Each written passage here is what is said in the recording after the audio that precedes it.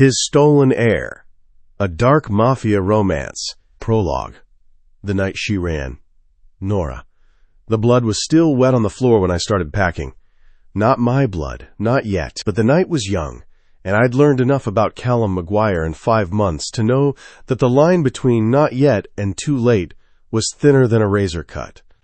I stood in the hallway outside his office, his real office, the one behind the bookshelf in the back of the Emerald, the one that didn't appear on any floor plan, with my shoes in my hand and my heart trying to crack through my sternum. The door was cracked 3 inches.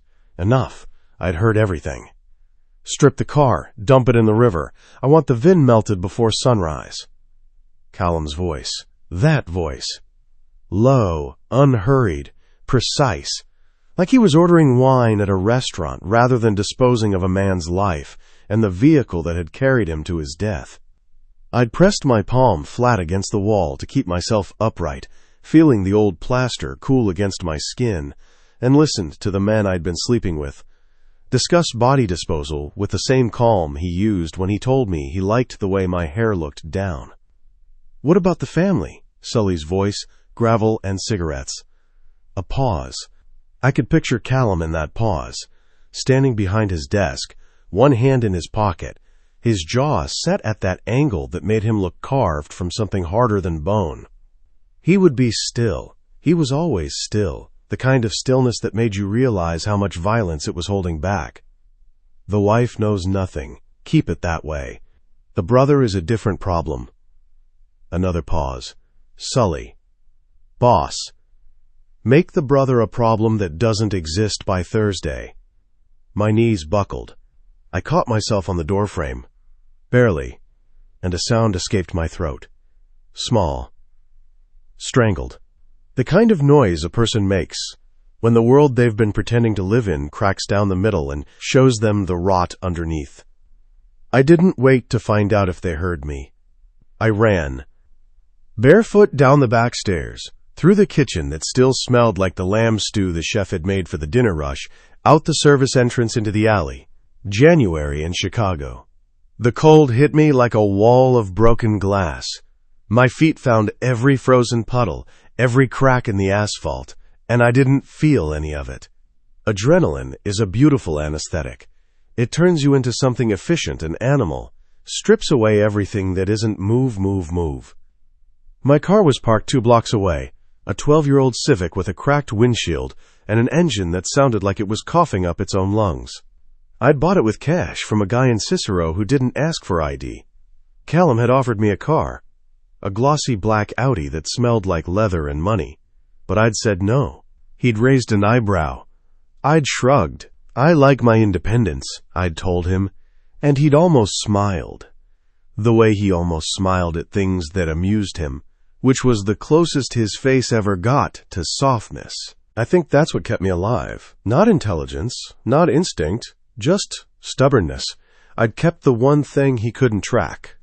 I drove north, not because I had a plan, but because the highway pointed that direction, and I was too afraid to stop and think.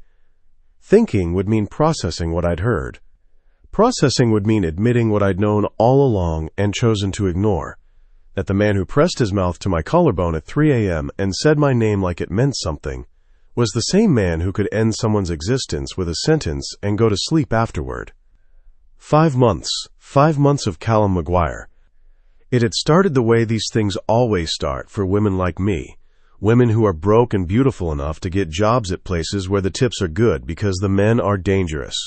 I'd been bartending at the Emerald since September, pouring whiskey for men in expensive suits who left $100 bills on the bar and never looked me in the eye. Callum looked me in the eye. That was his first weapon. He came in every Thursday night, sat at the far end of the bar, ordered Redbreast 21 neat, and watched me work with an intensity that felt like being held underwater. He didn't flirt, didn't compliment me, didn't try to buy me a drink or ask for my number. For 3 weeks, he just looked. And I looked back, because I was 24 and stupid, and his eyes were the color of sea glass, that pale, impossible green that made you think of cold water and sharp edges and things that cut you without you realizing until you were already bleeding. The fourth Thursday, he'd waited until closing. Everyone else was gone. The barbacks, the other servers, even the security guy who was supposed to walk me to my car. I was wiping down the bar, and I looked up, and he was still there, still watching. "You should go home," I'd said. "I know. Bar's closed." "I know that too." "Then why are you still sitting there?" He'd turned his glass in his fingers, slow, deliberate, and looked at me with an expression I couldn't decode. Not desire, not exactly. Something more calculated than that, more patient. "Because you haven't asked me to leave." And he was right, I hadn't. That was the beginning. Or maybe the beginning was weeks before that. The first time he'd walked in, and the air in the room had changed. Gotten heavier, charged, like the pressure drop before a storm. Maybe the beginning was the moment I decided not to quit, even though every survival instinct I had was screaming that men like Callum McGuire didn't just happen to you. They chose you, and being chosen by them was the most dangerous thing that could happen to a woman with nothing. Times. I drove through the night, and into the next morning. Wisconsin blurred past the windows. Flat, frozen, anonymous. I stopped for gas in a town whose name I forgot the moment I left it. My hands were shaking so badly I could barely hold the nozzle. The gas station attendant, a teenager with acne and kind eyes, asked me if I was okay. "Fine," I said. The word tasted like ash.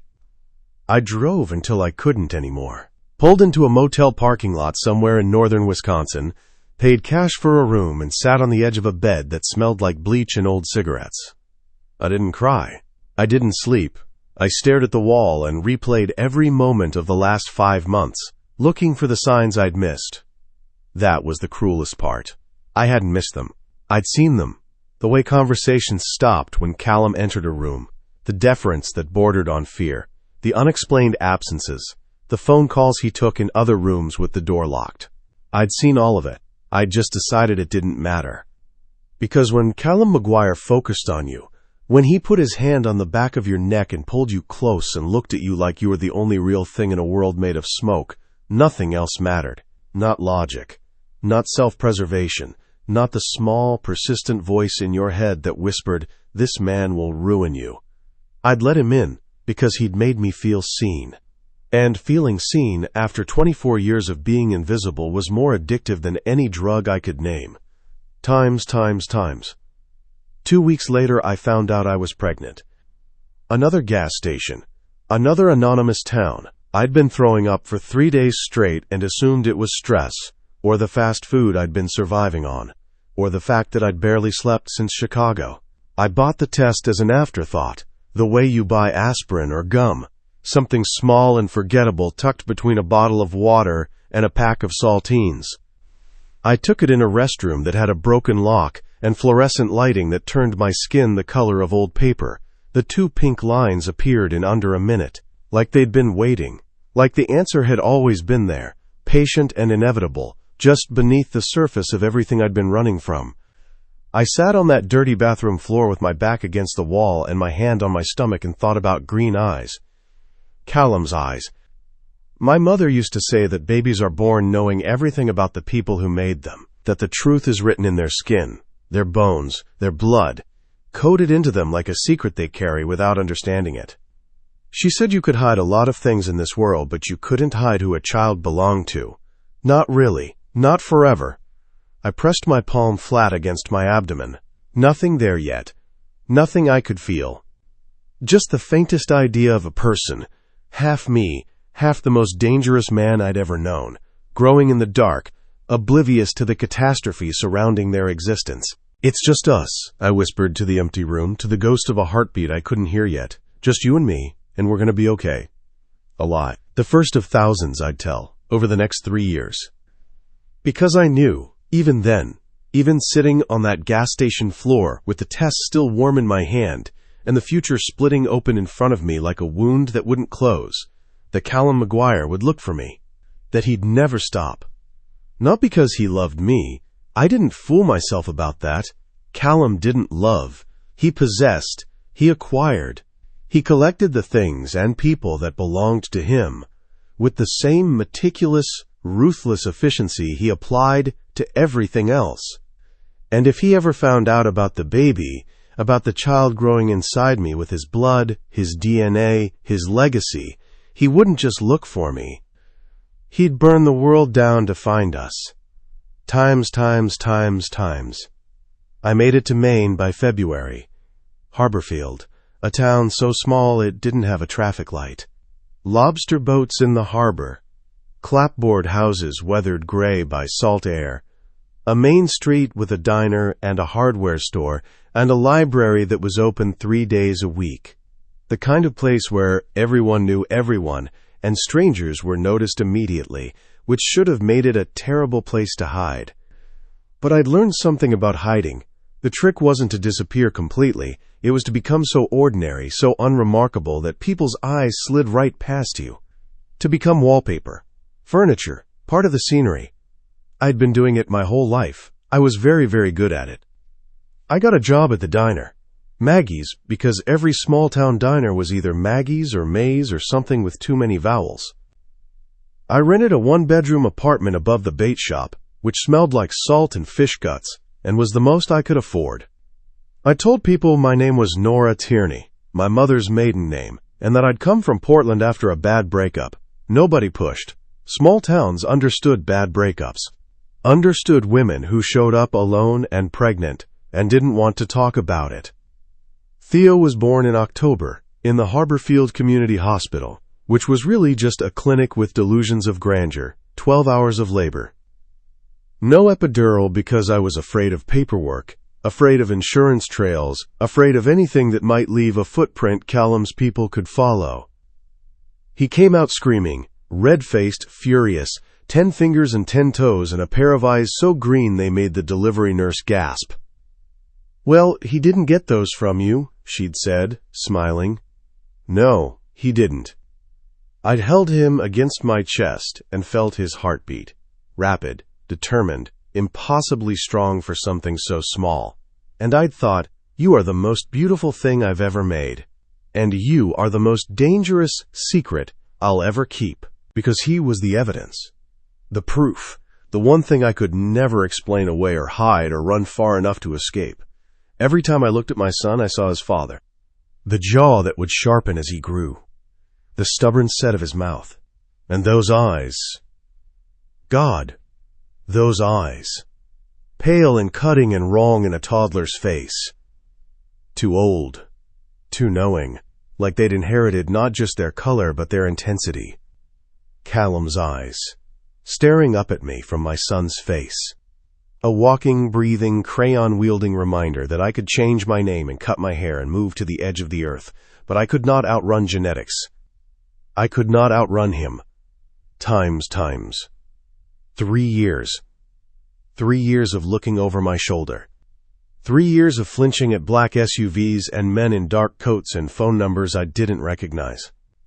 3 years of lying awake at 2 a.m., listening to Theo breathe in the crib beside my bed, running escape routes in my head the way other mothers ran grocery lists. 3 years of building a life so small and quiet it might as well have been invisible. And it was almost enough. Almost. Until the morning I turned around in the diner with a coffee pot in my hand and saw those green eyes, not in my son's face this time, but in the face of the man who'd given them to him, sitting in booth 4, watching me with the same patient, devastating stillness that had pulled me under the first time. Callum McGuire had found us, and this time there was nowhere left to run. Thank you for listening. If you're enjoying this story and would like to experience the full novel, you can download the complete PDF version for free through the link in the description below. You'll receive the entire story in a single ebook file, perfect for reading anytime. Your support allows me to continue creating dark, immersive romances like this. And now, Chapter 1. Chapter 1. Small Town, Small Life. Nora. The alarm went off at 4:47 a.m. because I'd learned a long time ago that round numbers were a luxury for people who could afford to waste minutes. I reached for the phone on my nightstand. A prepaid Nokia that couldn't connect to the internet and looked like it had been manufactured when Clinton was still president and silenced it before the second buzz.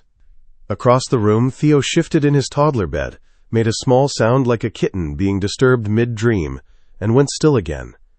I held my breath, counted to 10. His breathing evened out. Safe. The word meant something different to me than it did to most people. For most people, safe was a feeling, a baseline, an assumption, the unremarkable state of not being in danger. For me, safe was a calculation I performed every morning before my feet touched the floor. Lock still bolted, kitchen knife still in the nightstand drawer, no unfamiliar sounds outside the window, Theo still breathing. Check, check, check, check. Safe. For now. I slipped out of bed and padded to the bathroom in the dark, navigating by memory. 3 steps to the dresser, hard left. 5 steps past the closet door that didn't close all the way. Right turn into the bathroom. The apartment above the bait shop was small enough that I could cross every room in it with my eyes closed. 600 square feet of warped hardwood floors, drafty windows, and plumbing that groaned like an old man getting out of a chair. The rent was $400 a month, and the landlord, Ed Crowell, who owned the bait shop downstairs and smelled permanently of mackerel, didn't ask questions. Didn't ask for references, either. Didn't run background checks. He'd looked at the cash in my hand, looked at my belly, 7 months along at that point, impossible to hide, and said, first and last, trash goes out Wednesdays. I'd been living here for 3 years now, and those were still the most words Ed had ever spoken to me at one time. I showered in water that took 4 minutes to get warm and 2 minutes to go cold again, brushed my teeth, pulled my hair into a low bun that was tight enough to give me a headache by noon. No makeup. I'd stopped wearing makeup when I left Chicago, not out of some feminist principle or newfound self-acceptance, but because the woman Callum had known wore winged eyeliner and red lipstick, and the less I looked like her, the safer I felt. Safer, there was that word again, always comparative, never absolute.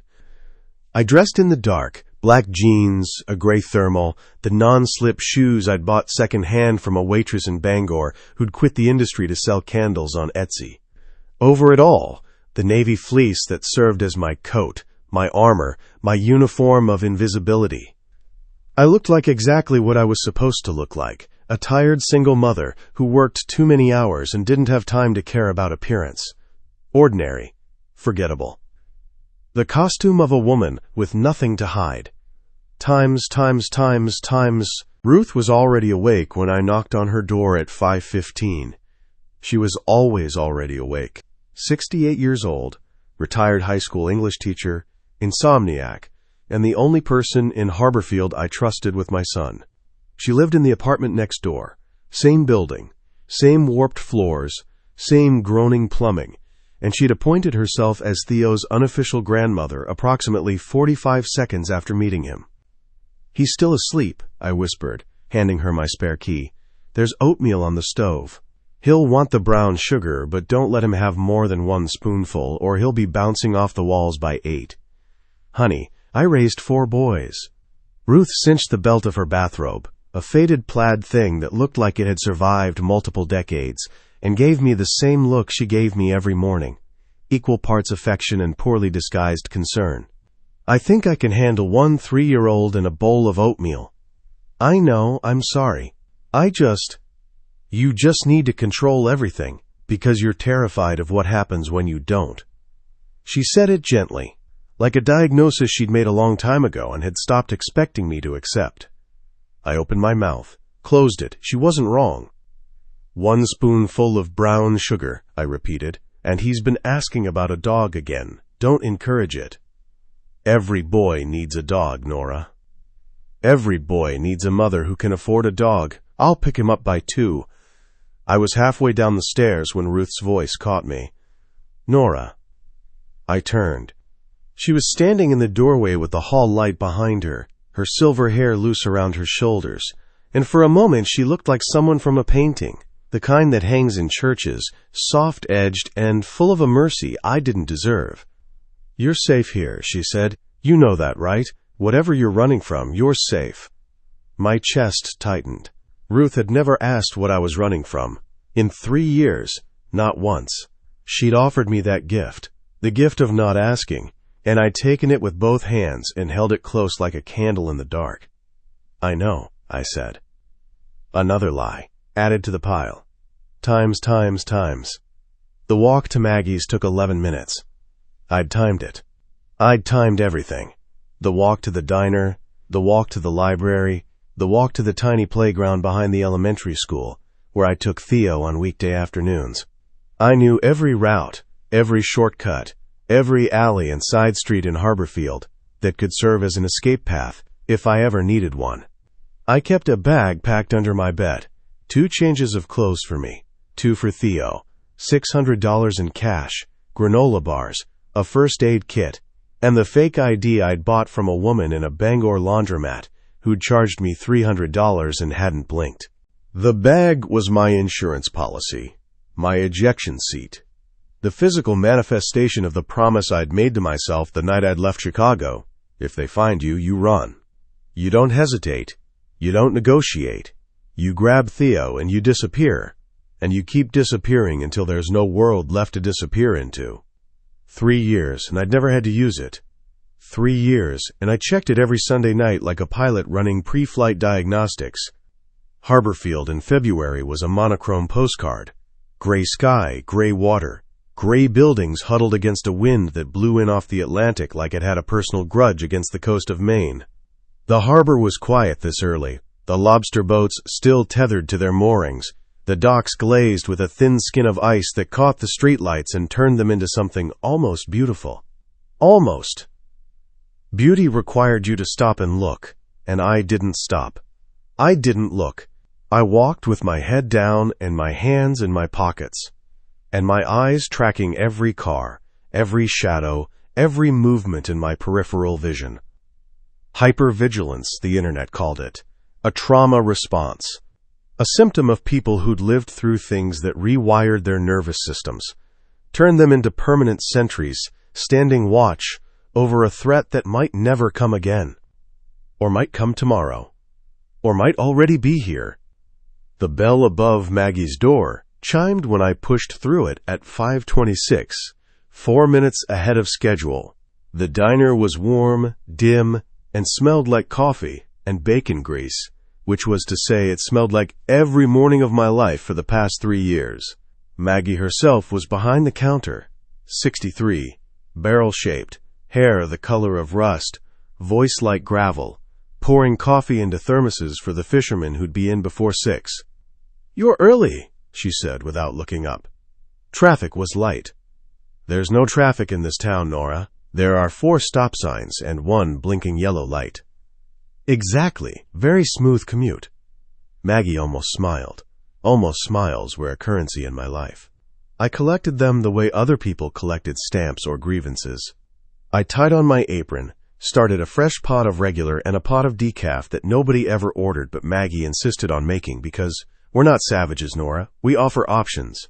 I set up the cream and sugar station, checked the pie case, blueberry, lemon meringue, and something Maggie called Maine mud, that was essentially chocolate concrete with whipped cream on top, and unlocked the front door at exactly 5:30. The fishermen came first.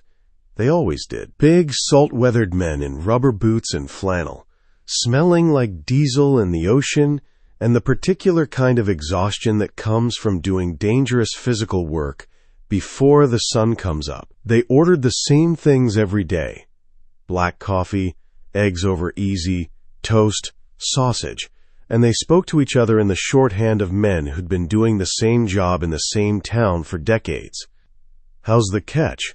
"Boats running rough. Heard they're closing the Eastern Bank next month. IU." They were kind to me in the way that Maine people are kind, quietly, without fanfare, in the form of generous tips and not asking personal questions. Tommy Ballard, who captained the Mary Ellen and had hands the size of dinner plates, always left me exactly $5 on a $4 tab. Frank Whelan, who was 71 and still hauled traps 6 days a week, called me sweetheart in a way that felt grandfatherly rather than predatory. Mick Donovan, who was 40 and handsome and divorced and had asked me out 3 times with decreasing confidence, now just smiled at me sadly and ordered extra bacon. I liked them. I liked this, the rhythm of it, the predictability. The way each day was a carbon copy of the one before it. Same faces, same orders, same conversations repeating in an endless, comforting loop. For 3 years, nothing had changed at Maggie's. Nothing surprising, nothing dangerous, nothing unexpected. I had built a life so boring, so unremarkable, so willfully mundane that it bordered on a kind of art.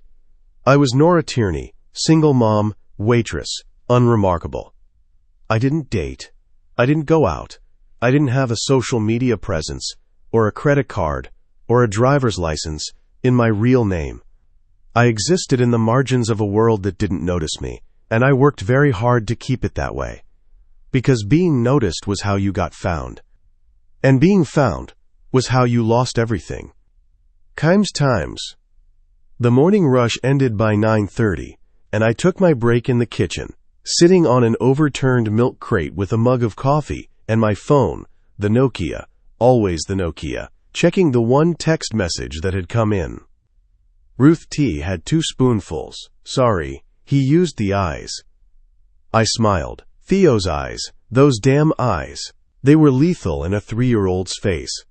Enormous, impossible green, fringed with lashes so thick they cast shadows on his cheekbones. When he wanted something, he'd look up at you with those eyes wide and shimmering, and his lower lip pushed out exactly 1 centimeter, and your resolve would crumble like a sandcastle at high tide.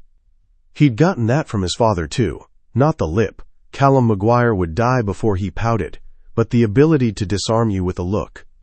To make you give up things you'd sworn you'd never give up, just because he was watching you and waiting with that terrible, patient stillness. I put the phone down, pressed my thumbs into my eye sockets until I saw stars. I didn't think about Callum. That was the rule. One of many rules I'd built my new life around, stacked up like bricks on a wall between who I'd been and who I was now. Don't think about him. Don't Google him. Don't wonder if he's still looking. Don't imagine what he'd say if he saw Theo. Don't remember the way his mouth felt on your neck at 3 a.m., or the sound of his breathing when he slept, or the way he'd pull you against his chest and hold you there like you were something fragile he was afraid of breaking. Don't. I thought about him every single day. Not the monster.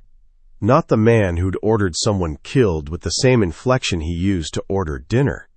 I thought about the other Callum, the one who existed only in the space between midnight and dawn, in the narrow hours when his guard dropped, and he became something almost human. The Callum who'd traced the scar on my knee, a childhood bike accident, nothing dramatic, and asked me how I'd gotten it with genuine curiosity, like my small, ordinary pain mattered to him. The Callum who'd fallen asleep on my couch once, fully dressed, shoes still on, and I'd watched him sleep for 20 minutes and thought, this is what he looks like when no one's watching. This is what he looks like when he's not performing.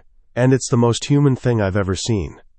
That Callum was the dangerous one, not the criminal, the almost gentle man he became in the dark.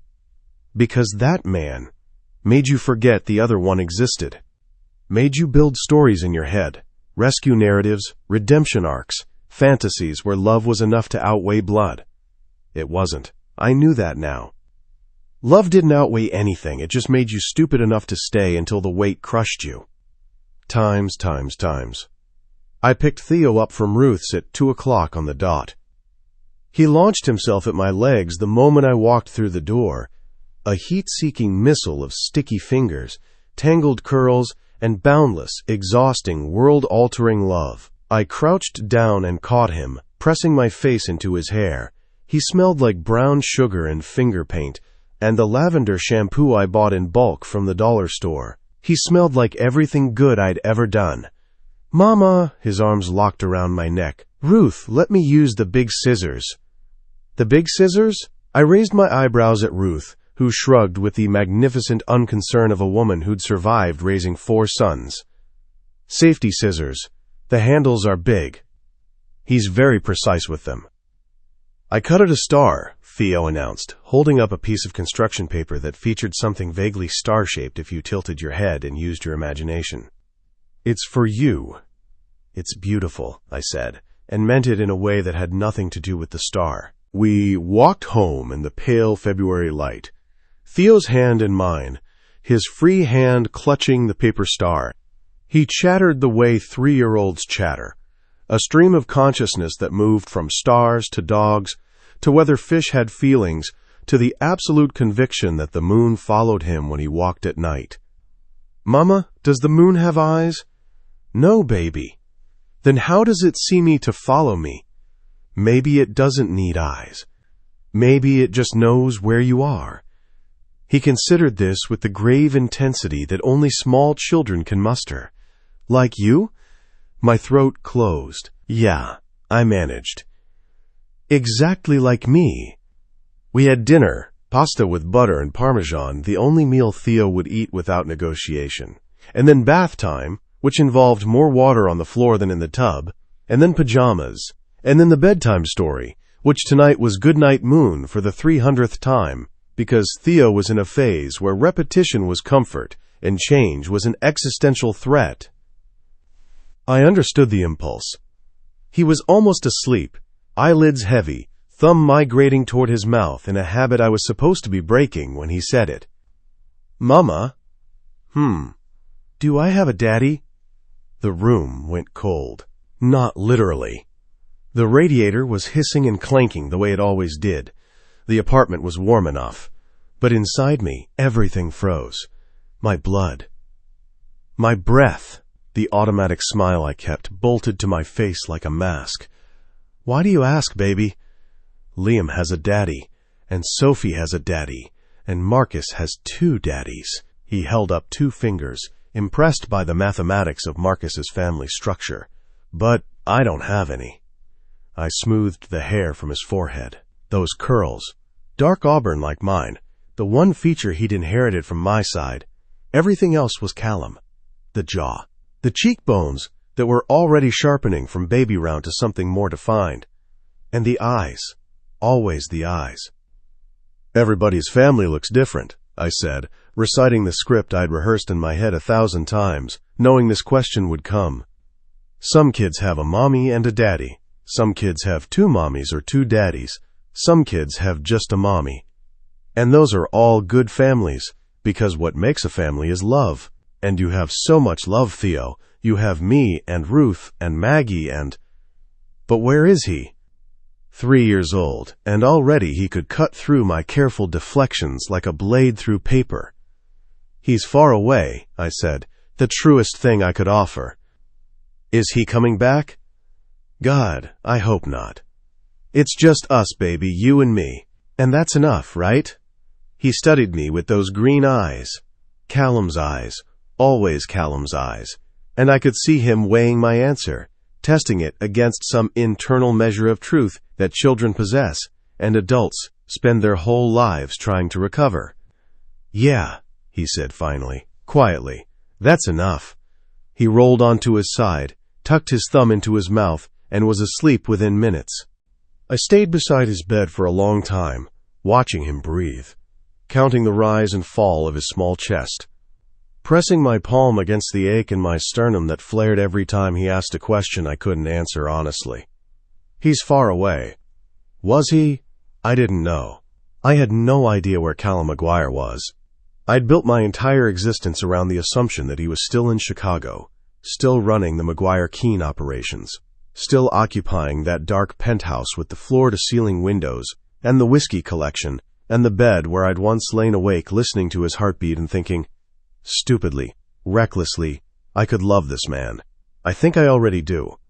But I didn't know. That was the price of disappearing. You lost the ability to track the thing you were hiding from. He could be anywhere. He could have moved on. He could have forgotten about the bartender, who shared his bed for 5 months, and vanished in the night, like a dream he couldn't quite remember. Or he could be looking. Still looking. The thought sat in my chest like a stone. I carried it to bed, lay down with it pressing against my ribs, closed my eyes and tried not to picture green eyes in a man's face instead of a boy's.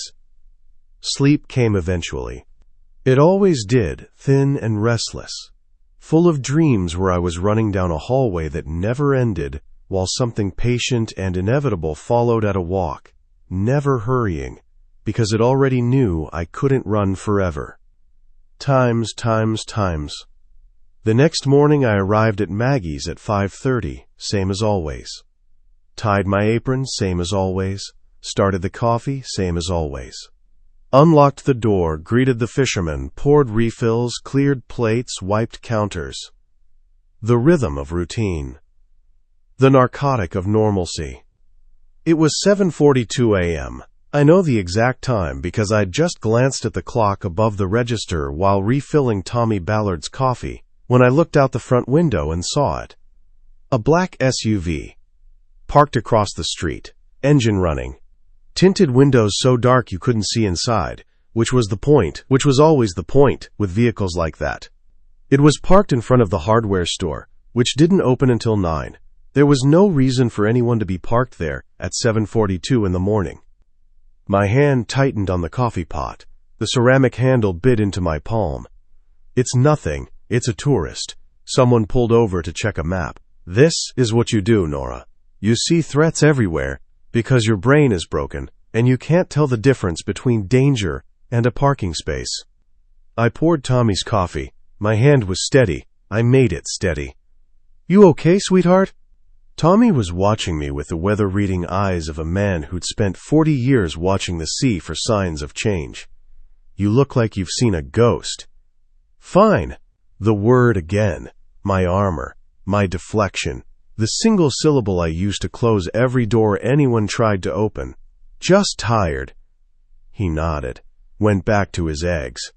I didn't look at the window again for 20 minutes. When I finally did, casually, wiping a table near the front, letting my gaze drift as if I were looking at nothing in particular, the SUV was still there. It stayed there for my entire shift. 6 hours. Through the morning rush and the mid-morning lull and the lunch crowd and the afternoon quiet. I served coffee and cleared plates and smiled at customers and made small talk with Maggie about the weather and the price of haddock and whether the library was going to extend its Tuesday hours. I did all of it with the SUV sitting in my peripheral vision like a tumor on an X-ray. Dark, silent, wrong. At 1:45, I untied my apron. Told Maggie I'd see her tomorrow, walked out the back door instead of the front. I took the long way to Ruth's. Through the alley behind the hardware store, left on Burt Street, right on Elm, cutting through the parking lot of the Methodist church that Ruth attended every Sunday and I attended never. My pulse was hammering so hard I could feel it in my fingertips. It's nothing. It's nothing. It's nothing. I picked up Theo, held him tighter than usual. He squirmed and complained and asked if we could go to the playground. Not today, baby. Why? Because Mama said so. The universal, unsatisfying answer. The answer of a woman who couldn't explain to her 3-year-old that a vehicle the color of a bruise had been parked outside her workplace all day and she couldn't breathe properly. We went home. I locked the deadbolt, pulled the curtains, sat on the kitchen floor with my back against the refrigerator and Theo in my lap, his small body warm against my chest, and I stared at the go bag under the bed and tried to calculate how long it would take me to get to the car. 11 minutes to the lot behind Ed's, another 3 to strap Theo into the car seat, 2 minutes to get to Route 1. From there, south to Portland, Oregon, north to the border. I stopped. Breathed. It was just a car, Nora. Just a car in a parking space. You're spiraling. You're doing the thing your brain does when it's tired and scared and still running programs written 3 years ago by a version of you who thought she was going to die. Theo looked up at me. Mama, why are you squeezing? I loosened my arms. Sorry, baby, just a really big hug. He patted my cheek with his small, sticky hand. It's okay, Mama. I like big hugs. I kissed his forehead, made dinner, read the story, tucked him in. And then I lay in my bed in the dark with the knife in the nightstand and the go-bag under the bed and told myself it was nothing. Just a car. Just a coincidence. Nothing to worry about. I was still telling myself that when sleep pulled me under. And I might have believed it. Might have woken up the next morning and laughed at my own paranoia and walked to work and served coffee and lived another ordinary invisible day in my small, safe life. Except that the next morning at 5:26 a.m., when I pushed through the front door of Maggie's and looked across the street, the SUV was back. Same spot, same tinted windows, same silent, watchful patience. And this time, there was a man sitting inside it. I couldn't see his face, couldn't make out anything but a shape, broad-shouldered, motionless, angled toward the diner, like the entire building was a target and he was deciding where to aim. My hands went cold. My vision narrowed. And the voice in my head, the one I'd been trying to silence for 3 years, the one that never slept, never rested, never stopped calculating distance and risk and the fastest route to the door, said very quietly, "He found you." Chapter 2. Eyes like his. Callum. The photo arrived at 11:47 p.m. on a Tuesday.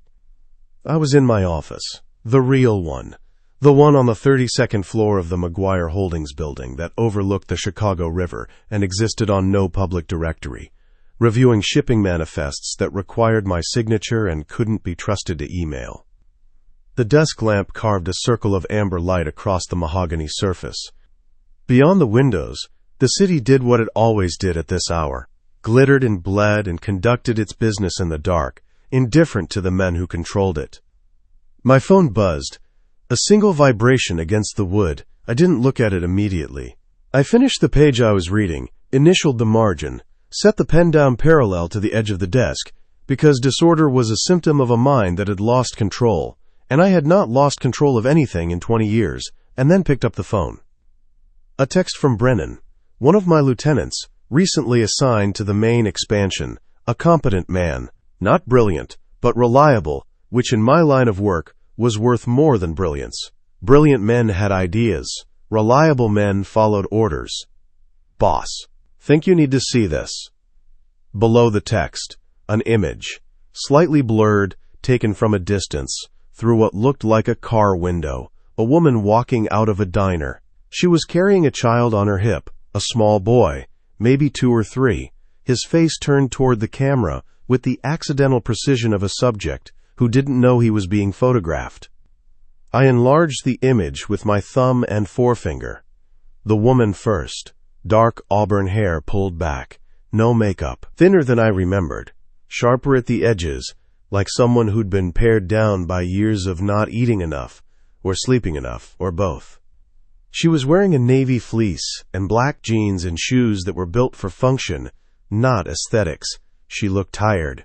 She looked like a waitress in a nowhere town who'd given up on anything beyond survival. She looked like Nora. My hand tightened on the phone, a micro movement. A fracture in the surface tension I maintained the way other men maintained their lawns.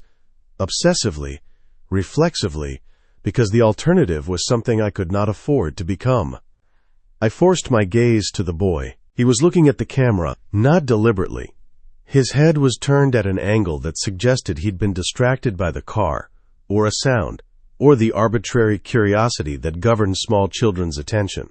His hair was dark auburn, like his mother's, curly. His cheeks were round with the softness of toddlerhood, his mouth a small pink line that might have been smiling or might have been neutral. But his eyes. The phone screen wasn't large enough.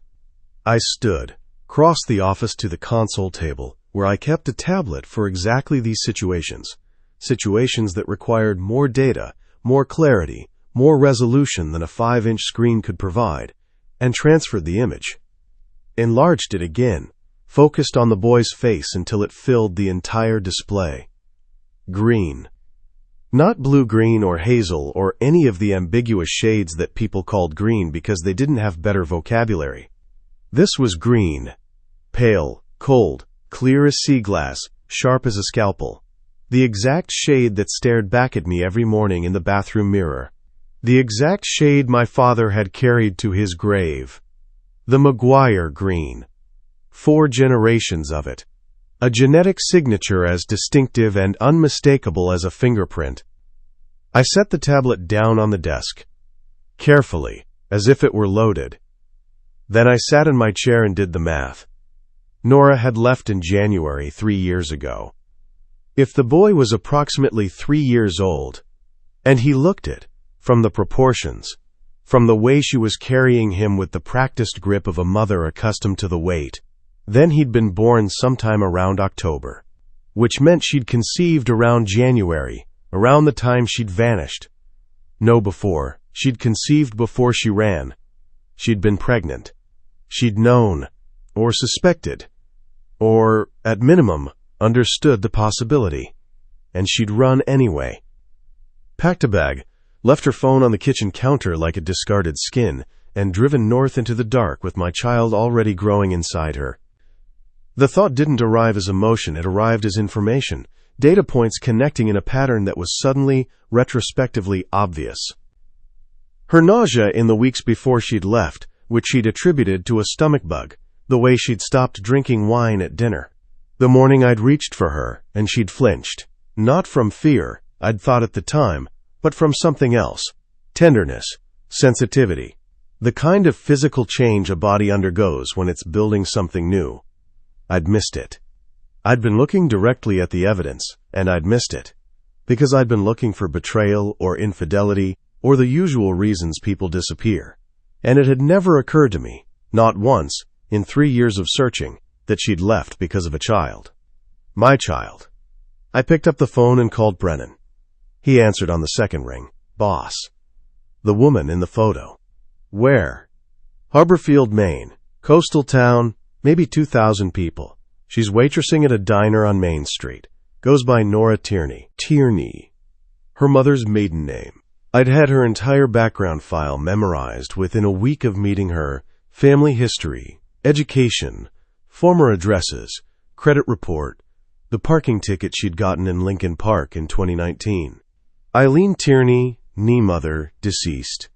Ovarian cancer. Nora had been 19. The boy, I said. Theo, that's what she calls him. Theodore, on whatever paperwork exists, but I haven't been able to pull a birth certificate yet. The last name on file is Tierney, no father listed. No father listed. The words landed in my chest like a slow-moving bullet, the kind that doesn't kill you on impact, but works its way deeper with every heartbeat until it reaches something vital. How long have you been watching her? 2 days. I spotted her when I was scouting locations for the distribution point you wanted up the coast. Recognized her from the old file. Almost didn't believe it, honestly. She looks different. Different how? A pause. Brennan was choosing his words the way people always chose their words around me, carefully the way you choose where to step in a minefield. Smaller, he said. Quieter. Like she's trying not to take up space. She walks with her head down and checks behind her every few minutes. Doesn't talk to anyone outside the diner except an older woman next door who watches the kid. Hiding. Not just from me, from everything. I closed my eyes. Behind my lids, the boy's face, my face, 30 years younger and stripped of everything I'd become, stared back at me with unnerving clarity. Does anyone else know? Just me and you, boss. Keep it that way. Don't approach her. Don't let her see you. I want eyes on her around the clock until I get there. If she moves, if she takes the boy anywhere outside her routine, I want to know about it before she finishes putting on her coat. Understood. Understood. When should I expect you? I looked at the tablet, at the green eyes on the screen. Tomorrow. Times. I didn't sleep that night. This was not unusual. I slept 4 to 5 hours on a good night, 3 on a bad one, and there were stretches, during operations, during conflicts, during the 6 months after my father was killed, when I didn't sleep at all for days. Sleep was a vulnerability, a window of time when your body was defenseless, and your mind was offline, and anyone with sufficient motivation could end you. I'd trained myself to function without it, the way athletes train themselves to function through pain, not by eliminating the need, but by learning to override the signals. But this wasn't operational insomnia. This was something else, something I didn't have a name for and didn't want to examine too closely. I stood at the windows of my penthouse and looked out at the city I controlled. 32nd floor. The Lake Michigan skyline stretched north, the river cut west, and below, the streets moved with the choreographed chaos of a machine that ran on money and violence, and the carefully maintained fiction that the men in suits were different from the men in alleys. I'd lived in this penthouse for 8 years. It was designed to my specifications: clean lines, muted colors, no art on the walls, because art was a personal preference, and personal preferences were information, and information was leverage. The furniture was expensive and uncomfortable, in the way that expensive furniture often is, purchased for appearance, not for human use. The kitchen had never been cooked in. The second bedroom had never been slept in. The only room that showed evidence of habitation was the office, where papers accumulated in precise stacks, and the whiskey decanter was refilled every Thursday. It was a monument, not a home. I'd known that. I'd designed it that way on purpose. But tonight, standing in the dark with the tablet in my hand and a 3-year-old's face on the screen, the emptiness of it pressed against me from every direction, and for the first time in 20 years, I felt the weight of all the space I'd built around myself to keep people out. I scrolled back through the search file, the one I'd commissioned the week Nora disappeared and had never closed. 3 years of dead ends. 3 years of hired investigators and facial recognition sweeps, and credit card monitoring and social media scraping, all of it returning nothing, because Nora had done the one thing I hadn't anticipated. She'd gone analog. No cards, no phone, no digital footprint of any kind. She'd stepped out of the 21st century like a woman walking through a door and closing it behind her. I'd been furious. For months, the fury had been my primary fuel. Clean, focused, productive. Nora Beckett had left without a word, had vanished from my bed, my life, my city, taking nothing I could track and leaving nothing I could follow. The disrespect of it. The audacity.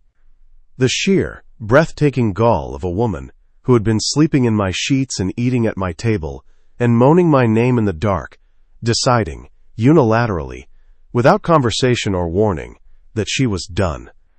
I was not a man who handled rejection gracefully. I was not, if I was being honest, a man who handled rejection at all. But the fury had calcified over time into something colder and harder and more patient.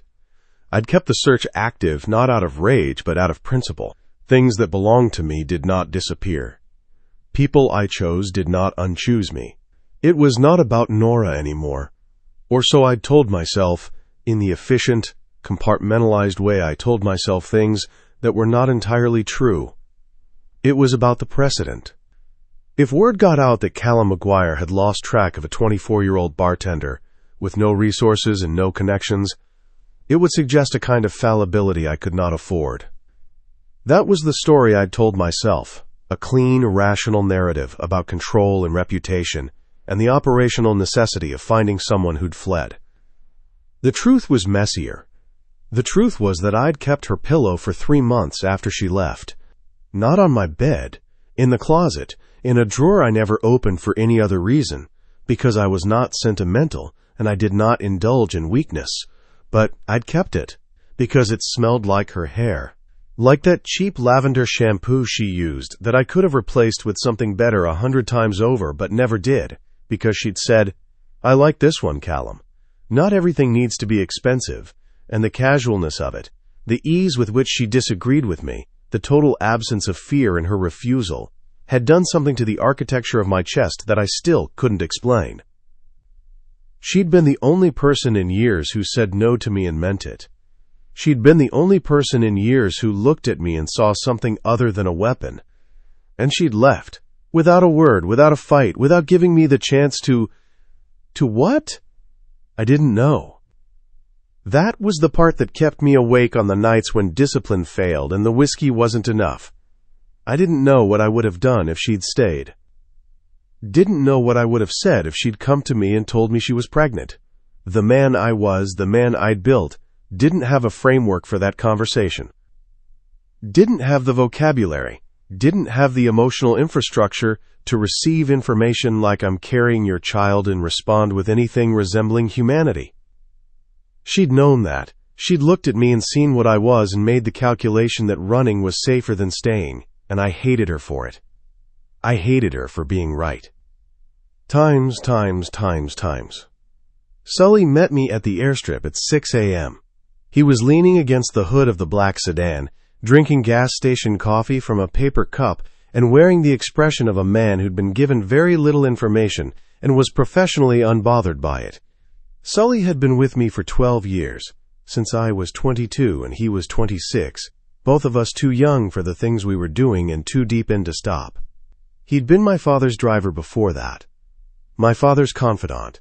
The only person at the funeral who'd cried. He was the closest thing I had to a friend, which said more about the poverty of my personal life than it did about the quality of the friendship, though the friendship was solid, built on silence and shared violence, and the mutual understanding that neither of us would ever discuss feelings if there was any possible alternative. Maine, Sully said, not as a question. I'd texted him 2 words at 4 a.m. wheels up 6. He'd responded with a thumbs-up emoji, which was the maximum amount of communication Sully considered necessary for any non-emergency situation. Maine, I confirmed. Want to tell me why? No. You gonna tell me anyway? Get in the car. He got in the car, we drove to the jet in silence, boarded in silence, sat across from each other in the cabin's leather seats while the engine spooled up and the tarmac slid away beneath us. And it wasn't until we were in the air, Chicago shrinking to a grid of lights in the pre-dawn gray, that I slid the tablet across the table. Sully looked at the photo, looked at it for a long time. Then he looked up at me, and for the first time in 12 years, I saw something on his face that might have been surprise. Christ, he said. Yes. That's? Yes. The eyes. I know. Sully set the tablet down, rubbed his jaw, picked up his coffee, realized it was empty, put it back down. These were the most consecutive nervous gestures I'd seen him make in a decade. How old? 3, approximately. So she was, when she left. Early, a few weeks, maybe she knew, maybe she didn't. But she knows now. She's known for 3 years, Sully. She's been hiding my son in a fishing village in Maine for 3 years. The words came out flat, controlled. But something underneath them trembled. A tectonic shift, deep and structural, in the bedrock of the person I'd been for the last 2 decades. I felt it the way you feel an earthquake before you hear it. A wrongness in the ground beneath your feet. A vibration that tells you something fundamental is about to move. Sully heard it too. He watched me with the careful attention of a man who'd seen me at my worst and was recalibrating in real time. What's the play? He asked, quiet, professional. I don't know yet. That was the truth, and it unsettled me more than anything else. I always knew the play. Every situation I'd encountered in my adult life had been met with a plan, immediate, decisive, fully formed. I did not improvise. I did not react.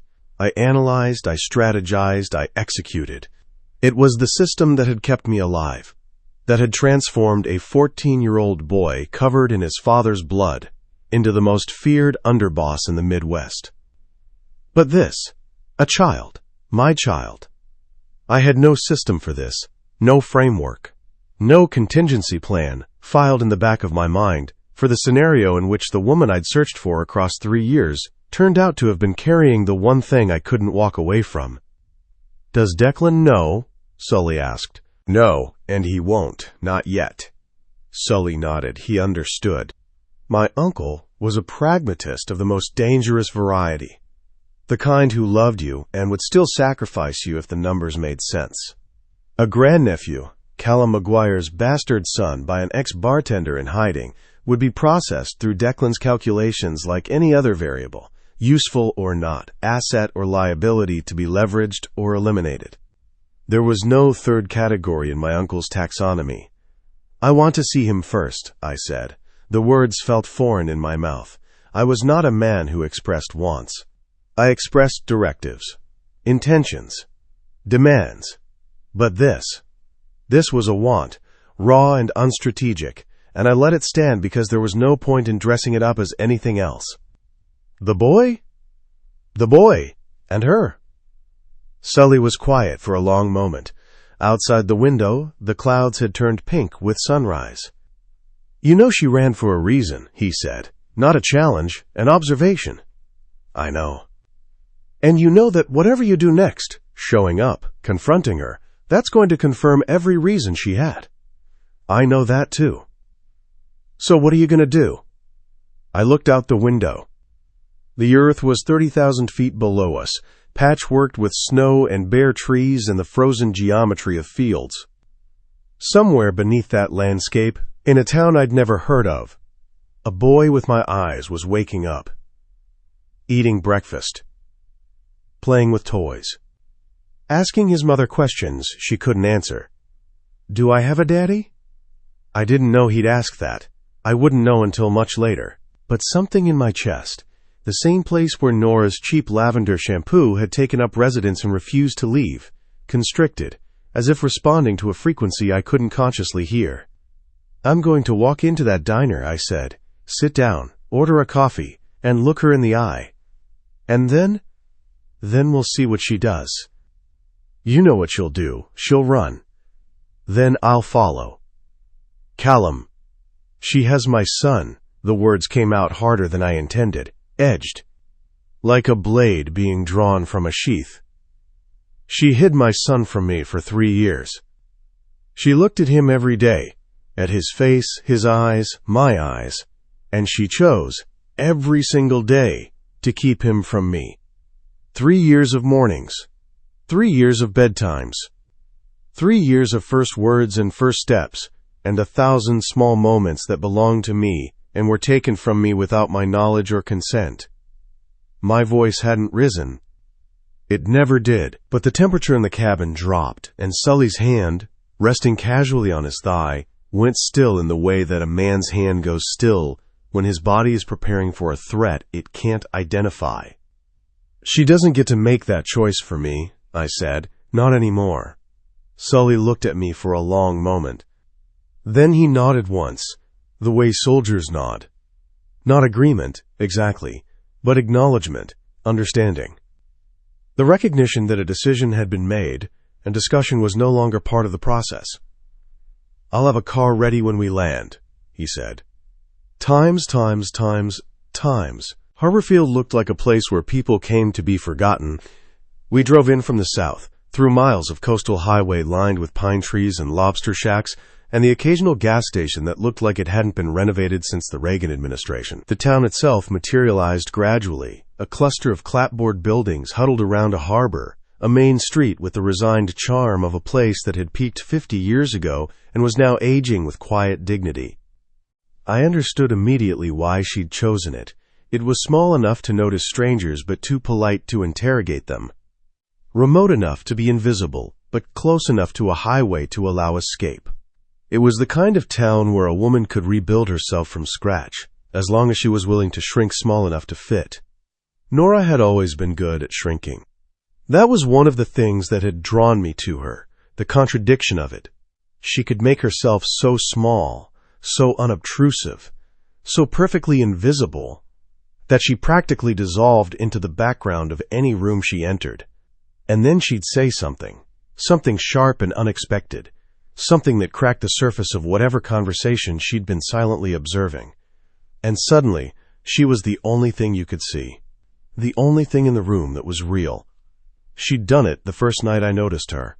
The Emerald had been full, a Thursday high-end clientele, the kind of night where the bar was 3 deep and the noise was a wall. She'd been moving through it with the practiced efficiency of someone who'd been doing the work long enough to make it look effortless. Invisible. Another body in uniform. And then a man, One of mine, someone who should have known better, had snapped his fingers at her, like she was a dog, like she was furniture with a pulse. She'd set his drink down in front of him, smiled, and said in a voice so sweet it could have dissolved teeth, "Snap at me again and I'll put the next one in your lap, sir." The "sir" was the weapon, perfectly polite, perfectly professional, perfectly devastating. I'd been watching from the far end of the bar. I'd watched the man's face go red, watched him open his mouth to retaliate, watched the calculation flicker behind his eyes as he assessed the risk of making a scene in Callum McGuire's establishment. He'd closed his mouth, picked up his drink, left a 20% tip. And I'd looked at the woman who'd accomplished in 4 seconds what most of my employees couldn't accomplish with threats and brass knuckles, and I'd thought, interesting. Not beautiful, not sexy, not any of the words I should have thought. Interesting. The most dangerous word in my vocabulary. Stimes. Times. Brennan was waiting in the parking lot of a closed marine supply store at the edge of town.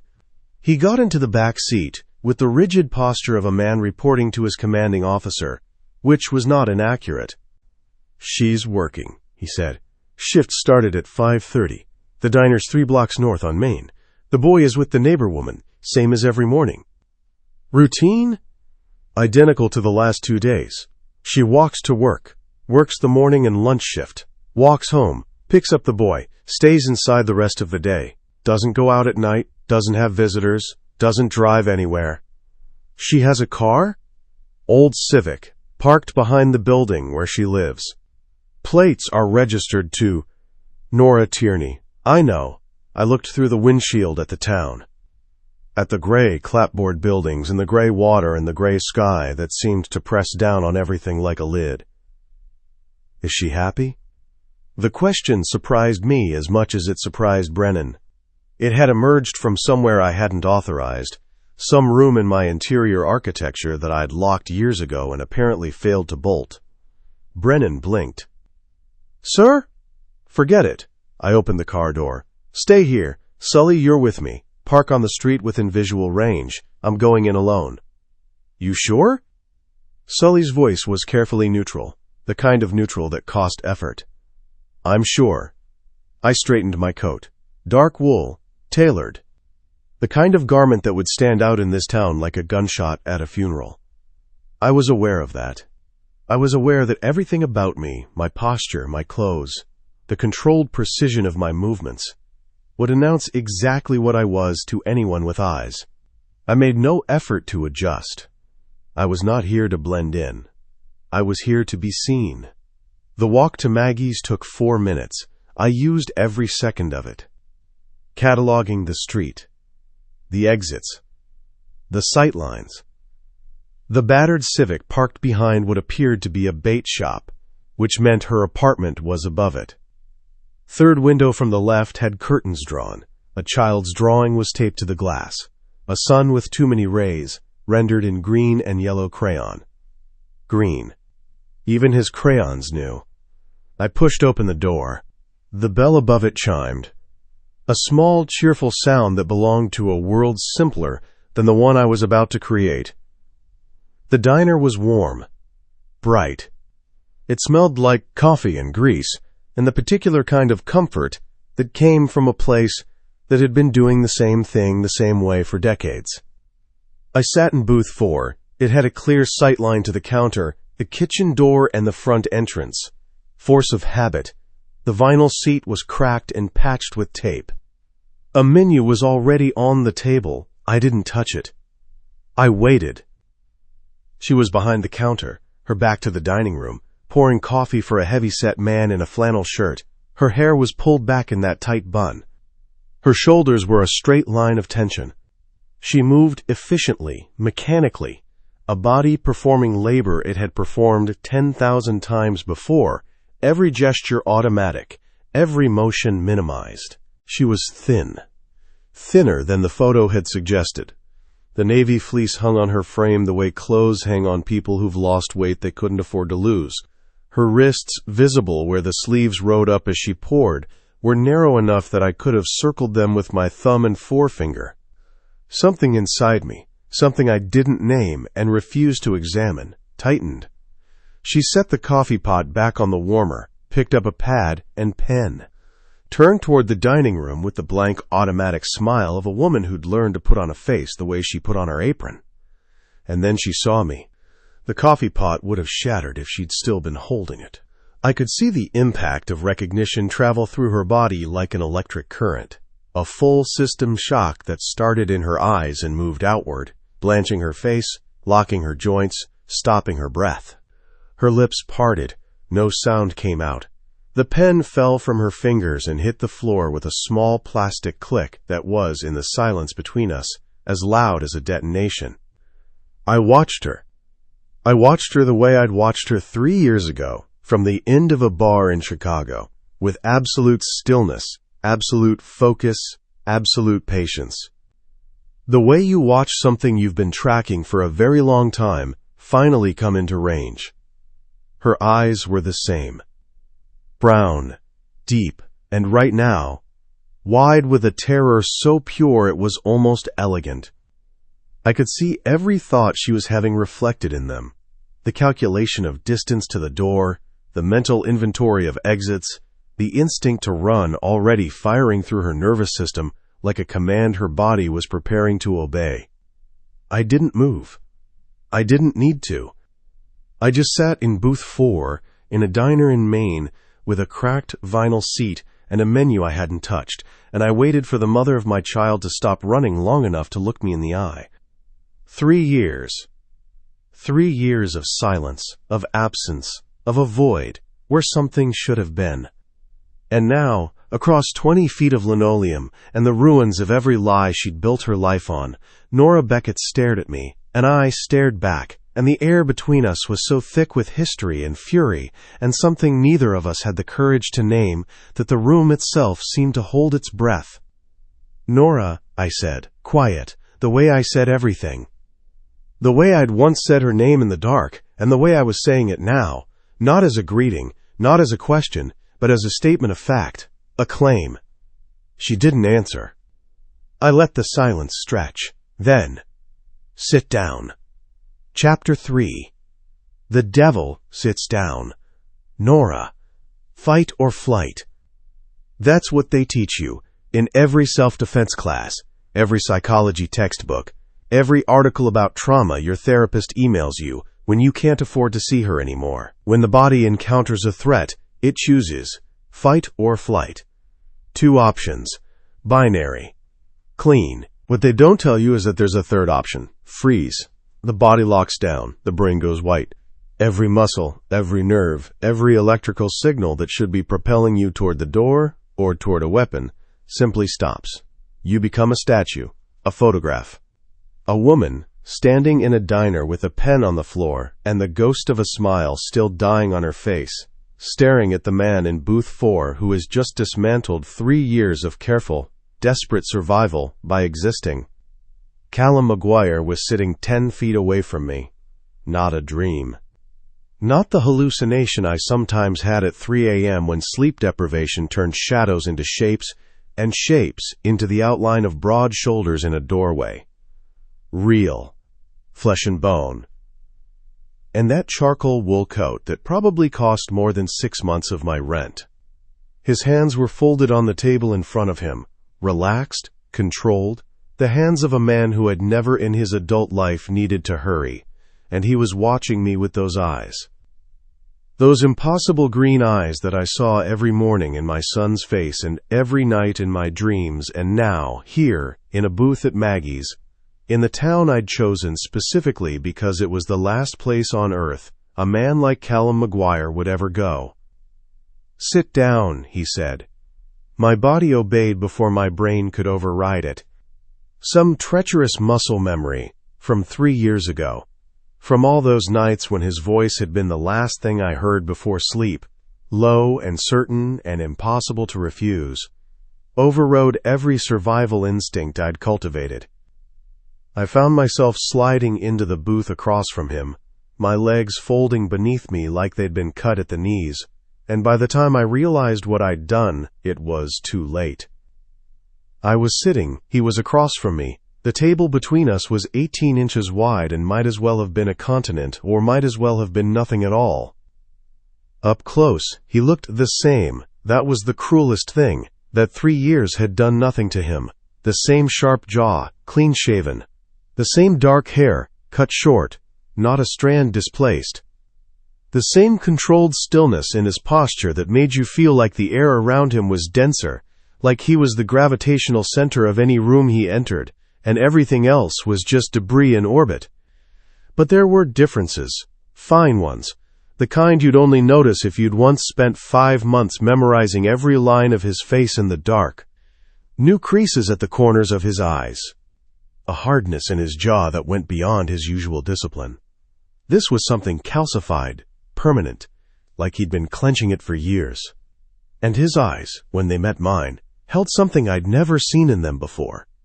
Not anger, not exactly. Hunger. The hunger of a man who'd been looking for something for a very long time, and had finally found it and was now calculating, with terrifying precision, exactly how to ensure it never disappeared again. "Callum," my voice came out as a whisper, scraped, like the word had been dragged over gravel on its way out of my throat. "Nora." He said my name the way he'd always said it, flat, measured, stripped of inflection. But underneath the flatness, something pulsed, a current. I could feel it moving between us across the table, invisible and electric, the same current that had pulled me into his orbit 3 years ago, and that I'd spent every day since trying to outrun.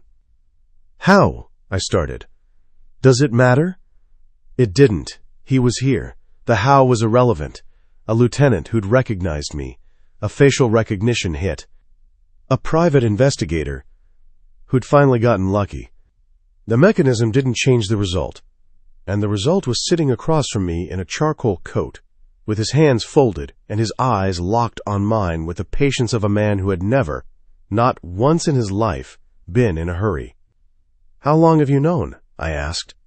"About you? 48 hours. He paused. Let the pause do its work. Let me feel the weight of what was coming. "About the boy. About my son. My son." The words hit me like a closed fist, not because they were wrong. They weren't. God help me, they weren't. But because hearing them in Callum's voice, in that low, proprietary register he used when he was claiming ownership of something, made the last 3 years of careful separation collapse like a controlled demolition. All the distance, all the new names and fake histories and sleepless nights and bolted doors, all of it reduced to rubble by 2 words. My son. "His name is Theo," I said, because it mattered, because he was not the boy or my son, or a possession to be catalogued. He was Theo, Theodore, a person with a name, and a laugh that sounded like bells, and a habit of drawing suns with too many rays, and an obsession with whether fish had feelings. "Theodore," Callum said, testing it, rolling it through his mouth like he was tasting it. Something shifted in his expression, a micro-movement, a fracture in the controlled surface that appeared and disappeared so fast I almost missed it. "You didn't give him my name." "No." "Why not?" I stared at him. At this man who could order a body disposed of over dinner, and then ask, with apparent sincerity, why his secret son didn't carry his surname. "Because your name would have gotten him killed." Something flickered in his jaw, a single pulse of muscle. Then it was gone, and he was stone again. "You don't know that." "I know exactly that. I know what your world does to children, Callum. I know what it did to you." A silence.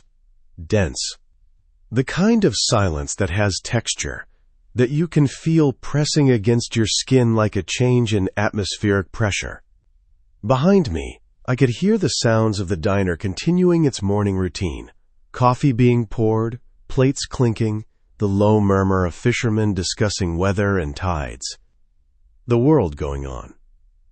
Indifferent to the fact that mine was ending. "You left," Callum said. Not an accusation. A statement. An entry in a ledger he'd been keeping for 3 years. "You were carrying my child, and you left without a word." "I didn't know I was pregnant when I left." "But you knew when you found out, and you didn't come back." "No." "You didn't call." No. You didn't send a message, didn't reach out through anyone, didn't give me the courtesy of knowing my own child existed. Each sentence landed like a stone dropped into still water, precise, measured, the ripples expanding outward with devastating calm. He wasn't yelling. Callum never yelled. He didn't need to. His quiet was more violent than most men's screaming. "I heard you order a man killed," I said. My voice was shaking now. I couldn't stop it. The tremor started in my chest and radiated outward, into my hands, my throat, my words. "The night I left, I was in the hallway outside your office. I heard you tell Sully to strip a car and dump it in the river. I heard you tell him to make someone's brother a problem that doesn't exist by Thursday." Callum's expression didn't change. Not a flicker, not a flinch. "So I ran," I continued, "because I was 24 years old and pregnant, and the man I'd been sleeping with had just discussed murder over a desk like it was a scheduling conflict. And I didn't come back because every day I looked at my son, at his face, at his eyes, Callum, your eyes. I thought about what would happen to him if I brought him into your world. And the answer was always the same. The answer was always no." I was crying.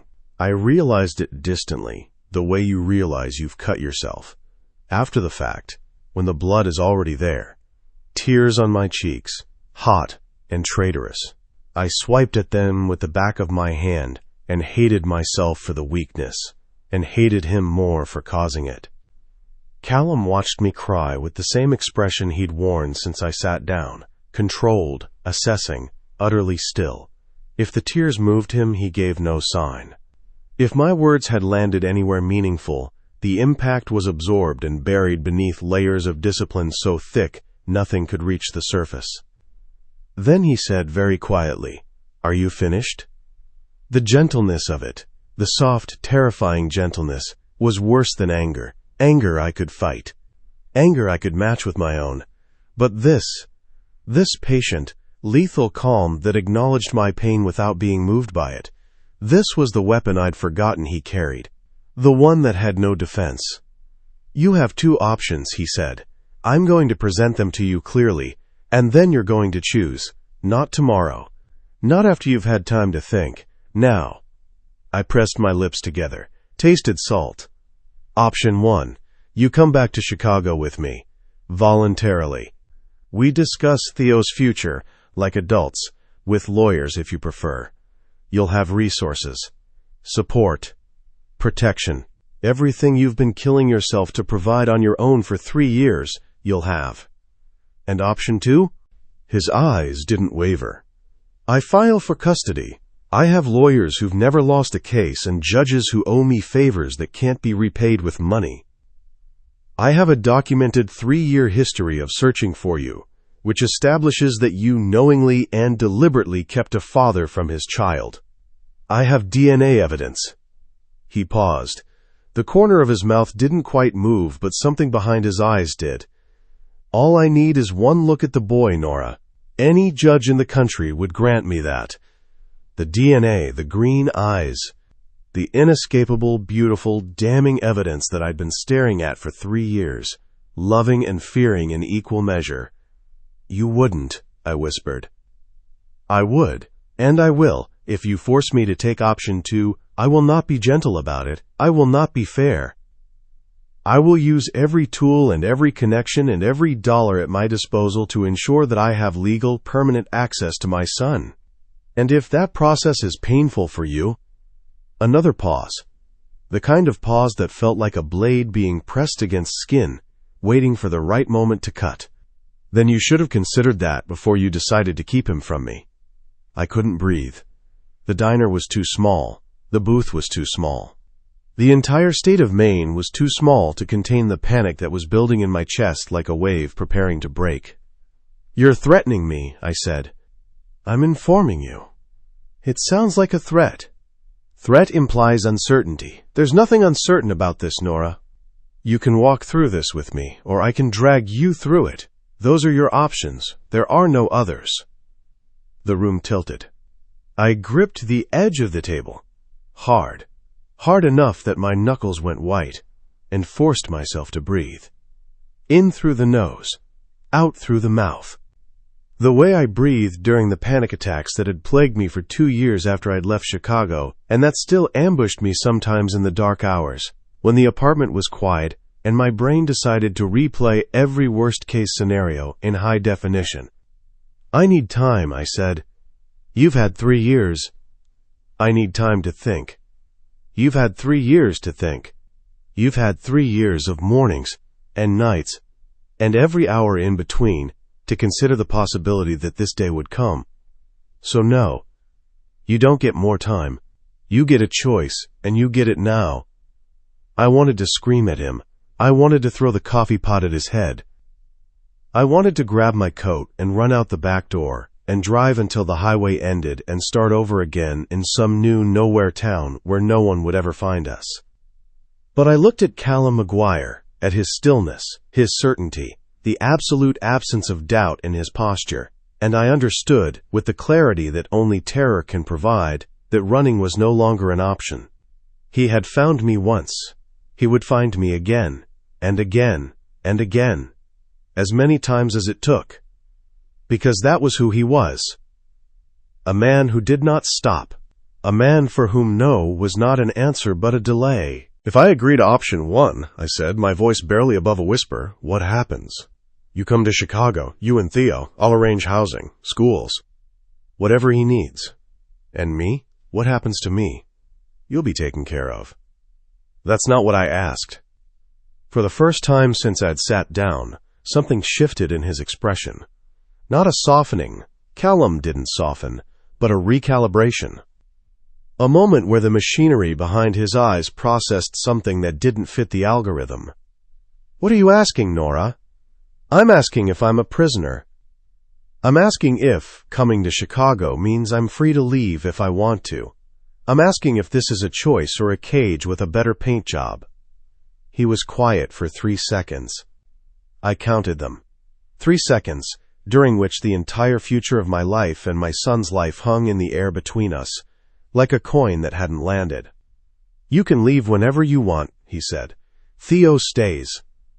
And there it was, the trap, elegant, seamless, and absolute. I was free, my son was not. Callum was offering me liberty with the full knowledge that I would never take it, that the chain binding me to Chicago would not be a lock or a contract or a threat, but a 3-year-old boy with green eyes who needed his mother.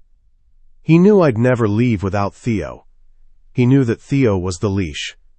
You're a bastard, I said. Yes, he agreed, without hesitation. Without shame, like it was a fact he'd accepted about himself long ago and felt no need to apologize for. I pressed my palms flat on the table, felt the cool laminate against my skin, grounded myself in the physical reality of the moment, the texture of the surface, the warmth of the diner, the sound of Maggie's voice somewhere behind me, taking an order I couldn't make out. I'll go, I said. Option 1, but I have conditions. You're not in a position to set conditions. Hear them anyway. The faintest flicker of something. Surprise? Amusement? The ghost of a memory of the bartender who'd threatened to pour a drink in a man's lap? Crossed his face and disappeared. Speak. Theo doesn't know about you. He doesn't know who you are. He's 3 years old and his world is me and Ruth and this town and his crayons. And I will not have that world demolished in a single afternoon because you've decided to claim something you didn't know existed until 48 hours ago. My voice was steadier now. Fear had metabolized into something more useful, determination. The particular, ferocious clarity of a mother who could see the threat to her child and was willing to walk into it rather than away from it, if walking into it meant she could control the damage. We do this slowly. You meet him on my terms, as a friend, someone Mama knows, not as his father, not yet. He's not ready for that. Callum studied me. That look, the one that took you apart layer by layer, that processed you like data, that made you feel simultaneously seen and dissected, settled on me with an intensity that bordered on tactile. What else? He said. He doesn't go near your business, ever. Not the people, not the places, not the conversations. Whatever you do, however you do it, Theo is not part of that world, non-negotiable. Agree. What else? The speed of the concession startled me.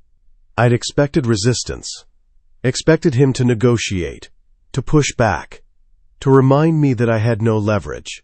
Instead, he'd agreed instantly, like it was something he'd already decided before I'd said it. That's it, for now. Then we have an agreement. He stood. The movement was fluid, unhurried, and somehow final. A period at the end of a sentence I hadn't finished reading. I'll give you 2 days to settle things here. Pack what you need. I'll arrange the rest. He reached into his coat and set something on the table. A business card, cream cardstock, raised black lettering. Just a phone number, no name. When you're ready, he said, or if you need anything before then. He turned to leave, made it 3 steps. Callum. He stopped, didn't turn around. If you hurt him, I said.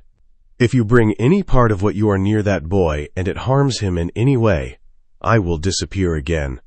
And next time, you won't find me.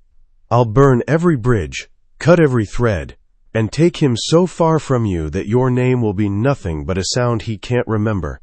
I promise you that.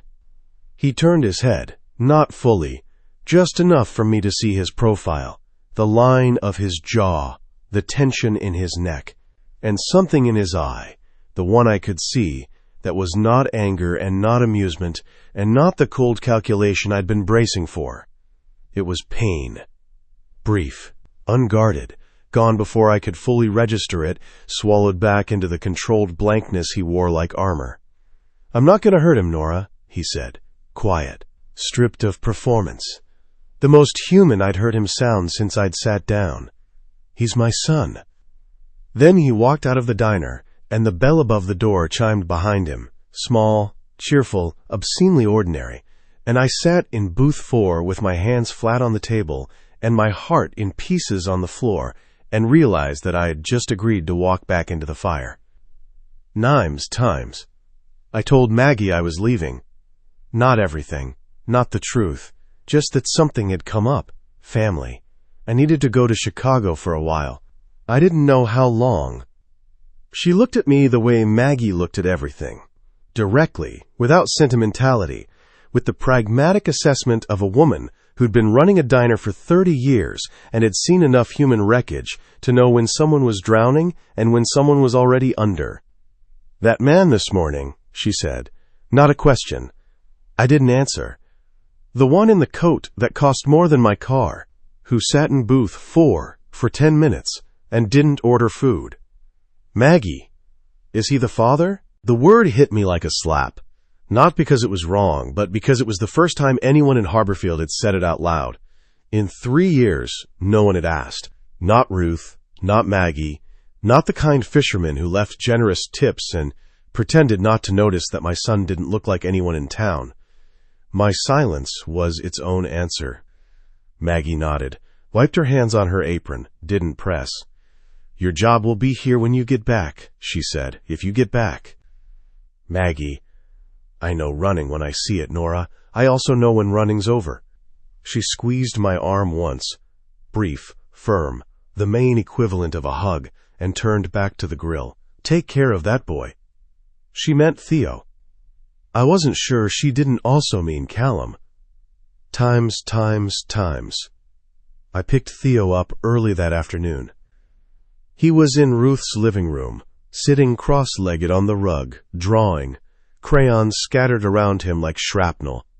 The drawing was his usual subject, people, rendered in the boneless, oversized head style of toddler portraiture.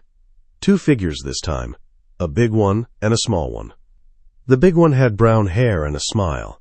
The small one had green eyes, 2 round circles of vivid green that he'd pressed so hard into the paper the wax had crumbled at the edges. That's me and you, Mama, he said, holding it up. My chest cracked, a clean break right down the center. It's perfect, baby. Ruth walked me to the door. She'd heard about the man in the diner. Of course she had. This was Harborfield, where information traveled faster than the tide, and her face wore the particular expression of a woman who had spent a lifetime reading literature and understood that every story had an arc, and some arcs bent toward disaster. "Is it him?" she asked at the door, her voice low enough that Theo couldn't hear from inside. "Yes." "And you're going." "I don't have a choice." "There's always a choice, Nora." "Not this time." I swallowed hard. "He'll take him, Ruth." "Through courts, through lawyers, through whatever it takes. He has the resources. I have a fake name, and $600. Ruth was quiet. Her eyes, faded blue, kind, lethally perceptive, searched my face. "Does he love the boy?" "He doesn't know the boy. He's known about him for 2 days." "That's not what I asked." I thought about Callum's face when he'd said, "He's my son." The way his voice had changed, stripped of its usual ice, raw in a way I'd only heard once before, late at night, when he'd told me about his father and the blood on his hands and the boy he'd been before the world turned him into a weapon.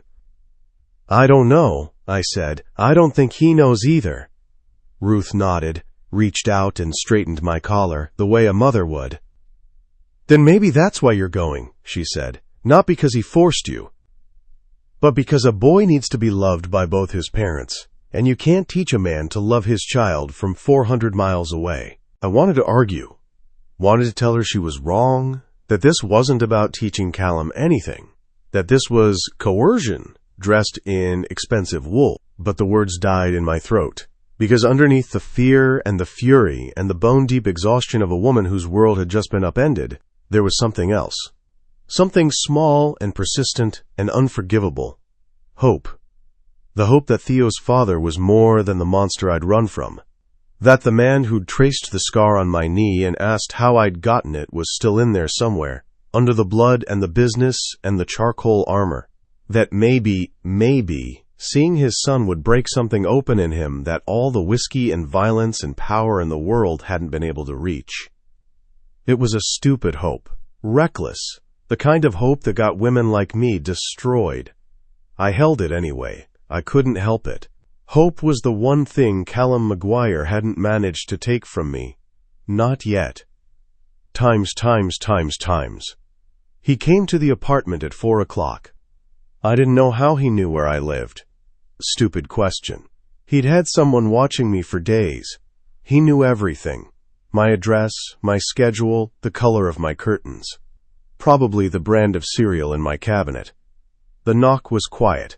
2 raps. Controlled. Even his knock sounded like him. Measured. Unhurried. Certain of its own welcome. Theo was on the kitchen floor, drawing. He looked up at the door with curiosity rather than fear, because he was 3, and the world was still a place where knocks meant visitors, and visitors meant novelty. "Stay here, baby."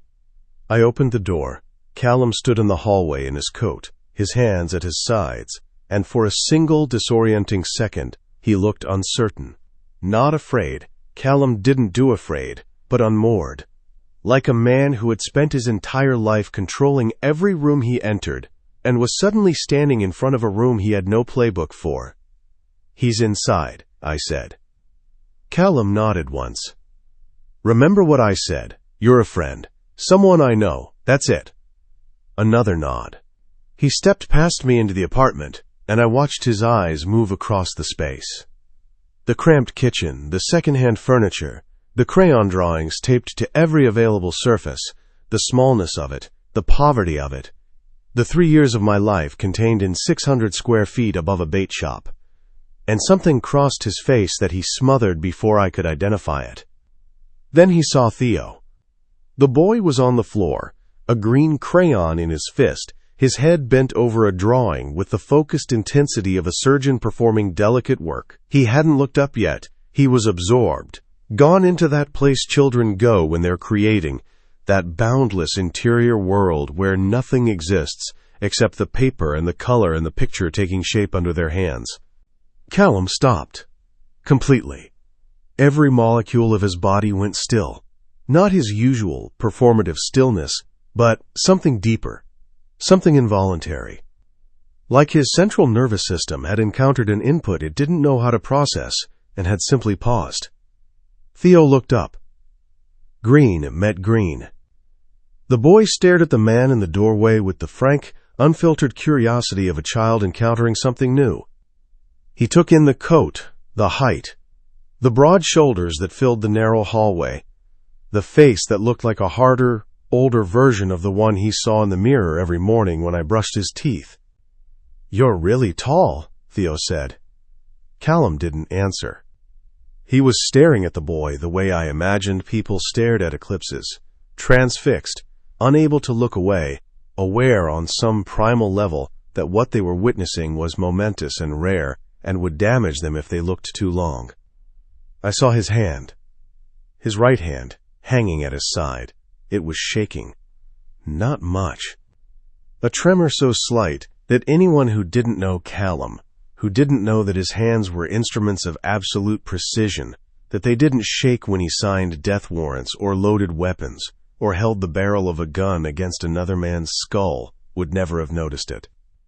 But I noticed. I noticed because it was the most human thing I had ever seen him do. "Theo," I said, my voice thick, This is Callum. He's a friend of Mama's." "Hi." Theo waved, with the hand holding the green crayon. Casual, unbothered, already assessing whether this tall stranger was interesting enough to warrant sustained attention, or whether the drawing was a better use of his time. "I'm drawing a fish." "A fish," Callum repeated. His voice sounded wrong, hoarse, like the words had to travel through something thick to reach the surface. "Yeah, it's a green fish, because green is the best color." Theo held up the crayon as evidence. "Do you like green?" Callum looked at me. Just for a second, a single searing second, in which 3 years of silence and separation and rage collapsed into something so raw and unguarded that it took my breath away. His eyes were wet. Not crying, Callum Maguire did not cry, but wet, the way eyes get when the body overrides the will and insists, despite every barrier, on feeling something. Then he looked back at the boy, at his son. "Yeah," he said, rough, barely audible. "Green's my favorite." Theo beamed, a full-wattage, gap-toothed, incandescent smile that could have powered a city, and held out a crayon. "You can help if you want. I need someone to do the bubbles." Callum Maguire, underboss of the Maguire-Keene Syndicate, a man who controlled half of Chicago's criminal infrastructure, who had killed and ordered killings, and built an empire on blood and silence and absolute control, lowered himself to the kitchen floor of a 600-square-foot apartment above a bait shop in Maine, took a blue crayon from his 3-year-old son, and drew bubbles. His hand was still shaking. He drew the bubbles anyway. And I stood in the doorway of my own kitchen, watching a monster color with my child, and felt the ground shift beneath my feet in a way that had nothing to do with fear and everything to do with something infinitely more dangerous. Chapter 4. What Belongs to Me. Callum. He drew suns with too many rays. I noticed it on the 3rd day. Every drawing Theo produced, and he produced them constantly, compulsively, with the single-minded focus of a small person who'd discovered that the world inside his head could be made visible with wax and paper, featured a sun in the upper corner, always the upper right, always with at least twice the number of rays any actual sun would require, long, reaching lines that extended to the edges of the page and sometimes beyond it, streaking across the table or the floor like the sun was trying to escape the drawing and get into the real world. I didn't know what it meant. I didn't know if it meant anything. I was a man who'd built his life on the interpretation of patterns, shipment schedules, financial flows, the micro-expressions of men who were lying about their loyalty, and I had no framework for interpreting a 3-year-old's relationship with a crayon. But I kept looking at those suns, at the wild, excessive, unapologetic reach of them, at the way they dominated every composition, insisting on their presence regardless of the subject matter. Fish had suns. Houses had suns. The drawing of 2 stick figures holding hands, the one Nora had taped to the refrigerator with a magnet shaped like a lobster, had a sun so large it occupied 1/3 of the page. There was something in those suns that I recognized, something I couldn't name but felt in the architecture of my chest, in the place where the hollow used to be. 3 days in Harborfield. I'd rented a house, a weathered colonial on Maple Street, 3 blocks from Nora's apartment, furnished in the aggressively nautical style that seemed to be mandatory in coastal Maine. Anchors on the throw pillows, a ship's wheel mounted above the fireplace. Sully had looked at it and said nothing, which was his way of saying everything. 3 days, and I'd visited Theo every afternoon. The visits followed a pattern that Nora controlled, with the precision of an air traffic controller managing landings at O'Hare. I arrived at 4 o'clock. I stayed for 1 hour. I sat on the floor. Always the floor. Because Theo operated at floor level, and meeting a child in their territory required descending to it. We colored. We built things with blocks. He told me about fish. He told me about fish constantly. Theo was in a fish phase, one of those obsessive, all-consuming preoccupations that small children develop and adults are expected to take seriously. He knew 26 species by name. He could distinguish a cod from a haddock at a distance, a skill he'd acquired from the fisherman at the diner, who'd apparently been educating him during Nora's shifts. He believed with religious conviction that fish had feelings and that catching them was sad but sometimes necessary. Because people need to eat, he'd explained to me on the second visit, his expression grave, but they should say sorry first. To the fish? Yeah. So the fish knows it's not personal. I'd stared at him, at this small, earnest person who believed apologies could be offered to things that couldn't hear them, who extended empathy to creatures with a 3-second memory, who navigated the moral complexity of the food chain with more grace than most adults I knew. And I'd felt something shift inside me that I didn't have the vocabulary to describe. It wasn't tenderness. I didn't do tenderness. Tenderness was a luxury for men who hadn't spent their adolescence learning that softness was a liability, and emotion was a weapon your enemies could use against you. What I felt was closer to vertigo, the disorientation of standing at a great height and realizing that the ground you've been standing on your entire life is not as solid as you believed. Theo was 3 years old. He weighed 32 pounds. I'd lifted him once, when he'd tripped over a block tower and fallen, and the weight of him in my arms had been so slight, so devastatingly insubstantial, that my hands had tightened involuntarily, as if the air itself might take him. His entire body could fit in the span of my arms, his skull fit in the cup of my palm. He was fragile in a way that made my skin crawl, in a way that activated every protective instinct I possessed, and several I hadn't known existed.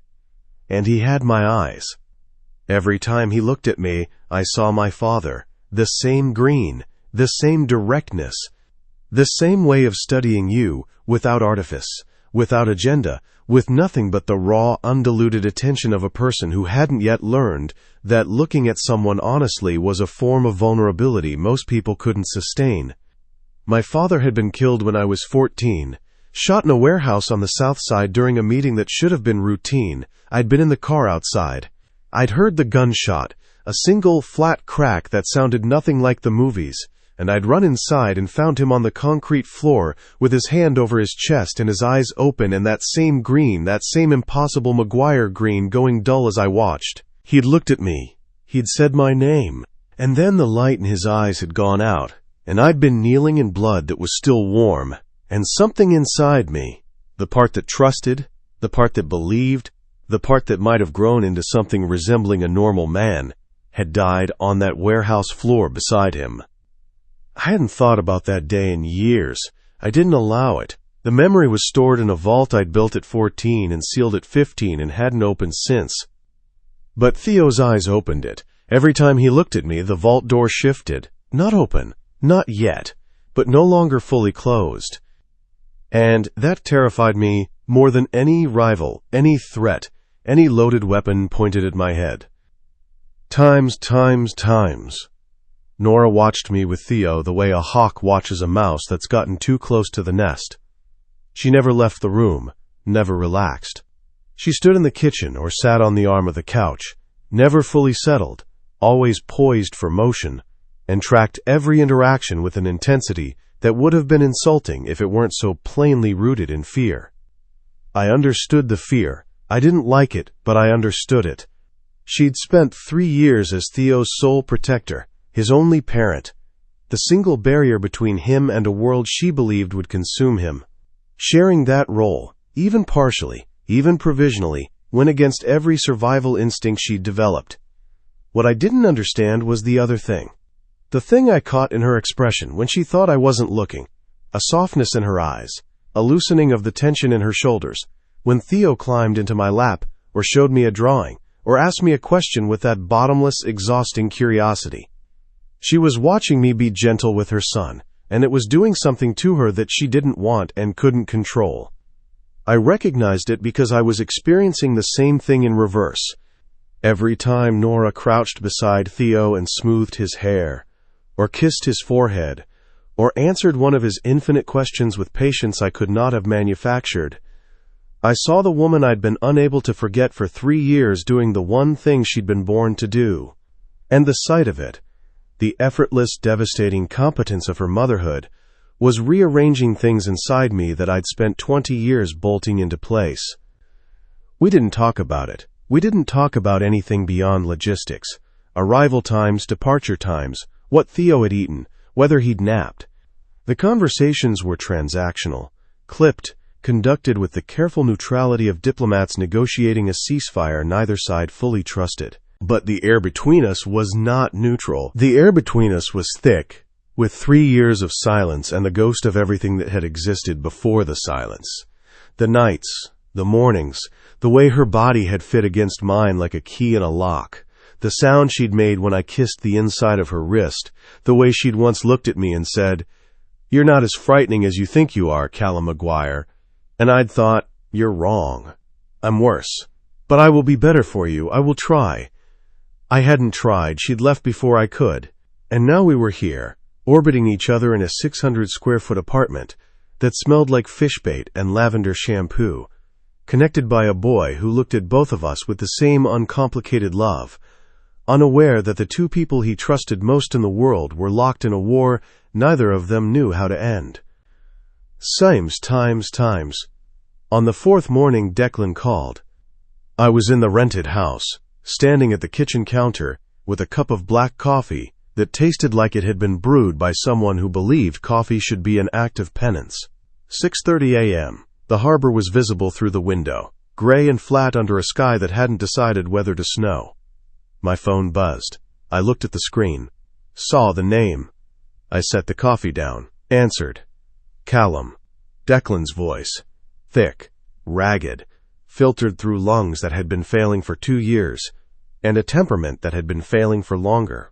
My uncle sounded like a man gargling gravel, which was appropriate, because my uncle was a man who'd spent 61 years grinding through life with the relentless, pitiless efficiency of an industrial machine.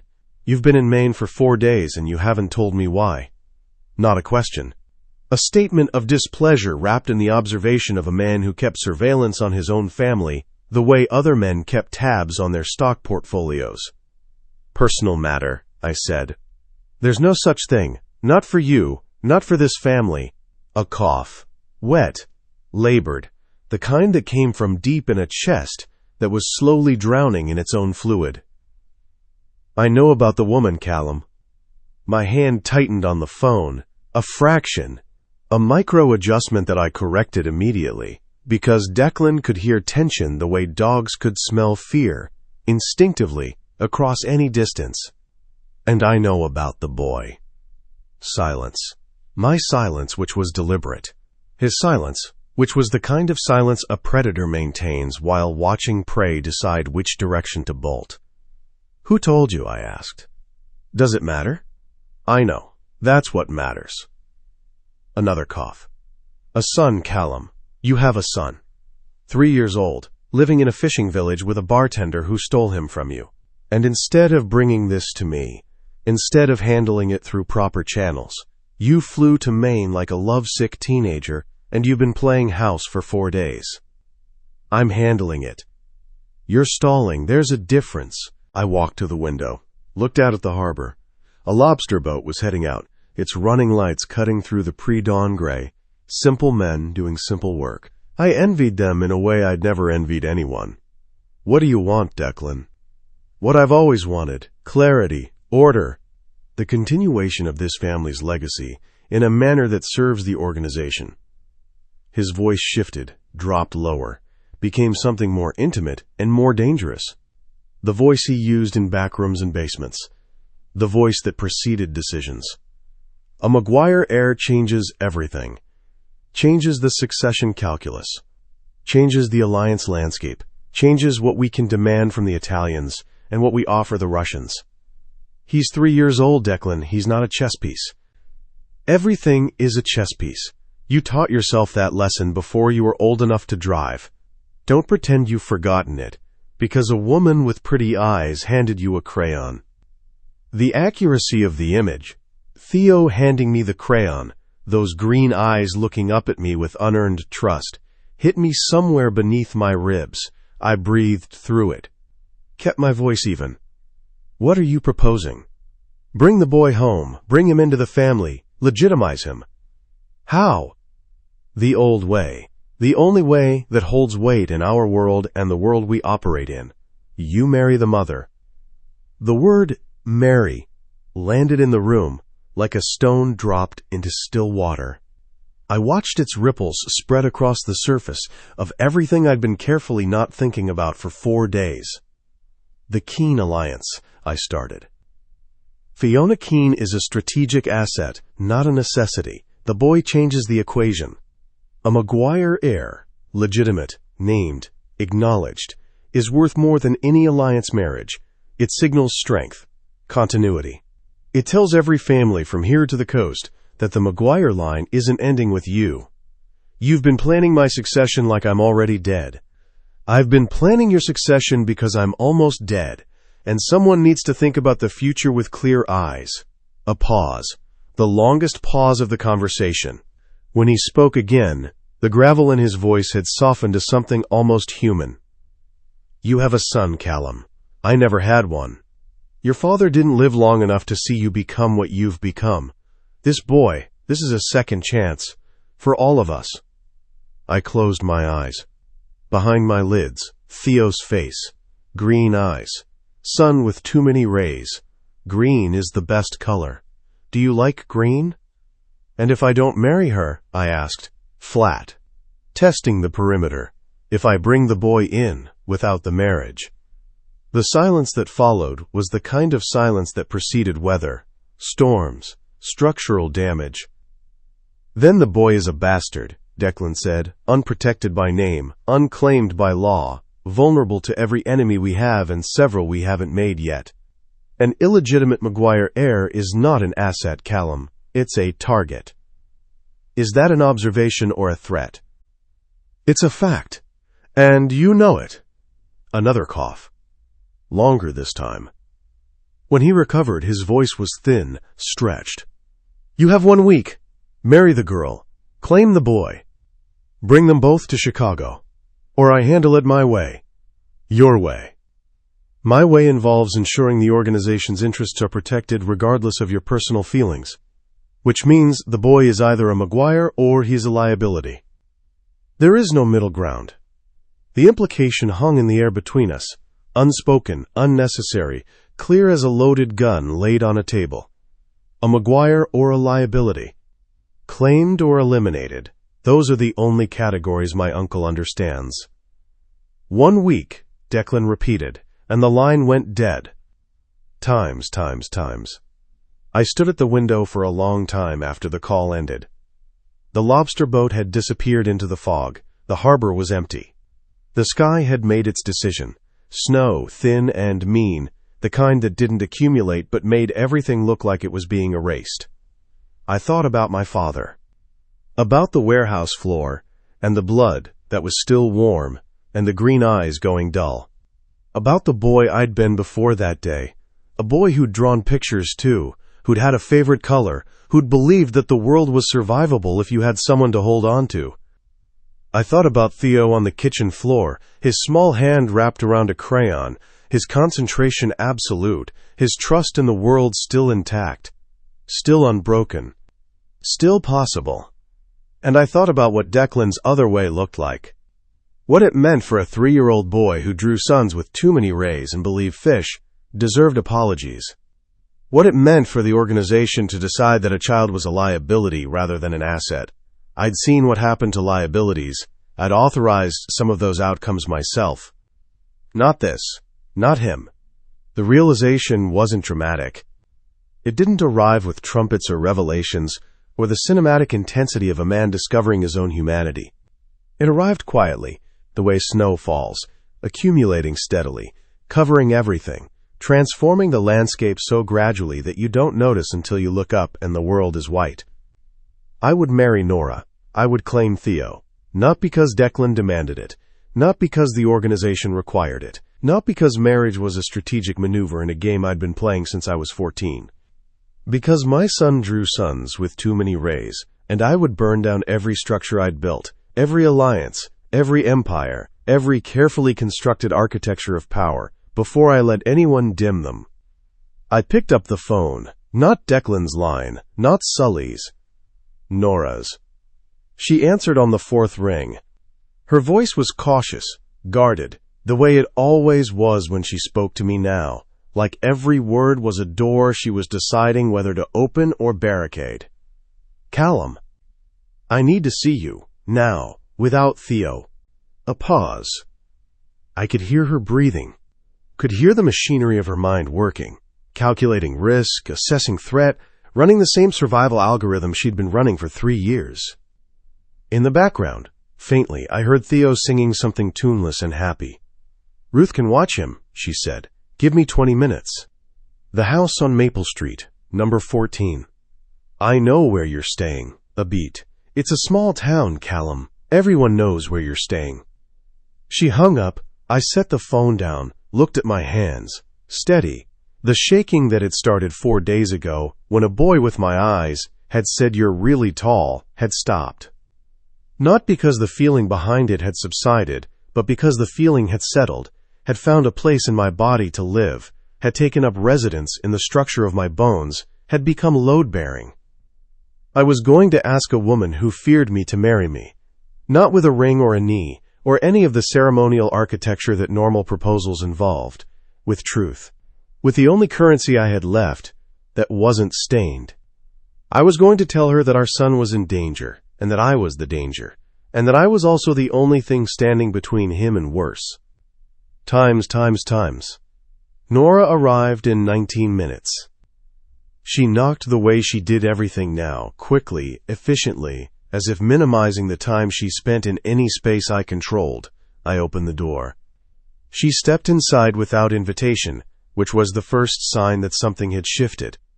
The Nora of 4 days ago had waited on thresholds. This Nora walked through them. She was wearing the navy fleece. Her hair was down, loose around her shoulders, dark auburn, catching the gray light from the window.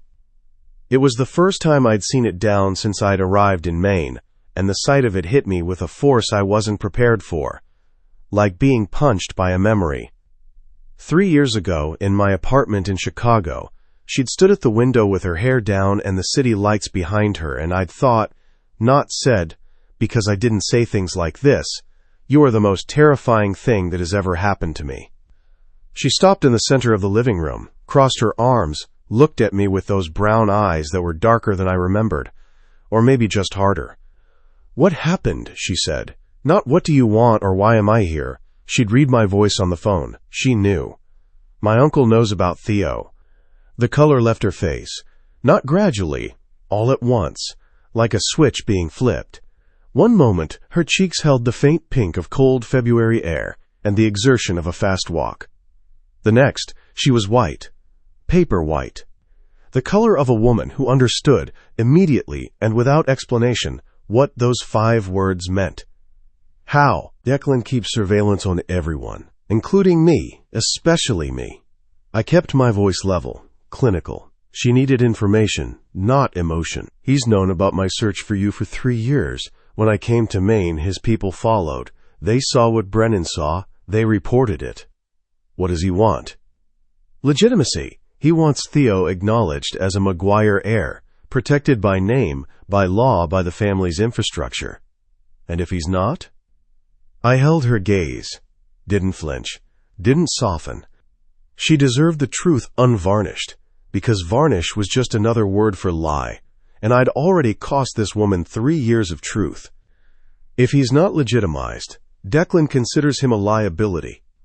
An unnamed heir is a vulnerability, something our enemies can target, something that can be used against the family. My uncle does not tolerate vulnerabilities. Are you telling me your uncle would hurt a child?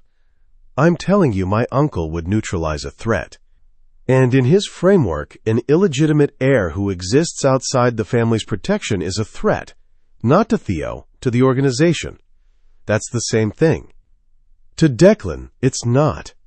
Nora's arms tightened across her chest, a self-protective gesture, holding herself together against the force of what she was hearing. I could see the tremor starting in her shoulders, working its way down her arms, into her hands. The same full-body tremor I'd seen in the diner, the physiological signature of a nervous system overwhelmed by information it couldn't process fast enough. "How do we legitimize him?" she asked. Her voice was barely there, a thread of sound pulled tight enough to snap. I said the word. Marriage. She laughed. It was the worst sound I'd ever heard, not because it was cruel or mocking, but because it was broken. A laugh that had shattered on its way out and arrived as fragments, sharp and jagged and cutting everything they touched. "You're insane," she said. "Possibly. You show up in my town after 3 years. You threaten me with lawyers and custody. You install yourself in my life like you own it. And now you want me to marry you? Want has nothing to do with it. Who are you trying to convince, me or yourself?" The question landed. I felt it. A direct hit on something I'd been shielding since I'd watched Theo draw bubbles on a kitchen floor and felt my hand shake for the first time in 20 years. Nora. I stepped toward her, 1 step. Measured, controlled, close enough that I could see the pulse in her throat hammering against her skin. "My uncle wants my son dead or claimed. Those are the only 2 options he understands. I'm giving you the one where Theo lives." The laugh died. The trembling intensified. She stared at me with an expression I'd never seen on her face before. Not fear, not anger, but something that contained both and transcended them. The expression of a woman standing at the edge of a cliff, calculating whether the fall or the fire behind her was more survivable. "You could stop him," she said. "You could stand up to Declan. Tell him no. Protect Theo yourself." "I am protecting him. This is what protection looks like in my world. A name. A legal claim. A structure that makes it more costly to touch him than to leave him alone. Marriage gives Theo the McGuire name, and the McGuire name is the most effective shield I can offer. A shield made of blood. Every shield is made of something. The question is whether it works." She closed her eyes. I watched her face. The movement behind her eyelids, the flex of her jaw, the way her lips pressed together until they lost their color. She was fighting something. Not me. Something inside herself. Some final, stubborn resistance that was crumbling under the weight of a reality she hadn't asked for and couldn't escape. When she opened her eyes, they were clear, dry, decision made. "If I do this," she said, her voice low and steady in a way that cost her everything, "you don't touch me. Not ever. This is a contract. A legal arrangement to protect our son. It is not a reunion. It is not a reconciliation. It is not an invitation for you to pretend that what we had 3 years ago was anything other than a mistake I am still paying for." The words hit me the way her words always did, precisely, devastatingly, in the exact place they were aimed. A mistake I am still paying for. 5 months of her life. 5 months that had been, for me, the closest thing to light I'd experienced since I was 14. Reduced to a mistake. A debt. A cost she was still calculating. I deserved it. Every word. I held her gaze. Swallowed the pain the way I swallowed everything. Whole, without chewing, letting it settle in my stomach, where it could be processed later, or not at all. "Fine," I said. but my eyes said something my mouth wouldn't. And Nora saw it. I could tell from the way her breath caught, the way her pupils dilated a fraction, the way her body swayed almost imperceptibly toward mine before she caught herself and corrected. She saw it, and she looked away. "When?" she asked, staring at the floor. "Declan gave me a week." "Of course he did." She laughed again. A small, exhausted sound. Not broken this time, just tired. The laugh of a woman who had been fighting for 3 years and had just realized the fight was about to get worse. A week. To get married. To uproot my son from the only home he's ever known. To walk into a life I ran from because it was going to kill me. "I won't let it kill you." The words escaped before I could catch them, unplanned, unstrategized, raw, in a way that violated every rule I'd built my existence around. I saw them land on Nora like a physical touch, saw her shoulders tighten, saw something flicker in her eyes. Brief, hunted, gone. "You can't promise that," she whispered. "No," I admitted, "but I can promise that anyone who tries will go through me first. And I am very, very difficult to get through." She looked at me then. Really looked at me. Not at the coat or the posture or the controlled mask I wore like a second skin, but at me, the way she used to look at me in the dark when neither of us was performing. And for a moment, just a moment, thin as a razor and twice as sharp, I saw the woman she'd been before the fear, before the running, before the 3 years of solitary survival that had sharpened her edges and dimmed the light I'd once been drawn to, like a man who'd spent his whole life in the dark. Then it was gone. She straightened, pulled her armor back on. "1 week," she said. "I'll need a day to tell Ruth, a day to pack. And Theo needs to be prepared. I'm not dragging him out of his life without explanation. Whatever you need, whatever he needs." She nodded once, moved toward the door, stopped with her hand on the knob. "Callum." "Yes." She didn't turn around. Her voice came out small and fierce and threaded with something that might have been grief, or might have been surrender, or might have been both. "You said your uncle sees Theo as either a Maguire or a liability." "Yes." "What do you see?" The question was simple. The answer was the most complicated thing I'd ever attempted. "I see a boy who draws suns with too many rays," I said. "And I see the only thing in my life I haven't ruined yet." She was quiet for a long time. Then she opened the door and walked out into the snow. And I stood in the living room of a rented house with anchors on the throw pillows and a ship's wheel above the fireplace, and felt, for the first time in 20 years, like the ground beneath my feet was not solid but shifting, rearranging itself around a new center of gravity shaped like a 3-year-old boy with green eyes and a fistful of crayons. Chapter 5. Paper Vows. Nora. I got married on a Wednesday. Not the Wednesday I'd imagined as a girl, the one with white tulle and a church full of people, and my mother crying in the front pew. That Wednesday belonged to a different woman. A woman who hadn't fled a city in the middle of the night, hadn't given birth in a clinic she couldn't afford, hadn't spent 3 years building a life on a foundation of lies and terror, and a Nokia phone that didn't connect to the internet. This Wednesday involved a county courthouse in Portland, Maine, a clerk named Dolores who wore bifocals and a cardigan with cats on it, and a ceremony that lasted 7 minutes. 7 minutes to dismantle everything I'd built. I wore a dress I'd bought at the Goodwill in Bangor the day before, navy blue, knee-length, the kind of dress a woman buys when she needs to look like she tried without actually caring. Theo wore his Lee-stained khakis and a button-down shirt that Ruth had ironed with the meticulous attention of a woman who understood that some gestures were really prayers. Ruth had driven us to Portland. She'd insisted. "You're not driving to your own wedding in that death trap Civic," she'd said, and then she'd loaded us into her ancient Subaru wagon and driven 90 minutes with the public radio playing softly, and her silence saying everything her words didn't. She'd hug me in the parking lot. Held me tight. Tighter than she usually did. tight enough that I could feel the bones of her shoulders and the rapid flutter of her heart against my chest. "You call me," she had said. "Every day. If you need me, you call." "I will." "If he hurts you," "He won't." "If he hurts you, I will drive to Chicago, and I will deal with him myself. And I am 68 years old, and I taught high school English for 35 years, so I know exactly how to destroy a man using nothing but words and disappointment." I'd laughed. A real laugh.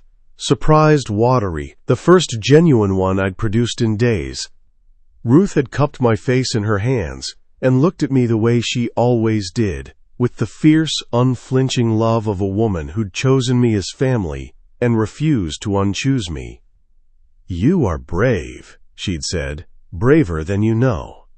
I wasn't brave.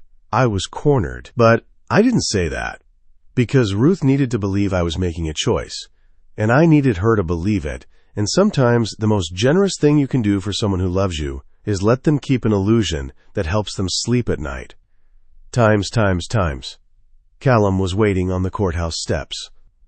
He was wearing a dark suit, not the charcoal wool of the diner, but something darker, sharper, cut with the lethal precision of fabric that cost more than most people's cars. He looked like what he was, a man of immense power conducting a transaction. His face betrayed nothing. His posture betrayed nothing. He stood on those steps the way a statue stands, permanent, unyielding, designed to be looked at rather than approached. Sully was beside him, wearing a suit that fit less well, and an expression that said he'd rather be anywhere else on Earth, including several active war zones. Theo held my hand as we walked up the steps. He was quiet, unusually quiet, the way children get when they can feel the adults around them vibrating with an energy they can't identify but instinctively distrust. He'd been told we were going to a special building to sign some papers. He'd accepted this with the uncritical trust of a 3-year-old, then asked if there would be snacks. There would not be snacks. Callum's eyes found Theo before they found me. I watched the shift, the fractional softening around his jaw, the way his gaze dropped from adult height to child height with a swiftness that suggested his visual field had been recalibrated to default to the boy. He crouched. Not all the way. Callum McGuire didn't crouch in public. Apparently even his concessions to his son's height were measured. But enough. A bending of the knees.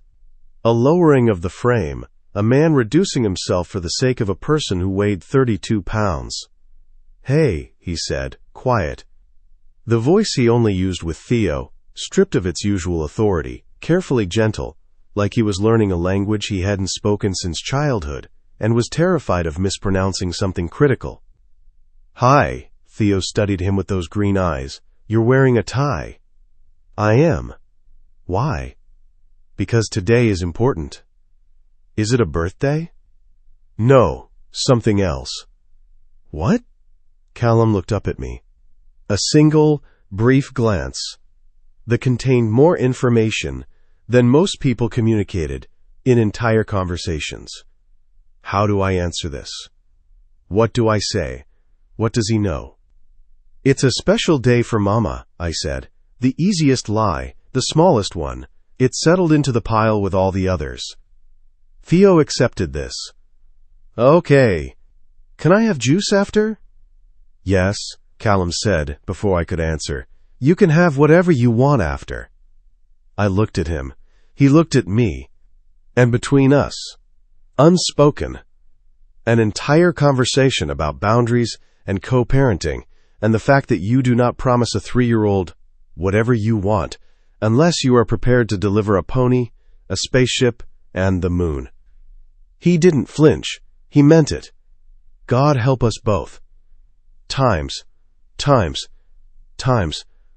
The ceremony was nothing.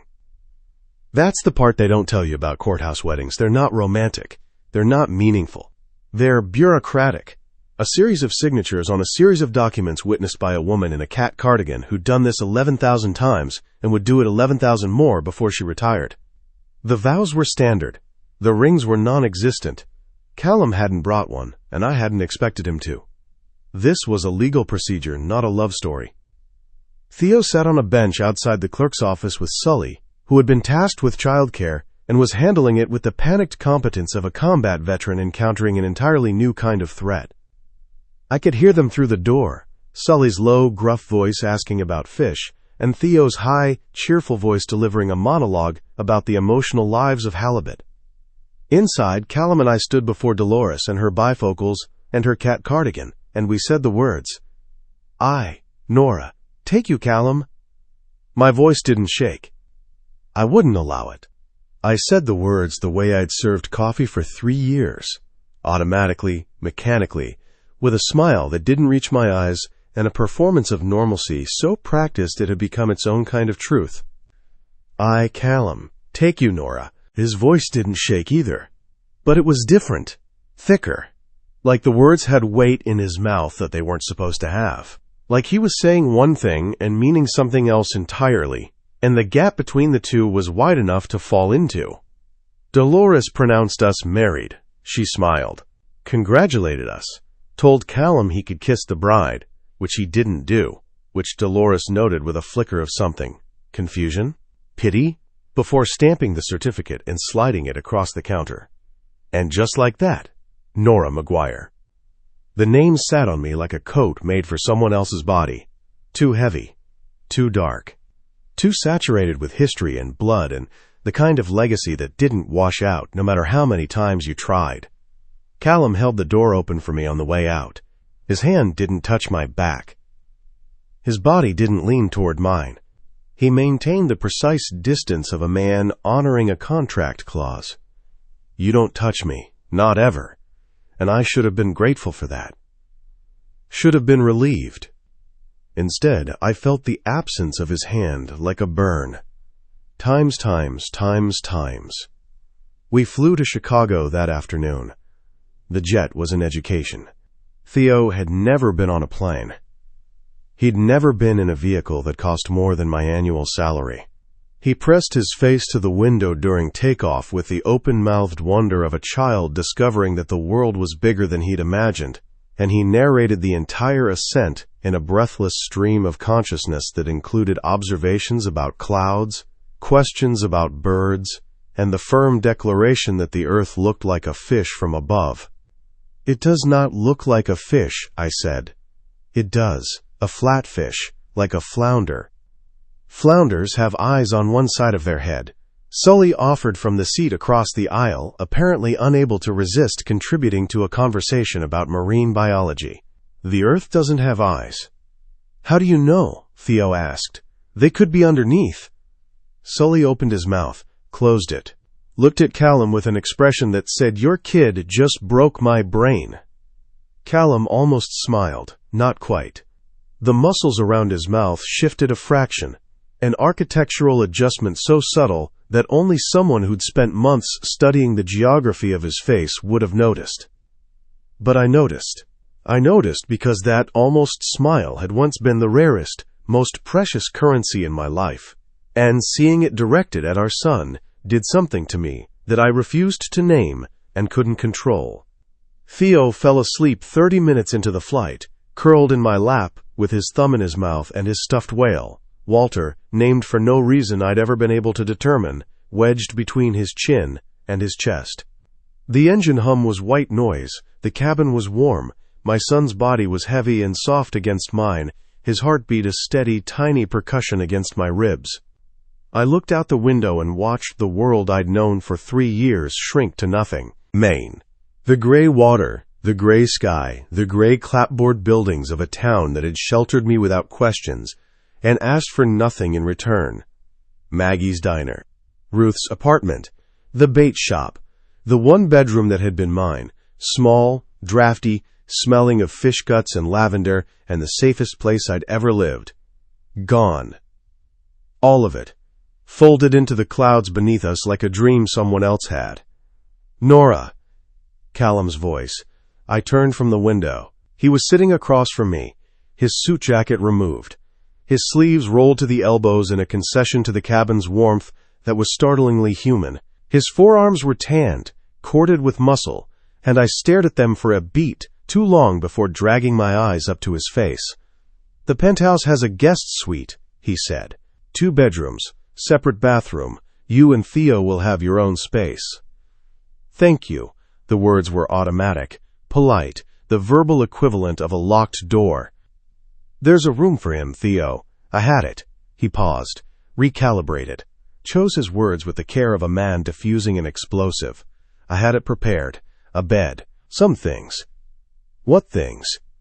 "Crayons, paper, a desk that's the right height." Another pause.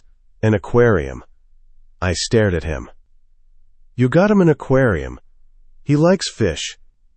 The simplicity of it, the terrifying, disarming simplicity of a man who controlled half of Chicago's criminal enterprise, paying attention to the fact that his 3-year-old son liked fish and then doing something about it, cracked something in me that I'd been holding together with wire and willpower. I pressed my lips together, blinked hard, looked away. "Nora?" "Don't." My voice came out rough. "Don't be kind to me right now." "I can't. I can handle the threat. I can handle the contract. I cannot handle you being kind to me while I'm trying to hold this together." He was quiet for a moment. Then, "Understood." And he turned back to his phone, and I turned back to the window, and between us the sleeping body of our son rose and fell with breaths that neither of us had earned but both of us would kill to protect. Times. The penthouse was everything. The apartment above the bait shop was not. We arrived after dark. Chicago announced itself through the car windows the way it always did. Loud, bright, relentless. A city that didn't so much welcome you as overwhelm you into submission.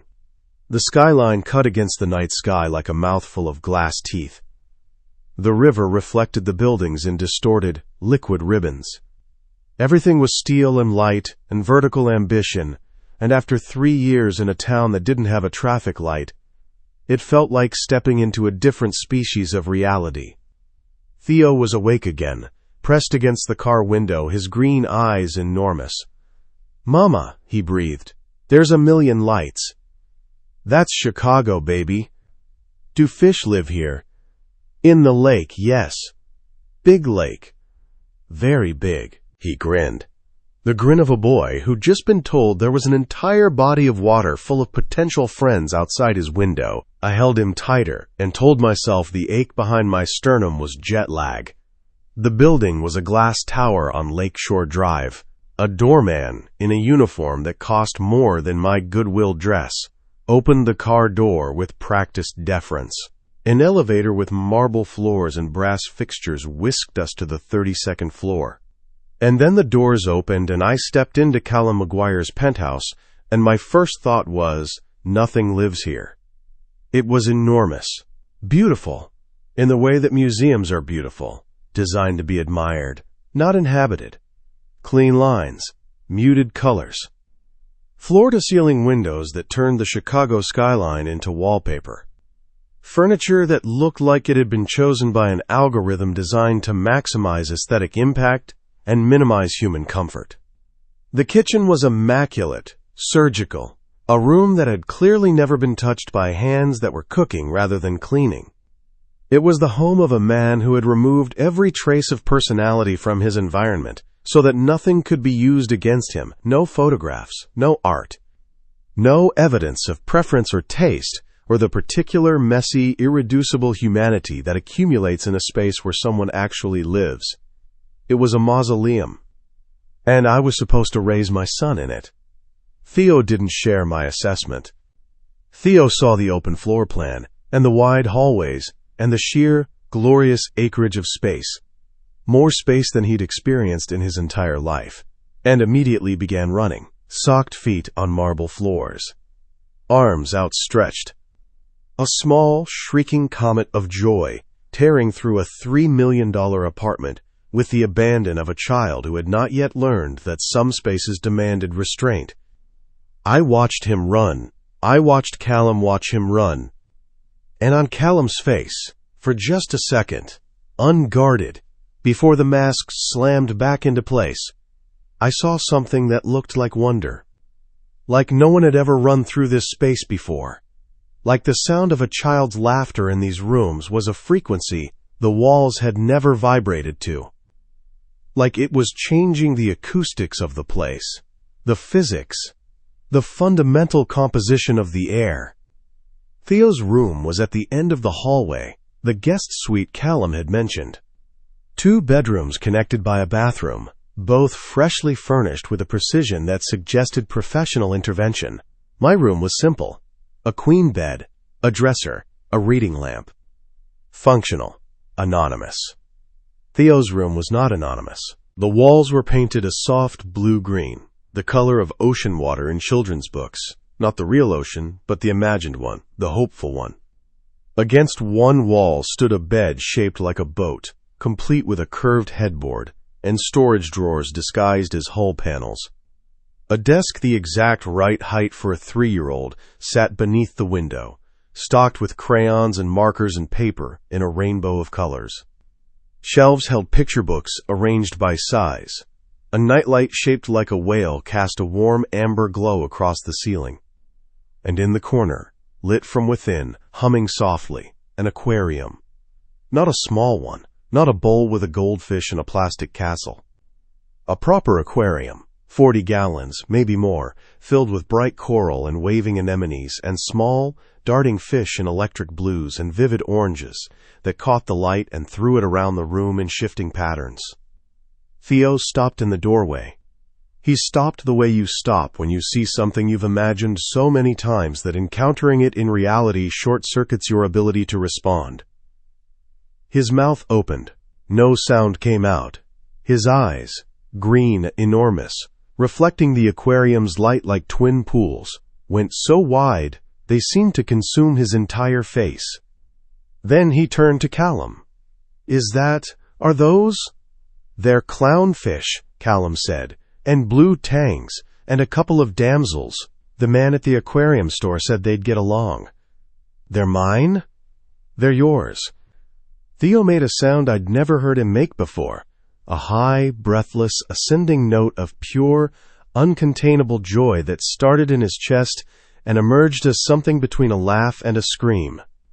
He ran to the aquarium and pressed his face against the glass, his nose flattened, his palms splayed, his entire body vibrating with the intensity of a child who had just received the greatest gift of his 3-year life. "Mama, look," he whispered, as if speaking loudly might scare them. "Mama, they're so beautiful." My throat closed. I pressed the back of my hand against my mouth and bit down on my knuckle, hard, because if I opened my mouth I was going to cry, and if I started crying I wasn't going to stop. And this moment, this impossible, cruel, miraculous moment, deserved something better than my grief. I looked at Callum. He was standing in the doorway of the room he'd built for his son, this room that was a love letter written in paint and furniture and small darting fish, this room that said, "I didn't know about you for 3 years, but I am trying to make up for every single one of them." And his face was doing something I'd never seen it do. Not the controlled blankness, not the micro-expressions I'd learned to read like encrypted texts. Something open, something raw, something that a man like Callum McGuire would normally have suppressed before it reached the surface, but that his son's joy had apparently overwhelmed the defenses of. He looked like a man seeing his own reflection for the first time and not recognizing the person staring back. Times. Fiona Keene arrived the next morning like a precision-guided missile in 4-inch heels. I was in the kitchen making Theo's oatmeal, the only room in the apartment I'd managed to colonize, mainly because Callum had never used it and therefore had no territorial claim. When the elevator doors opened and she walked in without announcement, without invitation, without the preliminary courtesy of a knock or a ring or a text message. She entered Callum's penthouse the way someone enters a room they consider their own, and the confidence of it, the sheer jaw-dropping entitlement, stopped me mid-stir. She was beautiful. Of course she was. She was the kind of beautiful that required infrastructure, a team of professionals, a budget, a schedule of maintenance appointments that functioned like a military campaign. Tall, blonde, cheekbones that could cut glass, A cream cashmere dress that clung to a body engineered by genetics and Pilates, and the kind of discipline that came from being raised to understand that appearance was currency, and currency was power. She saw me standing in the kitchen with a wooden spoon in my hand and oatmeal on my sleeve, and her face did something very specific. It didn't fall, it didn't harden. It recalculated, like a GPS encountering an unexpected obstacle and rerouting in real time. "You must be the wife," she said. The word wife came out of her mouth like a foreign substance she was spitting from between her teeth. "Nora," I said. Because I had a name and it wasn't the wife.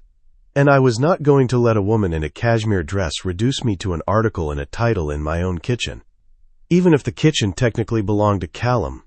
Even if nothing here technically belonged to me. Fiona Keene, she didn't extend a hand, didn't smile. Her eyes moved over me with the efficient, devastating assessment of a woman cataloging every detail. The second-hand clothes, the dark circles under my eyes, the oatmeal on my sleeve, the absence of a wedding ring, the everything that confirmed I was exactly what she'd feared, nobody. A threat not because of what I was, but because of what I represented. "I'm looking for Callum," she said. "We have business to discuss." "He's not here." "I'll wait." She moved toward the living room with the proprietary ease of a woman who'd spent time in this apartment before, who knew where the glasses were, who had probably sat on that sofa, slept in that bed, occupied the spaces I was now supposed to call home. I stirred the oatmeal and told myself it didn't matter. It mattered. It shouldn't have, but it did. Theo emerged from the hallway, drawn by the sound of a new voice, because Theo was perpetually drawn to new voices, the way moths were drawn to flames. Instinctively, without self-preservation, with the guileless curiosity of a person who still believed that every stranger was a potential friend. "Hi," he said, looking up at Fiona with those eyes, those green eyes. "I have fish." Fiona looked down at him. Her expression did something complicated. A series of micro-adjustments that tracked from surprise to recognition to something cold and calculating that made my stomach clench. She was looking at Theo's eyes. She was looking at the Maguire green in a 3-year-old's face and doing the same math everyone did, and the result of that math was rewriting something in her expression that I didn't like. "Cute," she said. Her voice was silk over razor wire. "He doesn't look like you at all, does he?" The observation was factual. It was also a weapon. She was telling me, in 4 polished syllables, that my son's face was a billboard for his father's bloodline, and my contribution to his genetics was invisible. I set the spoon down, wiped my hands on a dish towel, looked at Fiona Keene with every ounce of the steel I'd spent 3 years forging in the furnace of single motherhood and abject terror. "He looks exactly like the person he's supposed to look like," I said. "Himself." A beat. Fiona's perfect mouth curved into something that was not a smile. "Of course," she said. "He's darling." The word darling landed like a dropped knife, sharp end down. Callum arrived 10 minutes later. He walked in, saw Fiona in his living room, saw me in the kitchen with the dish towel still in my white-knuckled grip, and his entire body recalibrated. I could see it happen, the shift from the man who'd been wherever he'd been, to the man who was now in a room with 2 women and a child, and a situation he hadn't authorized. "Fiona," he said, not a greeting, a temperature reading. "Callum, congratulations on your marriage. I heard about it from my father, who heard about it from Declan. How lovely that the news traveled through every channel except the one leading to me." Her voice was controlled, pleasant, coated in a veneer of civility that didn't quite conceal the fury underneath. "Considering I was under the impression we had our own arrangement. That arrangement has changed." Obviously, her gaze flicked to me, back to Callum. "You might have told me yourself." "You're right, I should have. That's an oversight I regret." "An oversight. My marriage, my existence, my son's existence, reduced to an administrative error in someone else's calendar." Fiona left 15 minutes later. She didn't say goodbye to me. She didn't look at Theo again. She walked to the elevator with the rigid, controlled gait of a woman who refused to let her body betray the demolition happening inside her. And I watched her go and felt something I hadn't expected to feel. Sympathy. Brief. Uncomfortable. Gone before I could examine it too closely. Because I knew what it felt like to be discarded by a man who made decisions about your life without consulting you. I knew what it felt like to be a variable in someone else's equation. Useful, then inconvenient, then erased. And I knew that sympathy wouldn't protect me from a woman who had just been humiliated and had every reason to want revenge. 9 times. That night, Theo cried. It started at 2 a.m., that terrible hour when the world is at its quietest and children's fears are at their loudest. A sound that pulled me from shallow, anxious sleep like a hand around my wrist. Not a whimper. Not a complaint. A cry. Deep, disoriented. The kind that comes from a child who has woken in an unfamiliar place and realized that the ceiling is wrong, and the shadows are wrong, and the sounds are wrong, and the entire architecture of safety has been replaced by something vast and unknown. I was on my feet before I was fully awake. Muscle memory. 3 years of midnight feedings and nightmares and croup attacks, and the 1,000 small emergencies that constitute the nocturnal life of a single parent.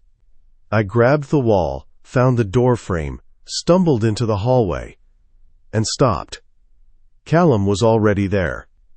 He was sitting on the edge of Theo's boat-shaped bed in the aquarium-lit room, still dressed, suit pants, white shirt unbuttoned at the collar, sleeves rolled to the elbows. He hadn't been sleeping. I didn't know if he ever slept. He was sitting on the edge of the bed, and Theo was sitting up beside him, crying into his hands, and Callum's right hand was resting on the boy's back. Not rubbing, not patting, just there. A point of contact, a weight that said, I am here and I am not going anywhere. And he was talking. I couldn't hear the words. His voice was so low it was almost subvocal, a murmur that existed at the bottom range of human hearing. And I stood in the hallway in the dark and listened to the sound without the content and felt something inside me give way. Not break. I'd been broken before, and this was different. This was a wall coming down, brick by brick, slow and deliberate. A demolition that I hadn't authorized but couldn't prevent. Theo's crying slowed, softened, became hiccups, then sniffles. Then the wet, shuddering breathing of a child coming down from distress. His small hand reached out and found Callum's finger, the index finger of his left hand, which was resting on his knee, and wrapped around it. The entire fist. All 5 tiny fingers encircling one of Callum's. Callum went still. Not his usual stillness. Not the disciplined, controlled immobility of a man who had mastered his body the way a musician masters an instrument. This was the stillness of a man who had just been touched by something he didn't know how to hold, who had been handed something so small and so precious and so devastatingly fragile that every muscle in his body had locked in place out of sheer terror of breaking it. Theo's breathing evened, his grip loosened but didn't release. His head nodded forward, then back, then forward again, and then he was asleep, out, gone, returned to whatever ocean of unconsciousness children swim in when the world becomes too much. Callum didn't move. He sat on that boat-shaped bed with his son's hand around his finger and the aquarium casting blue-green light across his face, and he didn't move, didn't adjust, didn't reach for his phone or check his watch or do any of the things a man with an empire to run should have been doing at 2 a.m. He just sat there, holding his son's hand, breathing. And when he finally looked up, when his eyes found mine in the dark hallway where I stood in bare feet with my hand over my mouth and tears running silently down my face, they were wet. Not crying. Callum McGuire did not cry. But wet. The way eyes get when the body decides, without the mind's permission, that something has happened that warrants a response the mind can't provide. He said nothing. I said nothing. The silence between us was not empty. It was full. full of 3 years of absence and anger, and the terrible, exquisite grief of two people who had made a child together and broken everything else. Full of the question I couldn't ask, "Who are you, Callum Maguire?" when no one is watching, and the answer I'd just been given. He was this. A man sitting in the dark with his son's hand around his finger, learning how to stay. I returned to my room, closed the door, pressed my back against it and slid to the floor, and sat there in the dark with my knees pulled to my chest and the taste of salt on my lips. "You don't touch me," I'd told him. "This is a contract, not a reunion." He hadn't touched me. He hadn't needed to. He'd touched our son instead. Gently, carefully, with the terrified devotion of a man who had never held anything breakable, and was discovering that his hands that had done terrible things, hands that had signed terrible orders, could also do this, could hold, could comfort, could stay. And in doing so, he'd touched something in me that was far more dangerous than skin. Something I'd locked away 3 years ago and sworn I'd never open again. Something that was, despite every wall I'd built, and every lie I'd told, and every mile I'd put between us, already open, already bleeding, already his. Chapter 6. Burning, slow. Callum. The crayon drawings were spreading. It started with the refrigerator. 3 drawings on the first day, taped up with magnets Nora had brought from Maine: a lobster, a lighthouse, a whale. By the end of the first week, the refrigerator was full. By the second week, the drawings had migrated to the hallway. By the third, they had colonized the kitchen cabinets, the bathroom mirror, the back of the front door, and the wall beside Theo's bed, where he'd taped them himself in crooked rows that climbed toward the ceiling like a garden growing toward light. Suns with too many rays, fish with smiles, people with arms that sprouted directly from their heads, a house with more windows than walls, a cat he'd never owned, a boat that looked like a shoe, and a new one that appeared during the second week, 3 people standing in a row, the tallest figure in the middle, the medium one on the left, the smallest on the right, holding the tall figure's hand. All 3 had green circles for eyes, which was inaccurate. Nora's eyes were brown, but I didn't correct him. I would never correct him. If my son wanted to draw every person he loved with his own eyes, he could draw the entire world that way. The penthouse was changing. Not just the drawings. The whole space was undergoing a transformation I hadn't sanctioned and couldn't control. Nora cooked. Every night, the kitchen that had never been used filled with the smell of food being made by human hands, garlic and olive oil and bread, and the particular complicated aroma of a woman feeding her child with the ingredients she could find in a wealthy man's empty refrigerator, which she had silently, methodically restocked. Theo's toys appeared on surfaces I'd kept bare for years. A stuffed whale named Walter took up permanent residence on the sofa. Small shoes accumulated by the front door.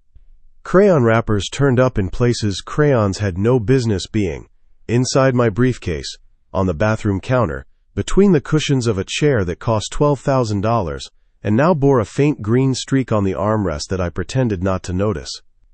The sound was the worst, or the best. I couldn't decide.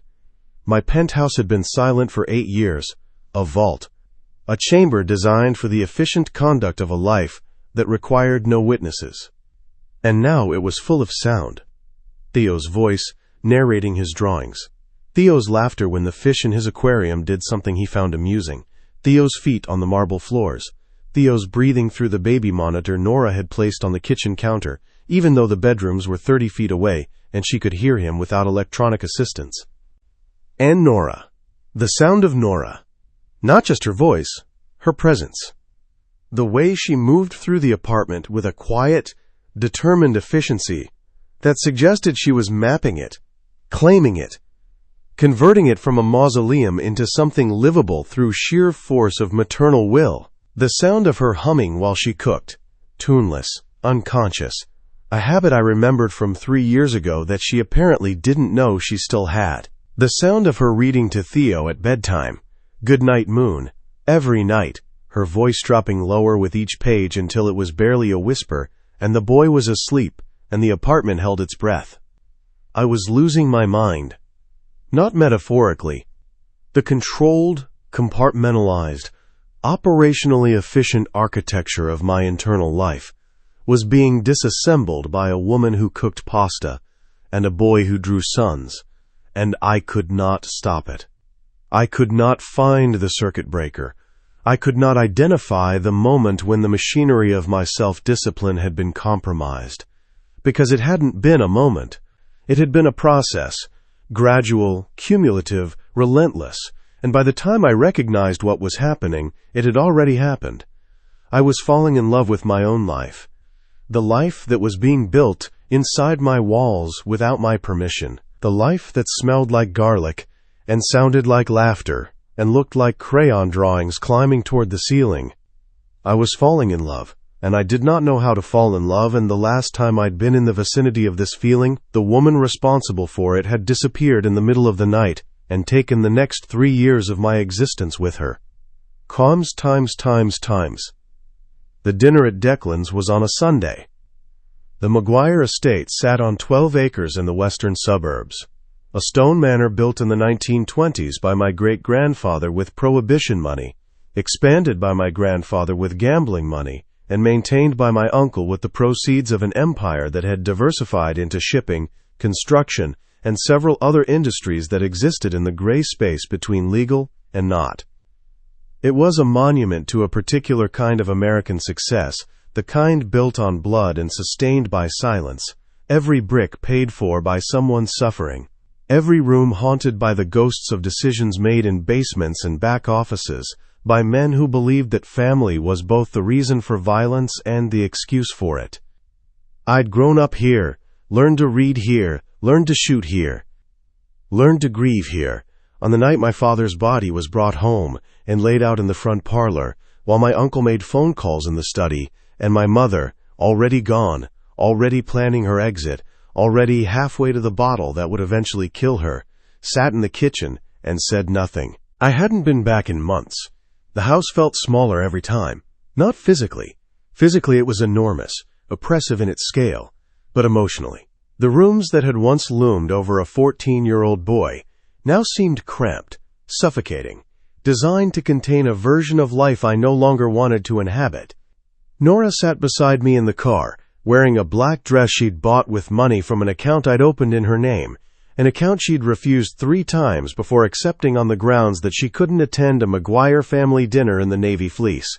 Her hair was down again. I was beginning to understand that she wore it down when she needed armor, and up when she felt safe, which was the inverse of what you'd expect and therefore perfectly, infuriatingly Nora. Theo was with Sully at the penthouse. Nora had been immovable on this point. Theo would not meet Declan until she'd assessed the situation herself. I'd agreed because she was right, and because arguing with Nora about Theo's safety was like arguing with the tide about its schedule, technically possible, practically futile. "Tell me about him," Nora said as we turned onto the estate's long gravel drive. Her voice was quiet, controlled, the voice of a woman preparing for combat. "Your uncle. Tell me what I'm walking into." Declan is 61. He's dying, emphysema, though he'll never admit the severity. He's been running the family since my father's death.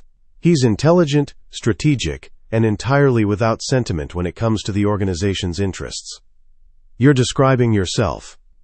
The observation landed with the precision of a thrown knife. I said nothing for a moment, because she was not entirely wrong, and the part of me she was wrong about was the part one hadn't shown her yet. "Declan and I share methods," I said. "We do not share motives. He protects the organization. I paused, reconsidered, started again. I used to protect the organization. Now I'm less certain what I'm protecting." She looked at me, not the guarded, assessing look she usually wore. Something more open, more curious.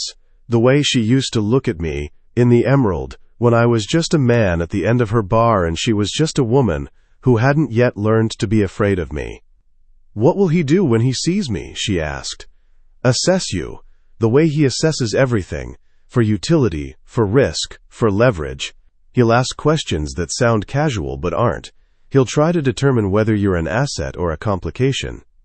Which am I? To him, a complication. To me, I didn't finish. The car was pulling up to the house, and the front door was opening, and the conversation was lost to the machinery of arrival. But the unfinished sentence hung between us like smoke.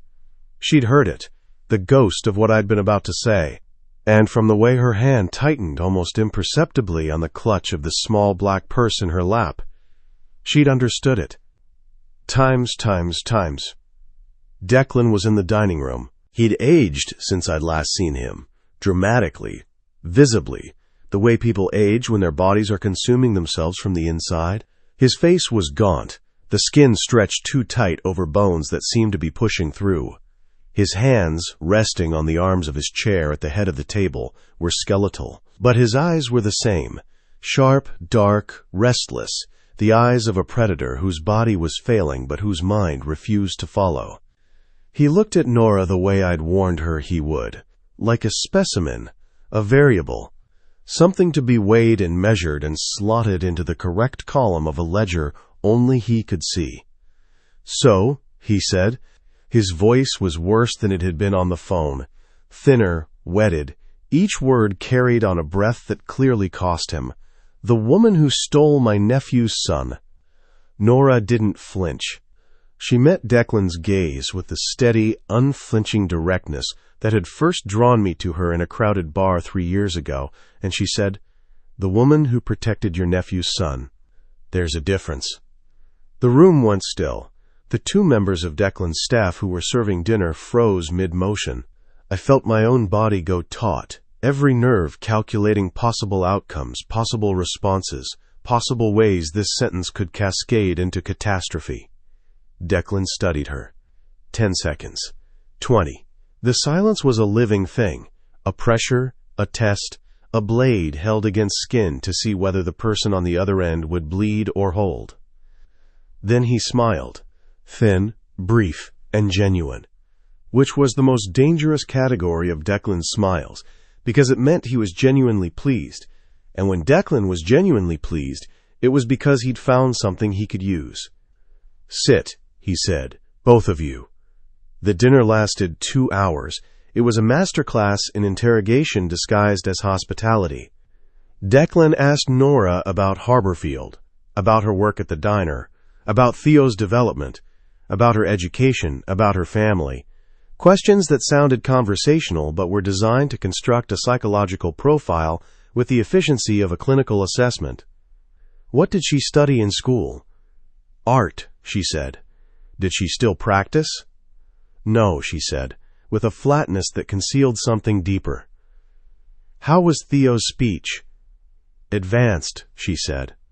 His motor skills? Excellent. His temperament? Kind, Nora said. He's the kindest person I've ever met. Kindness is a liability in this family, Declan said. Kindness is a strength in any family, Nora replied, including this one. I watched this exchange the way you watch 2 weather systems converge, with fascination and an acute awareness that the result could be devastating. Nora was not backing down. She was not performing deference or submission or any of the behaviors Declan expected from women in his sphere. She was meeting him as an equal, which no one had done in years, and the novelty of it was keeping her alive. For now. After the main course, Declan dismissed the staff and leaned forward. The pretense of dinner fell away like a curtain, and behind it was the man I'd known my entire life, calculating, direct, operating without the social insulation that other people mistook for civilization. The boy needs to be presented, he said, formally, to the family's allies, to the other organizations. There must be no ambiguity about his status. That will happen when I decide it happens, I said. On my timeline, not yours. Your timeline is a luxury you can't afford. The Volkovs already know. The Volkovs. The name landed in the center of the table like a grenade with the pin pulled. Viktor Volkov ran the Russian syndicate that controlled the North Side, a man who'd been pushing against Maguire-Keene territory for 2 years, with increasing aggression and decreasing subtlety. He was dangerous not because he was smart, but because he was reckless. A man who responded to setbacks with escalation and viewed children not as innocents, but as pressure points. How? I asked. The word came out flat, controlled, but underneath it, something cold was spreading through my chest. The particular, lethal cold that preceded the kind of decision I was very, very good at making. How do you think? The same way I found out. Someone talked. Someone always talks. Declan's eyes shifted to Nora, then back to me. The question isn't how they know. The question is what they'll do with the information. Under the table, Nora's hand found mine. I felt it before I processed it, the press of her fingers against my knuckles, the warmth of her palm, the desperate, instinctive reaching of a woman who just heard that her son was in danger and was grasping for the nearest solid thing. She wasn't holding my hand because she'd forgiven me, or because the contract between us had softened into something else. She was holding my hand because Theo's name was in the mouth of a man named Volkov, and that fact had overridden every wall she'd built. I didn't look at her, didn't acknowledge the contact, but my hand turned beneath hers, a rotation of the wrist, a rearrangement of fingers, and closed around her palm, and held. She didn't pull away. We sat like that through the rest of the conversation, through Declan's strategic assessment of the Volkov threat, through his proposed timeline for Theo's formal introduction to the family's allies, through the implicit threat that ran beneath every sentence like an electrical current, with our hands locked beneath the mahogany table, hidden from Declan's restless, seeing eyes. It was the first time we'd touched since she'd come back into my life. It felt like the first time I'd touched anything real in 3 years. Times. The drive home was silence. Not the combative silence of our first days. Something different. Something with texture and weight and the particular vibrating quality of two people who are both thinking about the same thing and neither is willing to say it. Nora sat in the passenger seat with her hands in her lap, the hand that had held mine now folded over the other, as if she were trying to contain the evidence. She stared out the window at the suburbs scrolling past, and I stared at the road, and between us the air was so charged it practically hummed. The city closed in around us. Streetlights replaced stars. The skyline emerged from the suburban dark like a wall of light, and Nora's reflection appeared in the passenger window, transparent, ghostly, overlaid on the city behind her, so that she looked like she was made of glass and light and the architecture of everything I'd built, and everything I was afraid of losing. I parked in the building's underground garage, cut the engine. The sudden silence was enormous. Neither of us moved. The Volkovs, Nora said, still looking out the window. Her voice was quiet, controlled. The voice of a woman who had processed the danger during the drive and was now operating from a place beyond fear. The cold, clear plateau that exists on the other side of panic, where the only thing left is decision. How bad is it? Bad enough that I'm not going to lie to you about it. Then don't. Viktor Volkov uses families as leverage, wives, children. He views them as tactical assets, things to be threatened, taken, or harmed in order to compel cooperation. It's his signature. It's what makes him effective, and what makes him despised, even among people in our world. And he knows about Theo. He knows there is a child. He may not know the specifics yet. Name, location, the degree to which I stopped. Started again. The degree to which the boy matters to me. But he'll learn. He'll probe. He'll test. Nora turned from the window and looked at me. In the dim light of the parking garage, fluorescent, unflattering, the kind of light that stripped away every pretense, her face was bare. No mask, no performance. Just fear and determination. And something else, something I'd been watching, build for weeks the way you watch weather form on the horizon, knowing it's coming, unable to stop it, unsure whether it would bring rain or destruction. You said you'd protect him, she said. I will. How? You can't protect him from everything. You can't be everywhere. You can't. Her voice cracked. A single fracture in the controlled surface. She pressed her lips together, sealed it, forced the words through. I brought him here because you said he'd be safe. Because you said the Maguire name was a shield. But it's not a shield, Callum. It's a target. I traded one kind of danger for another, and now my son is... our son. The correction was quiet, reflexive, but it stopped her mid-sentence as effectively as a hand over her mouth. She stared at me, and I saw the word land, our, and watched it do its work, watched it remind her that she was no longer alone in this, that the weight she'd been carrying for 3 years had been halved the moment I'd walked into that diner, whether she wanted it to be or not. Our son, she repeated, barely a whisper. Our son, and I will not let anything happen to him, not the Volkovs, not Declan, not anyone. Do you understand me? How can you promise that? Because I have spent 20 years building an infrastructure specifically designed to protect the things that matter to me. And until 3 weeks ago, nothing mattered. Now something does. Everything I've built, every alliance, every resource, every debt owed to me by every man in this city, is now pointed at keeping that boy safe. That is not a promise. It is a structural reality. She was crying, not the way she'd cried in the diner, not the overwhelmed, helpless tears of a woman ambushed by her past. These were different. Quiet, steady. The tears of a woman who was not falling apart, but cracking open. Who was allowing something to reach her that she'd been blocking for weeks. I'm so tired, she said. The words came out raw, stripped of everything but truth. I'm so tired of being afraid. I've been afraid for 3 years. Every day. Every night. Every time the phone rings or a car parks too long, or Theo walks too far ahead of me on the sidewalk, I'm so tired of carrying this alone. You're not carrying it alone anymore. I know. That's what scares me. Why? She looked at me with wet eyes and a face stripped of every defense, and she said the truest thing either of us had said since I'd walked into that diner.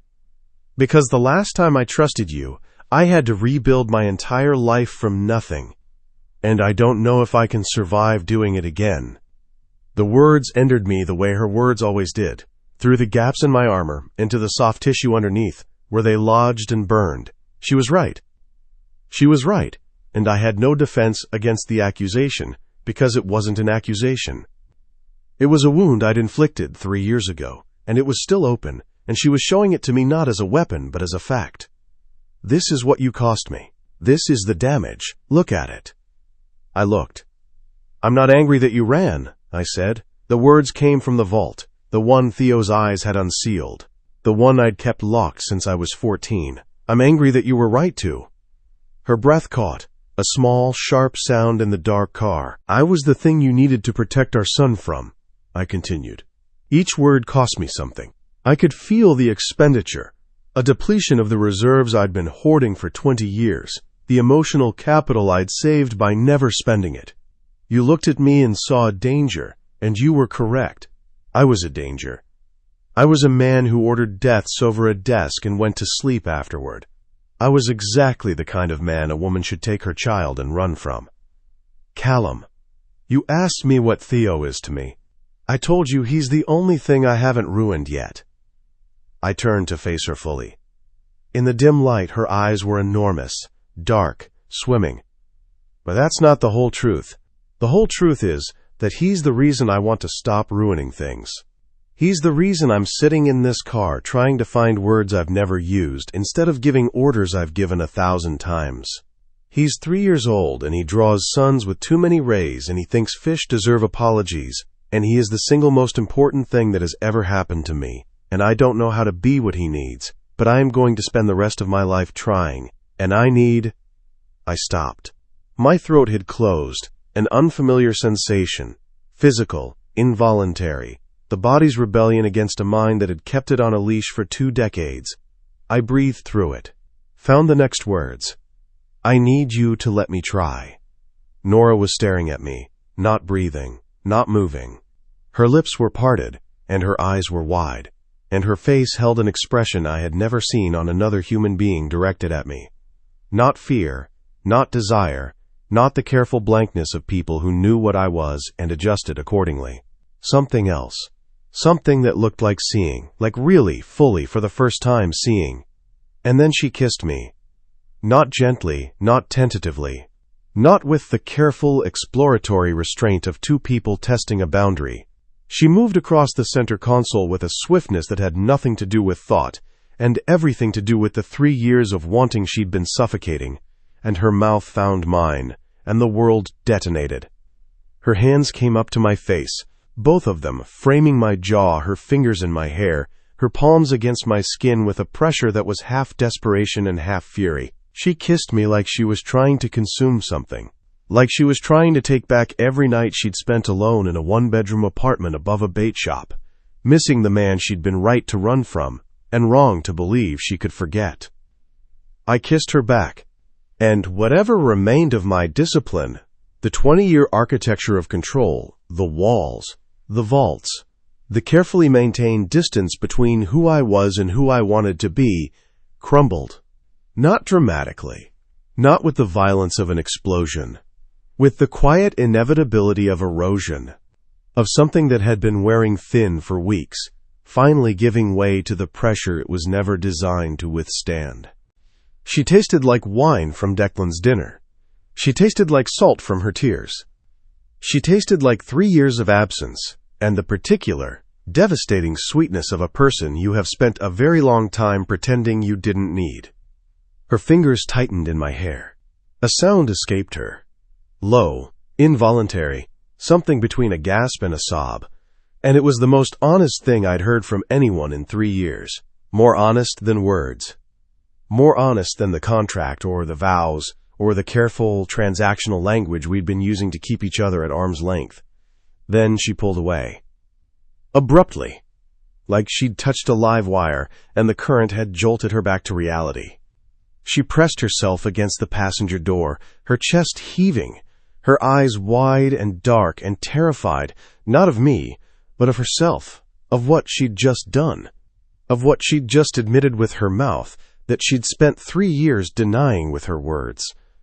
That didn't happen, she said, breathless, shaking. It happened. It can't happen. I told you, the contract. We agreed. You kissed me, Nora.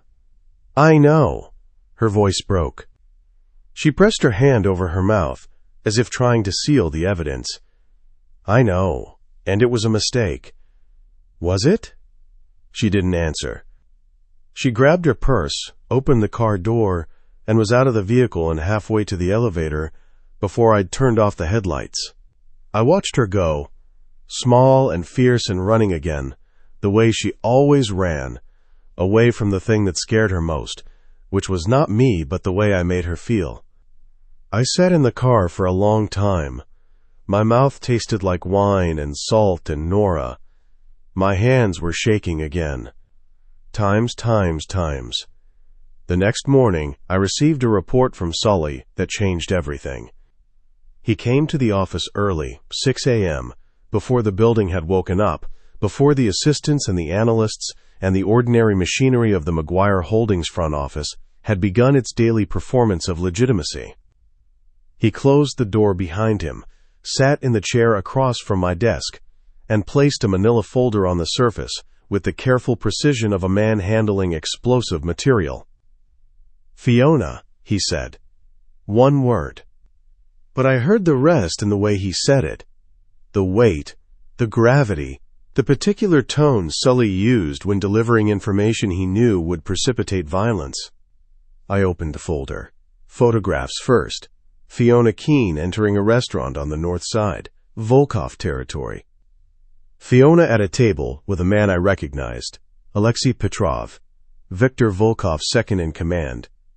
Multiple photographs from multiple angles, time-stamped over a 2-week period. Not a single meeting, a pattern. Beneath the photographs, transcripts, partial, reconstructed from audio that wasn't clean enough for full capture, but the fragments were sufficient. The boy is 3, maybe 4, living in the penthouse now. McGuire's soft for him, it's leverage. Victor will want to know the security, She's nothing. A waitress. No family, no connections. If something happened to her, McGuire would. I closed the folder. The cold that spread through me was not unfamiliar. It was the cold that preceded operational decisions. The temperature at which emotion freezes and what remains is pure, crystalline function. The temperature I'd operated at for 20 years. The temperature that had kept me alive.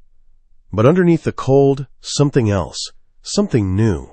Something hot and protective and primal that I recognized from the moment Theo had wrapped his hand around my finger in the dark. The biological, ungovernable fury of a father who has just learned that the people threatening his child have been given the information by someone who was supposed to be an ally. Fiona Keene was feeding information to the Volkovs about Nora and Theo. My son was a target, and the woman I was supposed to have married had painted it on his back. How long? I asked. At least 2 weeks. Probably since the day she walked into your penthouse and saw them. Since the day she'd looked at Theo and said, "Cute. He doesn't look like you at all." Since the day she'd calculated that if she couldn't have the crown, she could burn the castle. Since the day a woman in a cashmere dress had decided that a 3-year-old boy drawing pictures of fish was an acceptable casualty of her wounded pride. "What do you want to do?" Sully asked. I looked at the folder. At the photographs of a woman I'd been prepared to marry for strategic purposes, and who had, in return, handed my son's life to a man who used children as weapons. Then I looked past the folder, past the desk, past the office and the building and the empire, and the 20 years of careful, bloodless calculation that had made me what I was. I thought about Theo's face in the aquarium light, about Nora's hand finding mine beneath a mahogany table, about the taste of wine and salt and 3 years of denial, about sons with too many rays. Everything, I said. I want to do everything. Chapter 7. The Wolves' Circle. Nora. The penthouse became a cage overnight. Not because the locks changed. Not because Callum gave an order or issued a directive, or did anything that could be pointed to as an explicit act of confinement. The cage was built of men. They appeared the morning after our kiss. The kiss I was pretending hadn't happened. The kiss I could still taste in the back of my throat like a fever I couldn't sweat out, positioned in the lobby, the parking garage, the hallway outside the penthouse door. Quiet men in dark clothes with earpieces, and the particular vigilant posture of people trained to process threat at the speed of reflex. Security, Callum called it. A perimeter. I called it what it was, a wall, between my son and the world, between me and the door. "I can't leave," I said. It was 8 a.m. Theo was eating cereal at the kitchen island, his feet swinging 6 inches above the floor, his attention divided between his bowl and the aquarium visible through his bedroom doorway. I kept my voice low, controlled, the voice I'd perfected over 3 years of having conversations that couldn't be overheard by small ears. "Callum, I can't leave this apartment without an escort. Theo can't go to the park. I tried to walk to the grocery store yesterday and a man in a suit followed me for 6 blocks. His name is Doyle. He's on your detail." "I don't want a detail. I want to buy bananas without a bodyguard." "The situation has changed." "What situation? You haven't told me anything." "You came home last night at midnight and went straight to your office and I heard you on the phone until 3 in the morning. You look like you haven't slept." "Sully's been in and out 4 times since 6 a.m., and now there are men with guns in my hallway." I set my coffee down hard enough that it sloshed. "Tell me what's happening, or I swear to God I will take Theo and—" "Don't." One word, quiet, but loaded with something that stopped me mid-sentence. Not authority, not command, but pain. The compressed, controlled pain of a man who had just been reminded that the woman standing in his kitchen had disappeared once before and was capable of doing it again. "Don't finish that sentence," he said. "Not because I'm threatening you, because I'm asking you, as Theo's father, don't tell me you'll take him." The rawness of it disarmed me. I'd been building toward a confrontation, had spent the morning sharpening my arguments the way I used to sharpen knives, preparing for the fight I'd been raised by 3 years of solitary survival to expect. But Callum wasn't fighting. He was standing in the kitchen in yesterday's shirt, with his sleeves rolled to the elbows and shadows under his eyes that looked like bruises, and he was asking me not to run. Not ordering. Asking. Something in the machinery of my anger jammed. "Then tell me," I said, quieter now. "Tell me what's happening." "I'm not a decoration, Callum. I'm not a civilian you need to protect from information. I'm Theo's mother, and I have a right to know what's threatening my son." He looked at Theo, at the boy spooning cereal into his mouth with concentrated precision, oblivious to the conversation happening 6 feet away. Then he looked back at me. "Not here," he said. "Tonight, after he's asleep, I'll tell you everything. Promise me." "I promise." It was the first promise he'd made me since Maine. And despite every instinct telling me that promises from men like Callum were currency printed on paper that dissolved in water, I believed him. God help me, I believed him. Times. The day was interminable. I tried to build routine. Routine was what had kept me sane in Harborfield. The structure, the predictability, the comforting repetition of tasks performed in the same order at the same time. But routine requires a world that cooperates, and the world inside Callum's penthouse did not cooperate. It hummed with tension. The guards in the hallway changed shifts at noon with the quiet efficiency of a military operation. Sully appeared and disappeared like a ghost in tactical clothing. Phones rang in Callum's office, a room I'd never entered and wasn't invited to enter, and voices murmured behind the closed door in tones that were too low to hear and too urgent to ignore. Theo felt it. Children are seismographs. They register vibrations that adults have learned to mask. He was clingy all day, following me from room to room, with Walter the whale tucked under his arm, his green eyes watchful, his usual stream of chatter reduced to intermittent questions that circled around the same anxiety. "Mama, why are there people outside?" "They're friends of Callum's. They're helping keep us safe." "Safe from what?" The question of the century. The question I'd been asking myself since I was 24 years old, standing barefoot in an alley in January, with my shoes in my hand and my future dissolving behind me. "Nothing, baby. It's just how things work in the city." He accepted this with the weary compliance of a child who knows he's being lied to but doesn't yet have the vocabulary to challenge it. He went back to his drawing. Green fish, green sun, green eyes on every figure. I sat on the kitchen floor beside him and drew too. Not well. I hadn't drawn in 3 years, hadn't picked up anything more creative than a grocery list since the night I'd left Chicago. But the motion was familiar. The weight of the crayon, the scratch of wax on paper, the meditative, almost hypnotic rhythm of making something from nothing.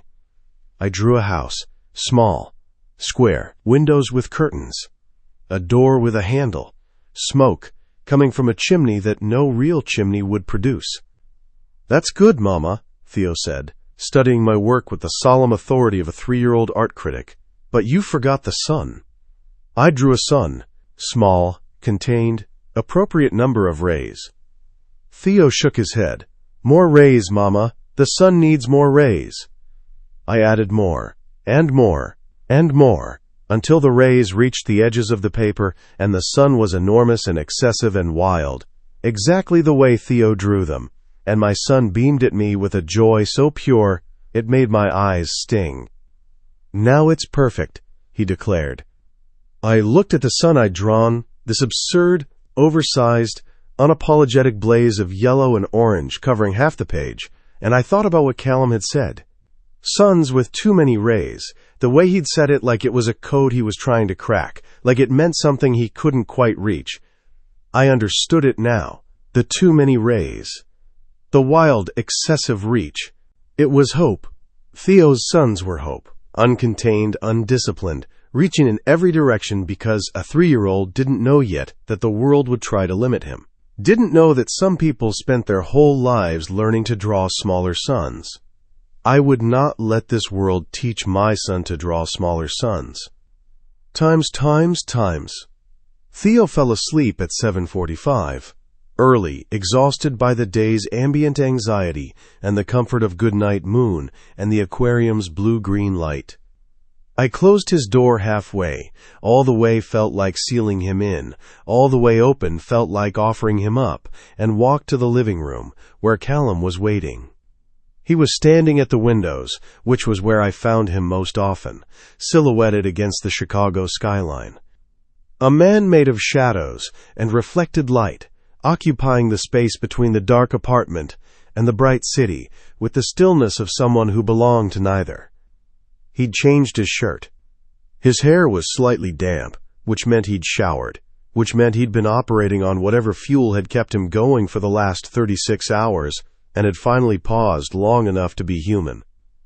"Sit down," I said, not the way he'd said it to me in the diner, not a command, not a claim, a request, because he looked like a man who'd been carrying something heavy for a long time and needed someone to tell him it was acceptable to set it down. He turned from the windows, looked at me. Something in his face recalibrated. The same micro-adjustment I'd been learning to read over the past weeks, the tiny shifts in his architecture that represented, for Callum, the equivalent of another person's full emotional collapse. He sat on the sofa, not in the chair. The sofa, which was significant, because the sofa was where Walter the whale lived, and where Theo's crayon wrappers accumulated, and where I'd been sleeping on the nights when my bedroom felt too far from his room. The sofa was human territory. Callum was choosing human territory. I sat beside him, not close, not far. The distance of two people who had kissed in a parking garage 24 hours ago, and were now pretending the atoms between them weren't vibrating at a frequency that could shatter glass. "Tell me," I said. And he did. He told me about Fiona, about the photographs and the transcripts and the meetings with Volkov's lieutenant. He laid it out the way he laid out everything, precisely, chronologically, without embellishment or editorializing. And I listened the way I'd learned to listen to things that were too big to process in real time, by receiving the information, filing it, and leaving the emotional response for later, when I was alone and could afford to fall apart. Fiona Keene had sold my son's existence to a man who used children as leverage. The woman who'd stood in this kitchen and called Theo darling had walked out the door and handed his name, his location, his photograph to people who would use him as a weapon against his father. I absorbed this, filed it, set the emotional response aside. "What have you done about it?" I asked. My voice was steady, flat, the voice of a woman operating on the far side of fear, where the only thing left was function. "Fiona has been cut off. Her access to the family's network has been severed. She's being watched. The Keenes have been informed, her father, specifically, of what she's done. The alliance is effectively over, which creates its own set of complications, but those are mine to manage." "And the Volkovs?" "The Volkovs are a larger problem. Victor has the information. He won't unhave it. The question is whether he decides to act on it, and the answer depends on whether he believes the potential gain outweighs the risk of provoking me." "What would the gain be?" Callum was quiet for a moment, the kind of quiet that meant he was choosing between the truth I'd asked for and the gentler version that would let me sleep tonight. "Callum, the gain would be me, specifically my compliance. A man whose child is in danger will agree to things he wouldn't otherwise agree to. Territorial concessions, operational changes, financial arrangements. Volkov wouldn't need to actually harm Theo. The threat would be enough. And if the threat isn't enough..." He didn't answer. He didn't need to. I pressed my palms against my thighs, felt the fabric of my jeans, grounded myself in the physical, the real, the solid. Because the alternative was letting the fear do what fear does when it's not anchored to something, expand, metastasize, fill every available space until there's no room left for thought. "I want to understand," I said, "not just the threat, you, this world, what made it, what made you." He looked at me sharply, a flicker of something defensive, something wary, the involuntary recoil of a man who had spent his life armoring his history. Why? Because I'm raising a child in it. Because he's going to grow up in this family and inherit whatever legacy you leave. And I need to understand the shape of what I'm protecting him from. And because I hesitated. Chose the truth. Because you told me you wanted to stop ruining things. And I can't help you stop if I don't understand what started it. The silence that followed was long enough to develop its own weather. I could feel Callum processing, not the request, but the implications of it. The vulnerability of saying yes. The cost of opening the vault I'd seen him protect with the same ferocity he applied to everything he valued. Then he spoke. He told me about his father, not the sanitized version, not the family legend of Sean Maguire, feared and respected, a man who'd built an empire, the real version. The man who'd taught his son to play chess and ride a bicycle and read the weather, the man who'd carried Callum on his shoulders at a 4th of July parade when he was 5, the man who'd sat beside him in a hospital room when he had appendicitis at 9 and read him every Hardy Boys book on the shelf because Callum had been too proud to admit he was scared. He told me about the warehouse, the flat, undramatic sound of the gunshot, running inside, finding his father on the concrete floor, the blood. The eyes, green, like Theo's, like Callum's, like every Maguire for 4 generations, going dull. His voice didn't shake, his face didn't change.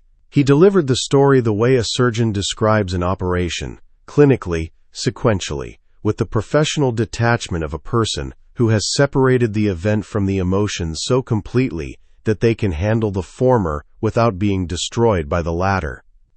But I heard what was underneath, the way his breathing changed, slightly shallower, slightly faster. The way his hands, resting on his thighs, went rigid, fingers straight, tendons visible, every muscle locked against the tremor he would not allow. The way his eyes, when they met mine, held something ancient and unresolved. A 14-year-old boy, still kneeling in blood, still waiting for someone to tell him what to do next. No one had told him, so he'd told himself, be harder, be colder. Be the thing they can't kill. And he'd spent 20 years building that thing, brick by brick, until the fortress was so complete that even he couldn't find the boy inside it anymore. Until Theo. He has his eyes, Callum said. His voice was rough, abraded, like the words had been filed down to bare metal on their way out. Every time Theo looks at me, I see my father. And I think, he stopped, started again. I think about what my father would say if he could see what I've become. The things I've done, the man I've built on top of the boy he raised. What would he say? I don't know, that's the worst part. I don't know if he'd be proud or horrified, and I can't ask. Because he's dead, and he's been dead for 20 years, and the last thing he said to me was my name. My hand moved before my brain authorized it, the same way my mouth had moved in the parking garage, instinct overriding instruction, body overriding mind. My hand reached across the distance I'd been maintaining and found his, covered it, pressed down. His hand was warm, rigid with tension. I could feel the muscles and tendons locked tight beneath the skin, the physical infrastructure of a man who had trained himself to hold everything in and let nothing out. I pressed harder, and slowly, so slowly it was almost imperceptible, his hand turned beneath mine, opened. His fingers uncurled, one by one, like a fist deciding to become a hand again. And when his palm was flat and his fingers were open, and the tension had bled out enough for him to feel without clenching, he laced his fingers through mine and held on. We sat like that for a long time, not speaking, not needing to. The city glittered outside the windows, and Theo breathed through the baby monitor and the space between us. The space I'd been policing with the desperate vigilance of a woman who knew that proximity to Callum Maguire was an act of self-destruction, dissolved. I told you not to touch me, I said, barely a whisper. You're touching me. I know. Do you want to stop? The honest answer was no. The honest answer was that I'd wanted to touch him since the moment he'd sat down in booth 4 at Maggie's. That the wanting had been a constant, low-grade fever running beneath every interaction, every argument, every carefully maintained boundary. That the kiss in the parking garage hadn't been a mistake. It had been an inevitability. A wave that had been building since I was 24 years old, and a man with green eyes had watched me pour drinks and said nothing and said everything. "No," I said. "I don't want to stop." He turned to me, slowly, with the deliberate care of a man who understood that what happened next would change everything and wanted to ensure I was choosing it with open eyes. Nora, my name in his mouth. Low, rough, the way he'd said it in the dark 3 years ago, when we were two different people in a different city, and the only thing between us was desire and the willful ignorance I'd mistaken for trust. "If we do this, if I touch you, I'm not going to be able to pretend afterward that this is a contract. I know. It will change things." Things are already changed. His hand came up to my face, slow, careful. His fingers traced the line of my jaw with a touch so light it was barely there. A ghost of contact. A question asked in skin.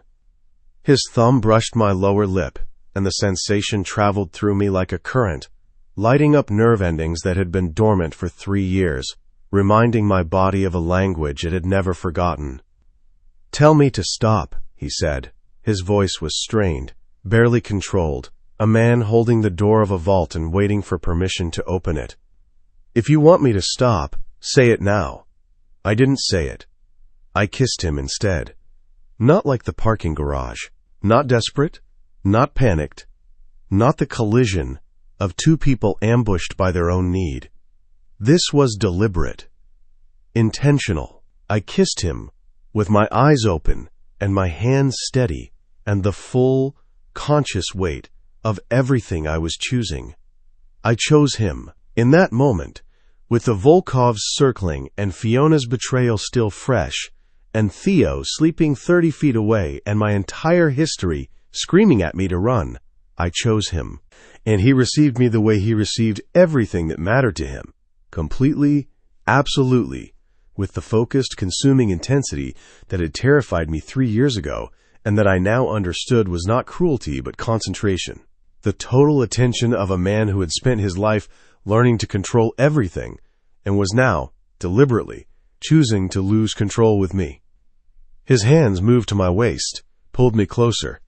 The careful distance I'd been maintaining collapsed to nothing, and I was against him, chest to chest, breath to breath, the heat of his body radiating through his shirt into my skin.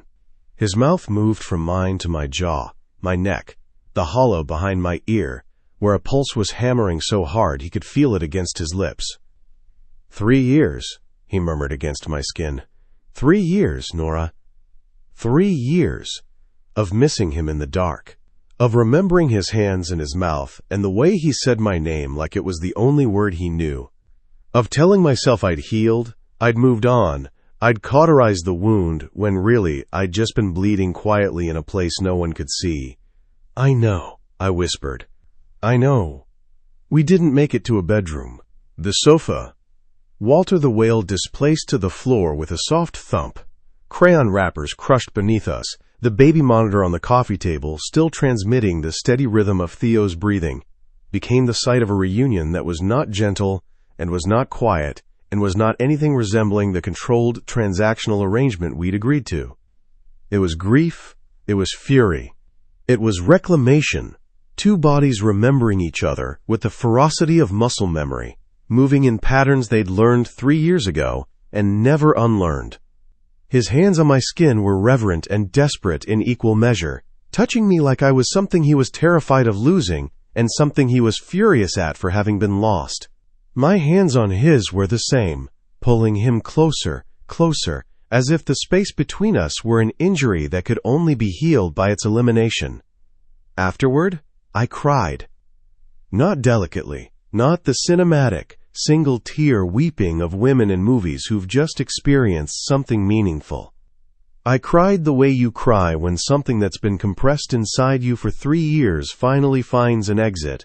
Loud, ugly, full-body sobs that shook my ribcage and soaked his shirt and emerged from a depth I hadn't known I possessed. Callum held me. He didn't ask me to stop, didn't ask what was wrong, didn't try to fix it or solve it or analyze it the way he analyzed everything else. He just held me, his arms around me, his chin on the top of my head, his chest absorbing the shock waves of my grief like a breakwater absorbs a storm. And when the crying slowed, when the sobs became hiccups, and the hiccups became ragged breaths, and the ragged breaths became something approximating quiet, he said into my hair, so softly I almost didn't hear it, "I'm sorry." 2 words. The first apology Callum Maguire had offered me in the entire time I'd known him. Not for a specific act, not for a particular failure, for everything. For the man he'd been, for the choices he'd made, for the 3 years I'd spent alone because he was the kind of person a woman had to run from to survive. "I know," I said, and I did. I knew it, the way I knew the sound of Theo's breathing, and the weight of his body in my arms, and the color of the eyes he'd inherited from the man holding me now. Deeply, cellularly, in a place beyond logic or reason or the careful calculations I'd been running for 3 years. I fell asleep on his chest, on the sofa, in the living room of a penthouse, on the 32nd floor of a glass tower in Chicago, with the city below us and the sound of our son's breathing on the monitor, and the crayon drawing of 3 people with green eyes taped to the refrigerator in the kitchen behind us. I slept more deeply than I had in 3 years. Thames chimes, Thames chimes. I woke to silence and an empty sofa. The blanket Callum had draped over me was still warm. The monitor on the coffee table glowed green. Theo breathing, steady, safe. The apartment was dark except for a line of light beneath Callum's office door. I sat up. My body felt strange, wrung out, tender, the pleasant ache of muscles reawakened after a long dormancy. I wrapped the blanket around my shoulders and stood, intending to check on Theo, intending to brush my teeth, intending to do any of the normal things a person does at. I checked the microwave clock, 3:17 a.m. Callum's phone was on the kitchen counter. I don't know what made me look at it. Instinct, maybe. The same low-frequency alarm that had kept me alive for 3 years, the sense that not everything was as settled as the warm blanket and the deep sleep suggested. Or maybe just the old habit of a woman who had survived by gathering information, by never trusting that safety was permanent, by always keeping one eye on the nearest exit. The screen was locked, but the notification was visible, a text message previewed on the lock screen from a contact listed only as D. 5 words. That was all it took. 5 words to turn the warmth in my chest to ice, and the trust I'd been building, brick by brick, night by night, crayon drawing by crayon drawing, into rubble. The Volkov meeting is set. Bring the boy as collateral or the deal is off. D. The boy. The boy. Not Theo, not your son, the boy. The same dehumanizing, tactical language Declan had used from the beginning. The language of a man who saw my child not as a person, but as a piece on a board, as currency, as something to be brought to a meeting and laid on the table alongside territory maps and financial statements. Bring the boy as collateral. My hands were shaking, a full-body tremor that started in my fingers and traveled up my arms and into my chest, where it met the residual warmth of Callum's body and his whispered apology and the feeling of his hands on my skin, and converted all of it, every tender, unguarded, foolish moment, into fuel for the oldest, most reliable engine I possessed. Fear.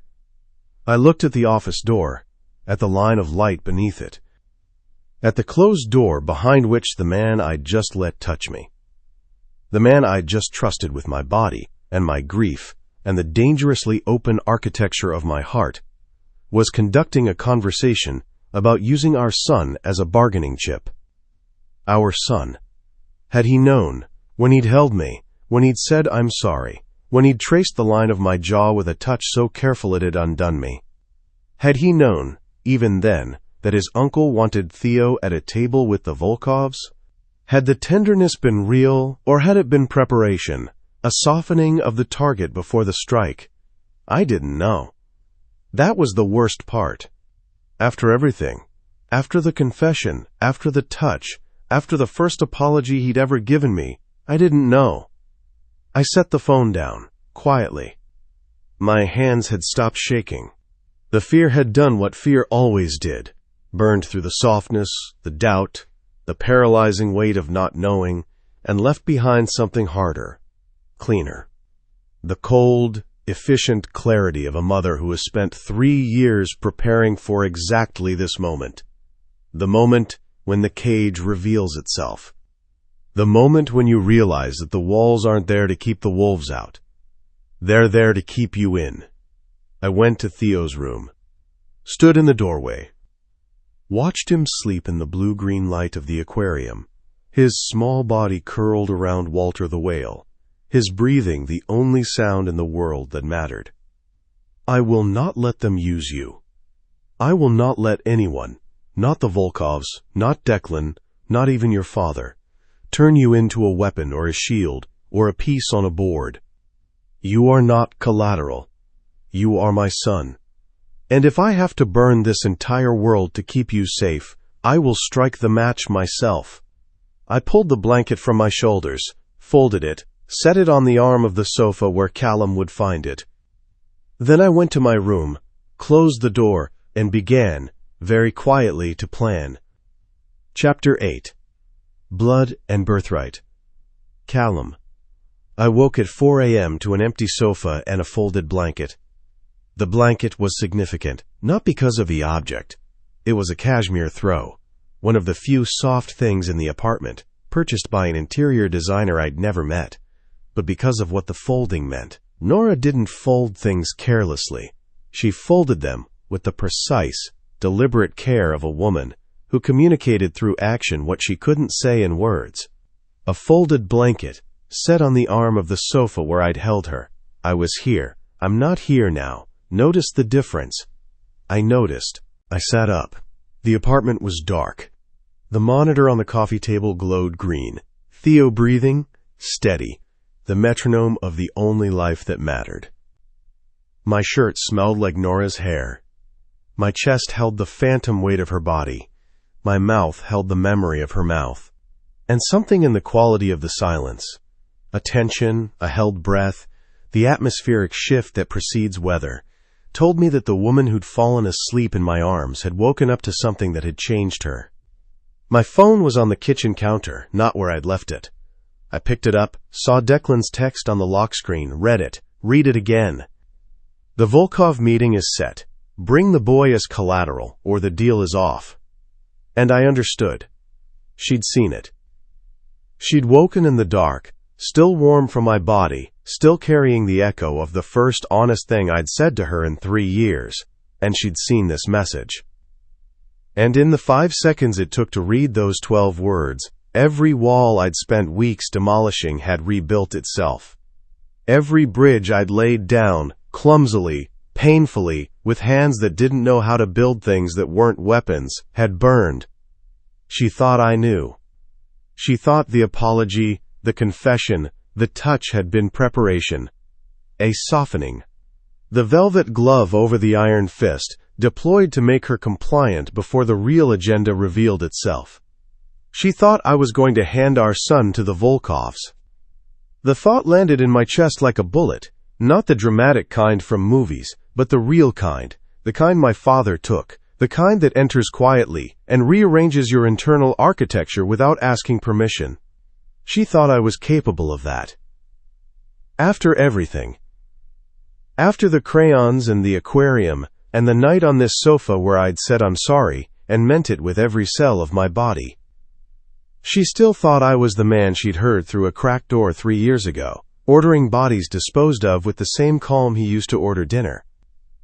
And the worst part, the part that made me want to put my fist through the marble countertop, was that she had reason to think it. She had 3 years of reason. She had a lifetime of evidence. She had the fundamental, inescapable truth that I had been that man. For 20 years. That the man who'd held her last night, and the man who'd ordered deaths over a desk, were the same person, living in the same body, sharing the same hands. The question was which one she'd wake up next to. The question was which one I'd choose to be. I set the phone down, walked to the hallway. Her door was closed.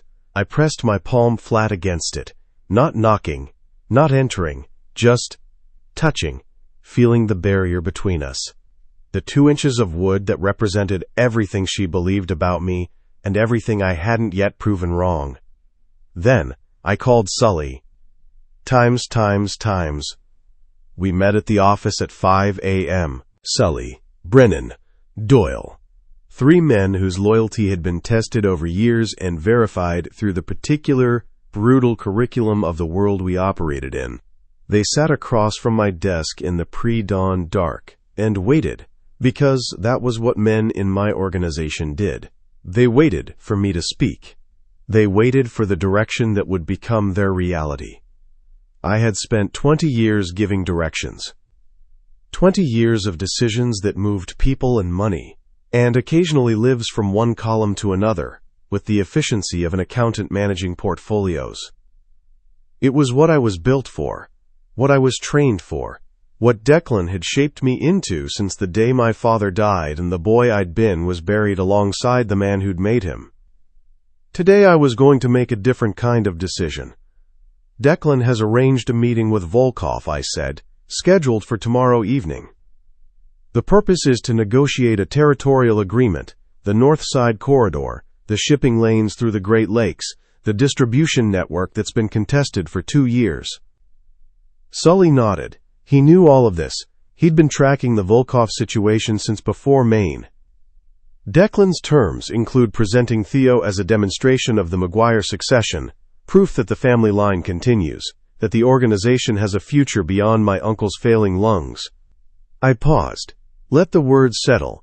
Volkov's terms, communicated through Fiona's back channel, include the boy's presence at the table, as collateral, as leverage to ensure my compliance with whatever concessions Victor extracts. The room was silent, the kind of silence that has mass. The meeting will not happen, I said. Declan's arrangement will not proceed. Theo will not be in any room where Viktor Volkov or his people can see him, speak to him, or learn anything about him beyond what they already know. This is not a negotiating position. This is a statement of fact. Brennan shifted in his chair. The small, instinctive movement of a man recalculating the landscape of his loyalty. Boss, Sully said. Careful. Measured. Declan won't accept that. He'll view it as insubordination. He'll move to... Declan will accept it because by the time the meeting was supposed to take place, Declan will no longer be making decisions. The silence changed, deepened, became something structural. The silence of a room in which the fundamental order of power had just been renegotiated in a single sentence. You're taking over, Sully said, not a question. I'm taking what's been mine since my father died, and Declan decided to hold it in trust for a nephew he could shape into his own image. I stood, moved to the window. The city was waking, early light catching the river, turning it from black to gray to something that, if you were generous, you might call silver. My uncle is dying. He has been dying for 2 years. The succession question has been open for longer than that. And every delay, every postponement, every strategic marriage and territorial negotiation he's orchestrated has been designed to extend his own relevance. I've allowed it because I respected him. Because he raised me. Because the boy who knelt in his father's blood needed someone to tell him what to do, and Declan was the one who did. I turned from the window. But that boy is gone, and the man who replaced him has a son. And the man who has a son does not allow anyone, not his uncle, not the Volkovs, not any force on this earth, to use that child as currency. Sully looked at Brennan. Brennan looked at Doyle. Doyle looked at Sully. A triangulation of loyalty, performed in silence, decided in seconds. What do you need? Sully asked. First, Nora and Theo to the safe house in Lake Forest. the one we maintain for witness relocation. Full security detail. Nora doesn't know about Declan's text. I stopped. Corrected.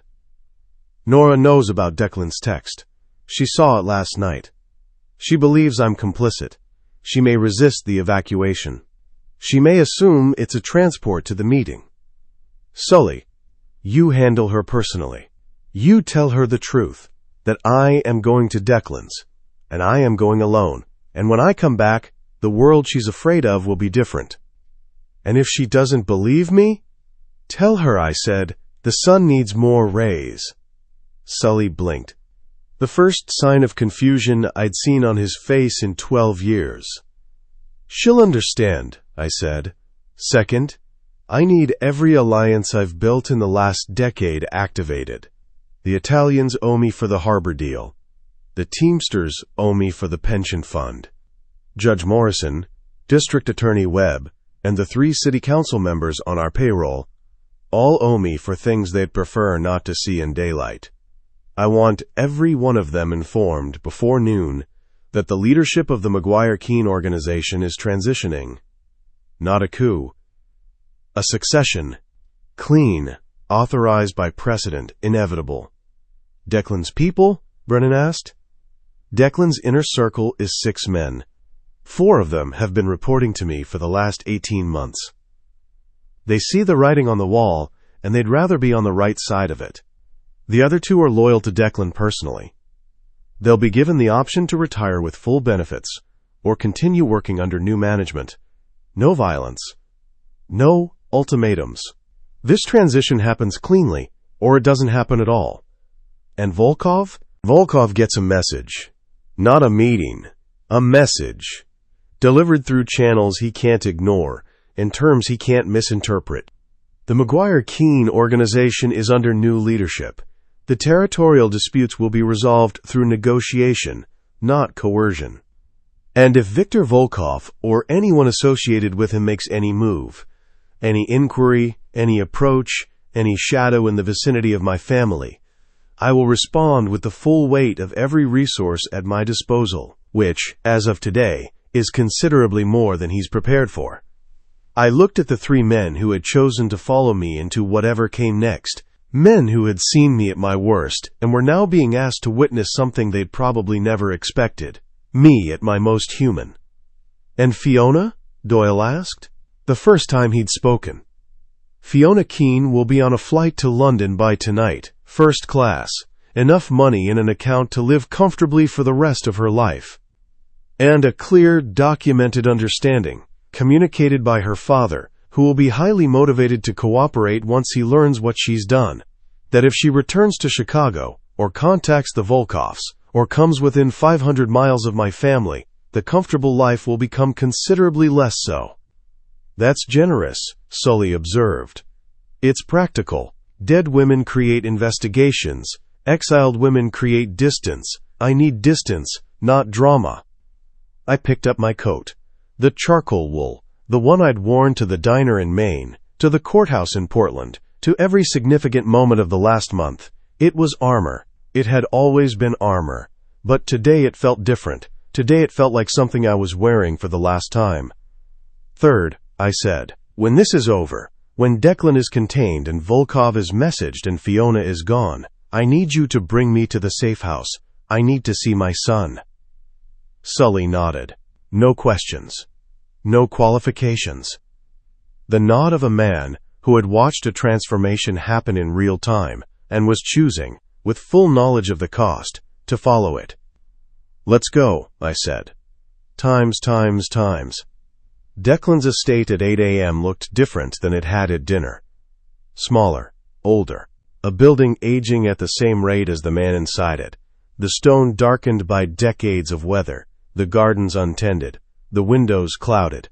The monument my great-grandfather had built with blood money was returning to the earth, one brick at a time, and the man who'd maintained it through sheer force of will was running out of will. I walked in without knocking. Through the front hall with its portraits of dead McGuires. My great-grandfather, my grandfather, my father, all of them staring down from oil-painted faces, with the same green eyes that now existed in a 3-year-old boy who drew fish. Through the dining room where Nora had held my hand beneath the table. Into the study, where Declan spent his mornings because the study had the best light and he needed the light now. Needed it to see the documents, the phones, the chess pieces. He moved across a board that represented an empire he was losing the strength to control. He was in his chair, an oxygen cannula in his nose. New, since the dinner, the disease was accelerating. His hands, resting on the arms of the chair, were skeletal. His face was the face of a man being consumed from the inside by his own biology, and the fury of that consumption, the rage of a powerful man rendered powerless by his own lungs, burned in his eyes like a lamp behind a curtain. "Callum," his voice was thinner than last time, wet. "You're early. The meeting isn't until tomorrow." "The meeting is cancelled." I didn't sit. Sitting would have placed me below him. His chair was elevated, a throne by design, positioned to ensure that everyone in the room looked up at Declan Maguire. I stood in the center of the study, between the chess table and the fireplace, and the portrait of my father that hung above the mantel, watching from oil and canvas with green eyes that saw everything and said nothing. Declan's jaw tightened, a pulse of muscle beneath papery skin. "Explain." "There is no meeting with Volkov. There is no territorial negotiation conducted with my son as a bargaining chip. There is no version of this organization's future that involves a 3-year-old boy being placed in a room with a man who uses children as leverage." "You're being emotional." "I'm being clear, which I should have been from the beginning." Declan reached for the oxygen regulator on the table beside him, adjusted it. The hiss of compressed air filled the room, a mechanical breathing, a machine keeping a man alive so he could continue making decisions that endangered a child. "The boy is a Maguire," Declan said. "He inherits the obligations of this name along with its protections. That is how this family has survived for 4 generations. Every member contributes. Every member serves. He is 3 years old. You were 14 when you served. When you stood beside your father's coffin and shook hands with men who'd killed for him and smiled and told them the family was strong. You were 14 and you did what was required because that is what Maguires do. And it destroyed me." The words fell into the room like a stone into still water. Declan's eyes widened, fractionally, the only sign of surprise his discipline permitted. But I saw it. I'd shocked him. In 61 years of navigating a world built on violence and transaction, Declan Maguire had not expected his nephew to stand in his study and say, simply and without embellishment, that the life he'd been given had destroyed him. "It destroyed me," I repeated. "What you did, what you built me into, was effective. I don't dispute that. I am very good at what I do. I am feared. I am respected. I control territory and resources and men. And I am hollow. I have been hollow for 20 years. I have lived in a penthouse with no art on the walls, and no food in the kitchen, and no sound except my own breathing. And I have told myself that this was discipline, that this was strength, that the absence of everything human was the price of being powerful." I stepped closer, close enough that Declan had to tilt his head back to look at me, which reversed the geometry of the room, the throne, the elevation, the careful architecture of dominance, and placed me above him for the first time in either of our lives. "I have a son," I said. "He draws suns with too many rays. He believes fish have feelings. He trusts every person he meets until they give him a reason not to. He is everything I was before you got hold of me, and I will not let you do to him what you did to me." Declan's breathing was audible now, labored. The oxygen cannula hissed. His hands gripped the arms of his chair with a force that whitened his already white knuckles. "You're taking over," he said, not a question. The same words Sully had used, but from Declan's mouth they carried a different weight, the weight of a man who had seen this coming and fought against it, and was now, finally, watching it arrive. "I'm taking what's mine, what was always mine, what you held because I let you hold it, out of loyalty and grief and the debt I owed to a man who raised me when my father couldn't." And the debt is paid? The debt was paid the day I stopped being a person and became a function. The day I lost the ability to feel anything except the satisfaction of a job well done and the particular cold pleasure of watching enemies fail. You built a weapon, Declan. A very effective weapon. But weapons don't have families. They don't have sons. They don't wake up at 2 a.m. to hold a crying child's hand and realize that the most important thing they've ever done is sit still in the dark. My uncle was quiet for a long time. The oxygen hissed. The portraits watched. Outside the window, the morning advanced, light spreading across the overgrown gardens and the crumbling stone walls, and the estate that had housed 4 generations of Maguires and would house no more. Your father, Declan said. His voice was different, thinner, stripped of its usual tactical overlay.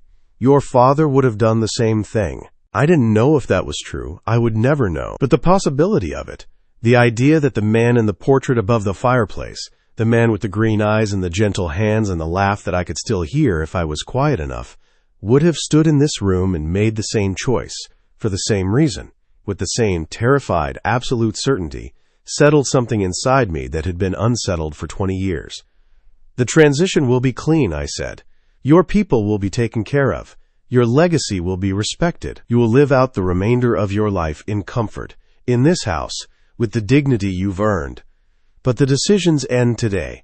The chessboard is mine now. Declan looked at me the way he'd looked at me the day my father died, assessing, calculating, but beneath the calculation, something else, something he'd never shown me, and that I'd never known he possessed. Pride. Not the transactional pride of a mentor whose student had performed well. Something older, simpler, the pride of a man watching someone he loved become something better than he'd been. Take care of the boy, Callum, he said, quiet, final. Don't make the mistakes I made. I'll make different ones. That's all any of us can hope for. I turned and walked out of the study, through the dining room, through the front hall, past the portraits of dead men whose blood ran in my veins, and in the veins of a boy with too many crayons and not enough wall space. The morning air hit me like a baptism, cold, clean, bright. I got in the car, picked up the phone, called Sully. It's done. Status? Declan's people have been contacted. 4 confirmed. The other 2 are considering. Fiona's father has been informed. He's cooperating. She's booked on the 6 p.m. to Heathrow.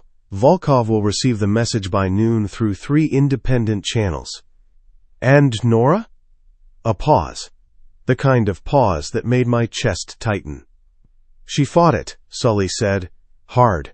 When I got to the penthouse, she had a bag packed, and the boy in her arms, and she was heading for the elevator. I told her what you told me to say. The sun needs more rays. Yeah. She stopped, looked at me for a long time. Then she said, take us to the safe house. Didn't argue after that. Didn't speak the whole drive. She's there now. Theo's playing in the yard. Playing in the yard. My son was playing in the yard while his father dismantled an empire and rebuilt it from the foundation. My son was playing in the sun. I'm on my way, I said. Them's times. The safe house in Lake Forest was a stone cottage on 2 acres of woods bordering the lake. Nothing like the penthouse, nothing like the estate. It was small, warm, surrounded by trees whose bare branches were just beginning to show the first furred buds of early spring. There was a yard, actual grass, actual dirt, the kind of outdoor space that existed for the purpose of children running across it, and dogs chasing things, and people sitting on porches watching the light change. I parked on the gravel drive, sat in the car for 30 seconds, not because I was uncertain.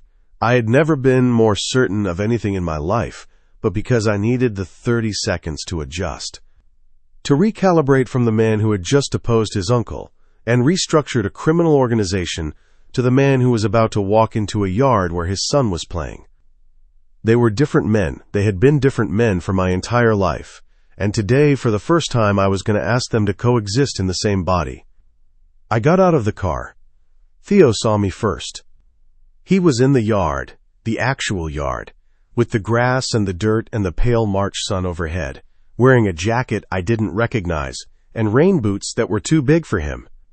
He was crouched beside a puddle, examining something in the mud with the forensic intensity of a child who has discovered that the outdoors is full of mysteries. When he heard the car door, his head came up. Those eyes, green, clear, containing everything I'd been and everything I wanted to be, found me across the yard. He stood, grinned, and ran. Not the careful, measured pace of a child who'd been taught to walk on marble floors, a full sprint. Arms pumping, rain boots flopping, face split by a joy so uncomplicated and so complete that it dismantled every remaining defense I possessed. He ran across the yard with the abandon of a person who had not yet learned that the world contained anything worth running from, and when he reached me, he held up his arms, that universal devastating gesture, the toddler imperative, the most powerful command in any language, and said, "Up." I picked him up. 32 pounds. The weight of everything, the weight of nothing. My son in my arms, his muddy boots against my charcoal coat, his small hands grabbing my collar, his face inches from mine. Green eyes to green eyes, father to son, the unbroken line of a family that had, for 4 generations, expressed love through violence, and was now, in a yard in Lake Forest, learning a different language. "I found a worm," Theo announced. "It was really long. Sully said it was disgusting, but I think it was brave." Brave? Yeah, because it lives in the dirt and it doesn't have eyes and it still goes everywhere. That's brave.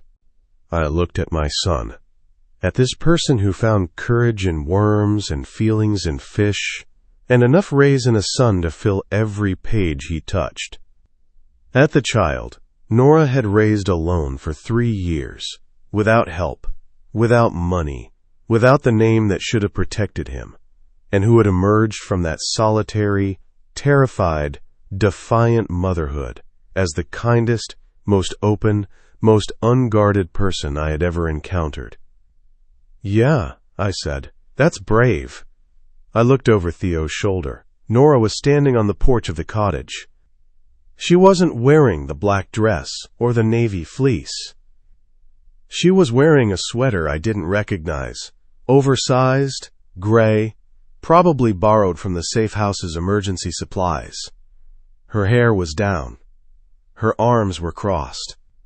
Her face held the expression of a woman who had spent the last 8 hours in a state of sustained terror and had emerged on the other side into something that was not yet peace, but was no longer war. I walked toward her, Theo on my hip, mud on my coat, the morning light catching the yard and the trees and the lake beyond them in a way that made everything look new. Not beautiful. The world was too complicated for beauty, but new, possible, unwritten. I stopped at the base of the porch steps, looked up at her. "It's done," I said. "Declan has stepped down. Fiona is being removed. Volkov has been messaged. The meeting is cancelled. No one touches what's mine. Not ever again." Nora stared at me. Her eyes were red. Not from crying, from the particular exhausting alertness of a woman who had not slept and had not stopped watching and had not, for a single moment, released her grip on the readiness to run. "I saw the text," she said, "on your phone, last night." "I know. I thought. I know what you thought." A beat, 2, 3. The silence was full of everything. The text, the terror, the folded blanket, the night on the sofa, the 3 years before that, the 5 months before those. "You didn't know about it," she said. Not a question, a recalibration.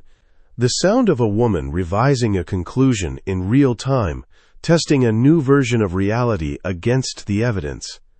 "I didn't know. Declan sent it while I was in my office. I was on the phone with Sully planning the countermove. I didn't see the text until this morning, after you'd already seen it. You could have woken me up, could have told me. I could have, but you were asleep, and you'd been afraid for 3 years, and you'd finally stopped being afraid long enough to close your eyes, and I didn't want to be the person who took that from you. I wanted to fix it first. I wanted to hand you a world that was safe before asking you to live in it." her arms uncrossed. Her hands hung at her sides. Her face did something that I'd never seen it do. Not the guarded neutrality, not the defensive blankness, not the careful performance of a woman managing her own survival. Something open, something unprotected, something that cost her everything, and gave me everything, and existed for exactly as long as it took her to descend 2 porch steps and stand in front of me, with the morning light on her face, and our son between us. "The sun needs more rays," she said, quiet, almost a whisper. "Yes. That's what you told Sully to say, to convince me." "It wasn't to convince you. It was to tell you who I am, the man who noticed what Theo's sons looked like, the man who understood what they meant, not the man in the text, not the man your fear expected to find." Theo, who had been remarkably patient during this exchange, chose this moment to insert himself into the conversation with the diplomatic finesse of a 3-year-old diplomat. "Mama, Callum's coat is dirty," he said, pointing at the mud his boots had transferred. "Sorry." I looked at the mud on my charcoal coat, at the handprints and boot marks and smears of earth that had turned the most expensive garment I owned into evidence of a child's love. "Don't apologize," I said. "I never liked this coat." Nora laughed. A real laugh, broken and wet, and full of everything that had happened in the last 24 hours, and the last 3 years, and the last month of impossible, terrifying, world-altering proximity. She laughed, and the sound of it in the morning air, in the yard, in the light, in the space between the life we'd been surviving and the life we might build, was the most human sound I'd ever heard. She stepped forward, put her hand on my chest. Over the heart she'd spent 3 years running from, and that had spent 3 years beating with the particular, mechanical persistence of an organ that refused to accept that the person it beat for was gone. "Stay," she said. "Not a question, a decision." The same word I would ask her every morning, for the rest of my life, given back to me now, in a yard in Lake Forest, with mud on my coat, and my son in my arms, and the woman I loved standing in front of me, with her hand on my heart, and her eyes full of something that had no name, because language hadn't been invented to hold it. "Always," I said. "Epilogue. Green eyes. Nora." The house smelled like paint.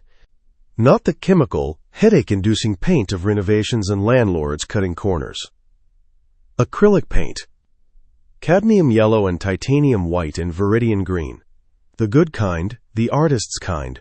Squeezed from tubes onto a palette that Callum had bought me for my birthday without telling me he'd bought it, which was his preferred method of gift-giving.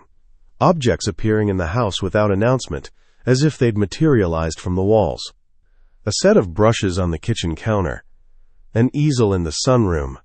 A complete set of professional-grade acrylics in a wooden case that I'd opened and stared at for 10 minutes, and then closed, and then opened again, because I'd forgotten what it felt like to want something for myself, and the wanting was so sharp it took my breath away. I was painting again. Not well, not yet. 3 years of dormancy had rusted the machinery, the hand-eye coordination, the instinct for color, the particular patience required to build an image layer by layer from nothing, but the motion was there. The muscle memory, the meditative, almost spiritual act of looking at a blank surface and deciding to fill it with something that hadn't existed before. I was painting the lake. Not Lake Michigan, the one outside our window. The house in Lake Forest had become permanent 3 months after the safe house.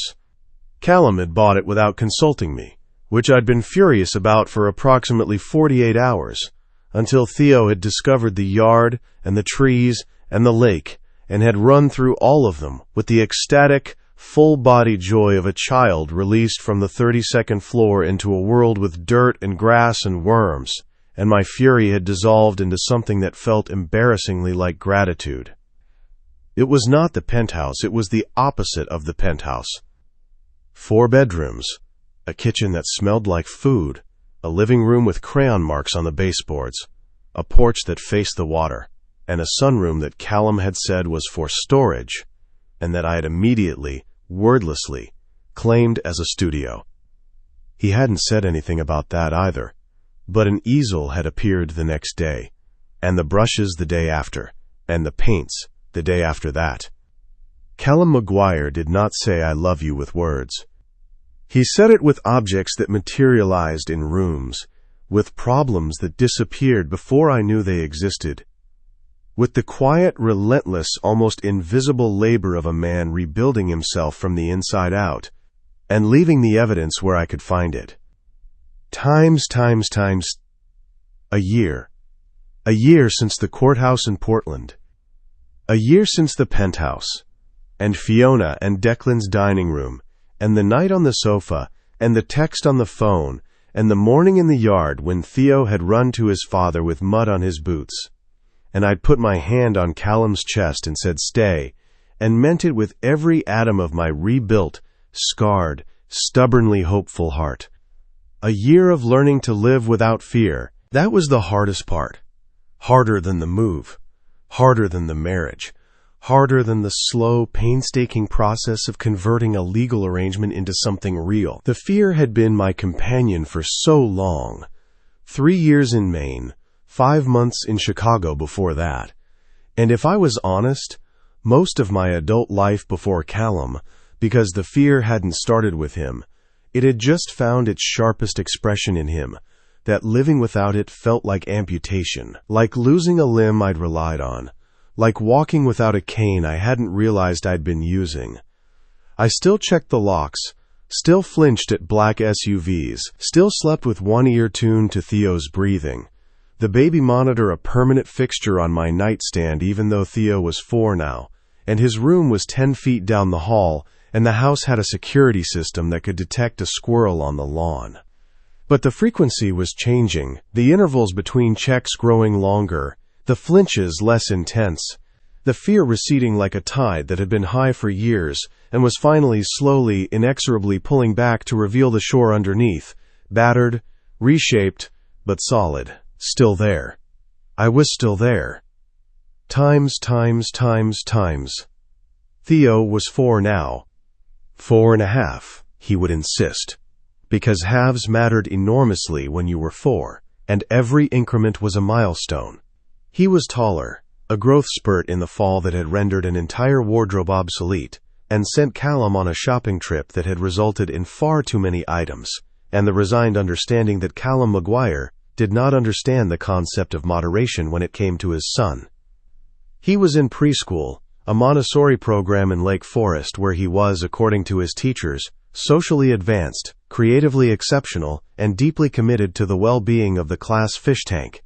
The fish tank commitment had involved a 3-day campaign to upgrade the school's goldfish to saltwater tropical fish, complete with a presentation Theo had delivered to his class involving hand-drawn diagrams and an impassioned speech about fish happiness.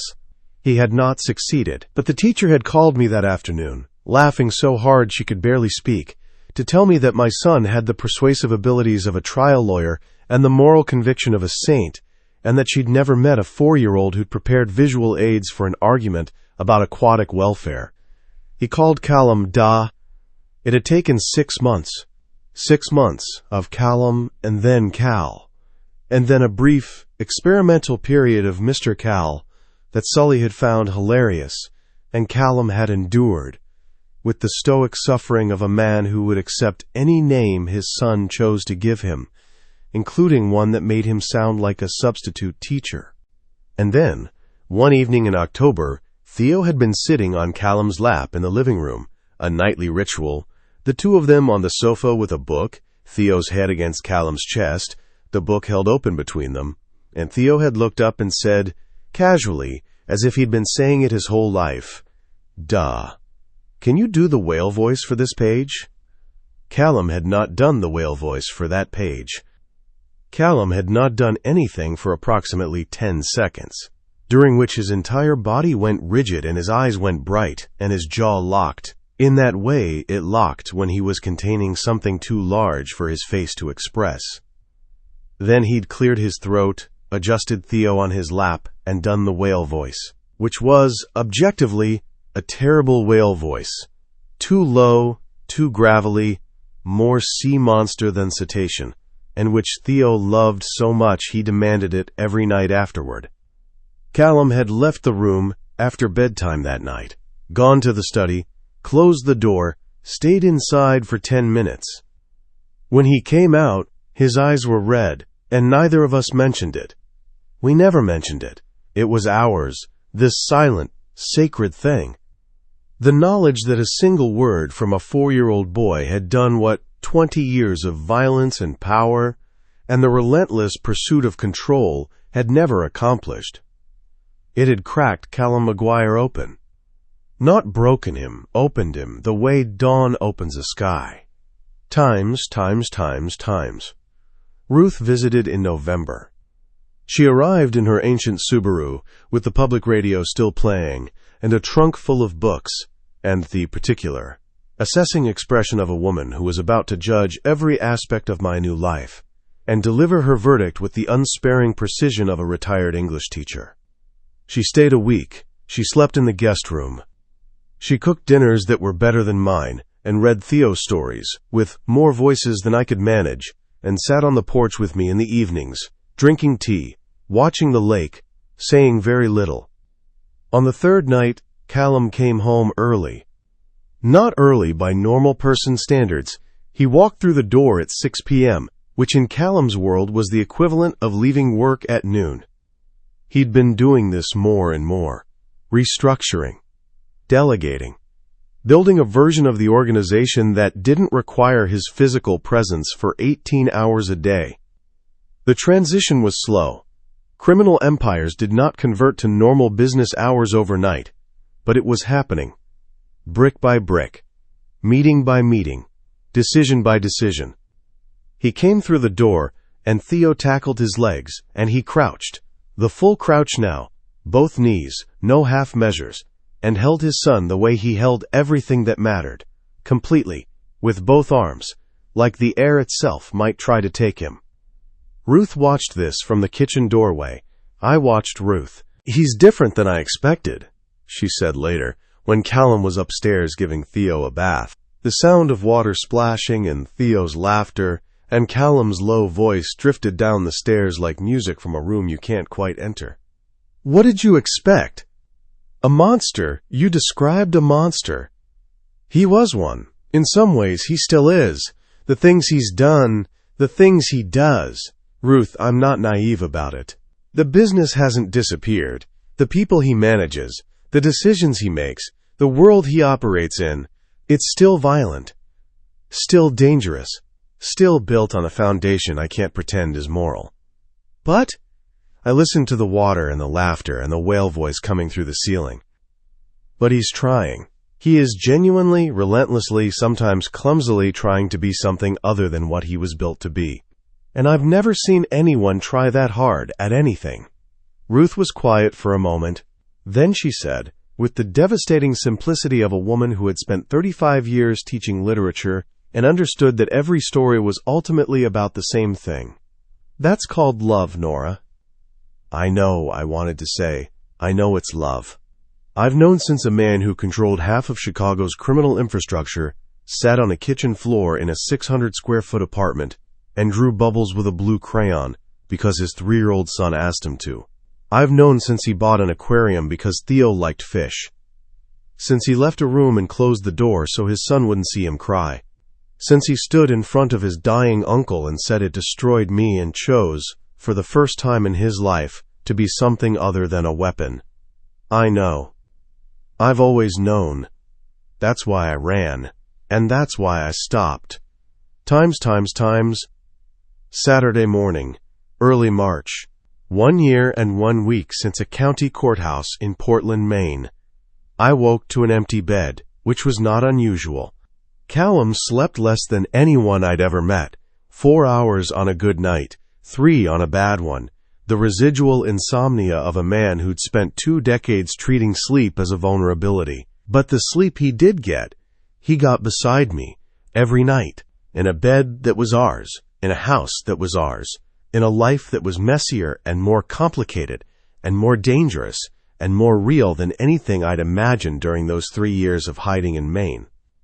I pulled on a sweater, padded barefoot down the hallway. Theo's door was open, his bed empty, Walter the whale abandoned on the pillow. The house was quiet. The early morning quiet that exists before the world remembers it has things to do. I found them on the porch. Callum was sitting in the Adirondack chair, the one he'd claimed as his, though he'd never said so, because Callum claimed things through presence rather than declaration. Theo was on his lap. They were both facing the lake, watching the sun rise over the water. The sky was doing that thing it did in early March, layered, uncertain, caught between winter and spring, the light coming in soft and gold and tentative, like it wasn't sure yet whether the world deserved it. Theo was talking. Of course Theo was talking. Theo was always talking. The stream of consciousness had evolved over the last year, from simple observations into complex, philosophical inquiries that frequently left adults speechless and once caused a preschool teacher to email me the sentence, "Your son asked me today if the color blue feels sad about being the color of sadness, and I have not recovered." This morning's topic appeared to be the sun, and it comes up every day, every day, even when it's cloudy, even when you can't see it, it's still there. "That's true," Callum said. His voice was low, rough with mourning and something else. The particular, attentive gentleness he used only with Theo, the voice of a man who had learned tenderness the way some people learn a second language, late and imperfectly, and with an accent he'd never fully lose. "So it's brave, right? Like the worm, because it just keeps coming even when nobody asks it to." "Yeah, that's brave." "Da? Is Mama brave?" A pause.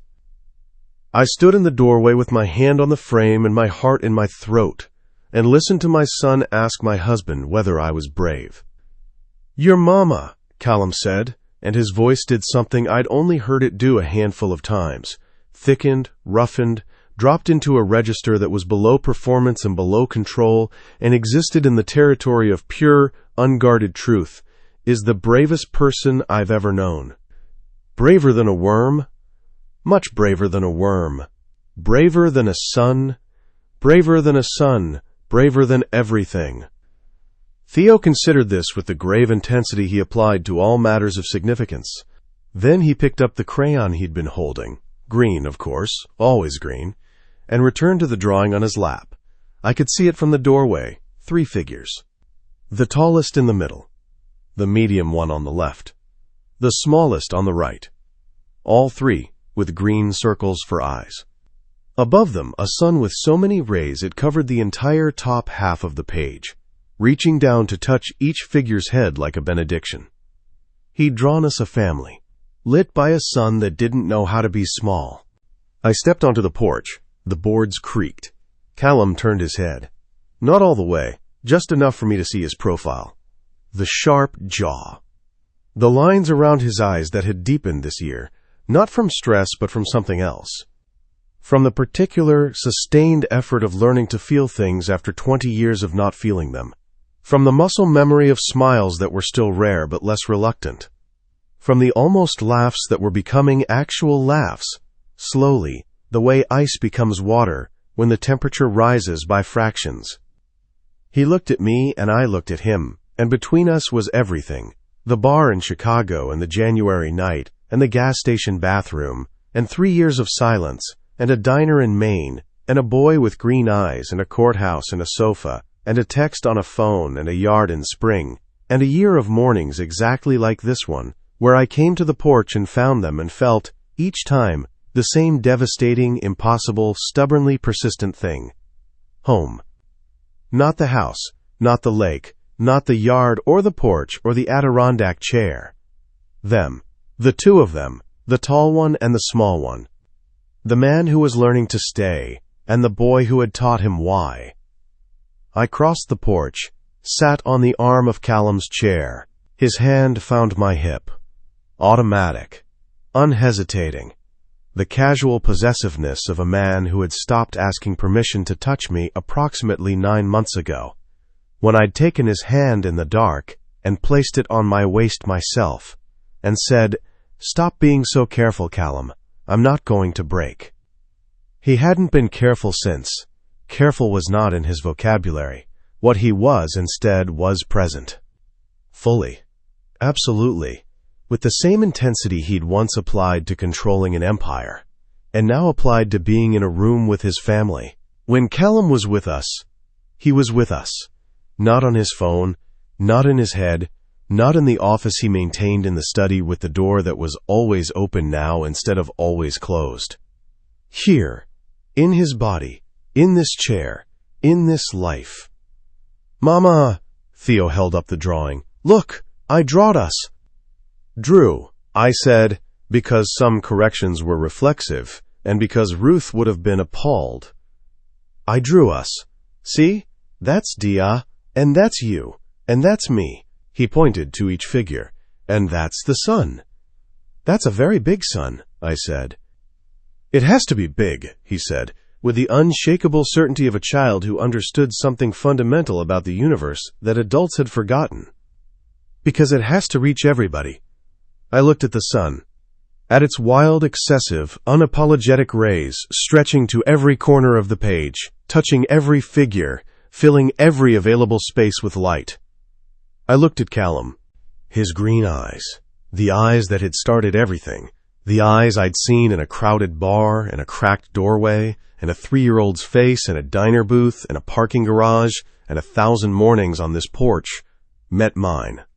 In them was everything he still couldn't say easily, and everything he was learning to show, the apology that had become a practice rather than a single utterance, the tenderness that still surprised him when it surfaced, like a language he was teaching himself by immersion, the love that he expressed not in grand declarations, but in easels that appeared in sunrooms and whale voices at bedtime, and the simple, extraordinary act of being here, every morning, without fail, without absence, without the distance that had defined him for 20 years, and that a 4-year-old with a green crayon had, through some alchemy of genetics and grace, dissolved. He reached for my hand. I gave it to him.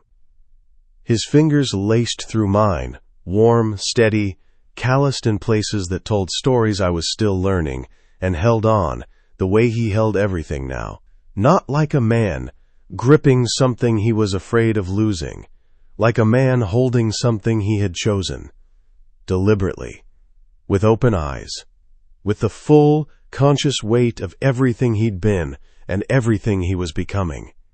"Stay?" he asked, like he did every morning.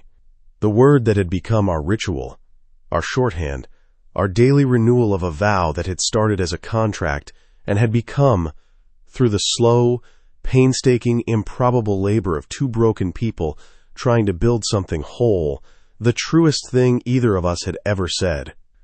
I looked at the sun on Theo's drawing, at its too many rays reaching for everything.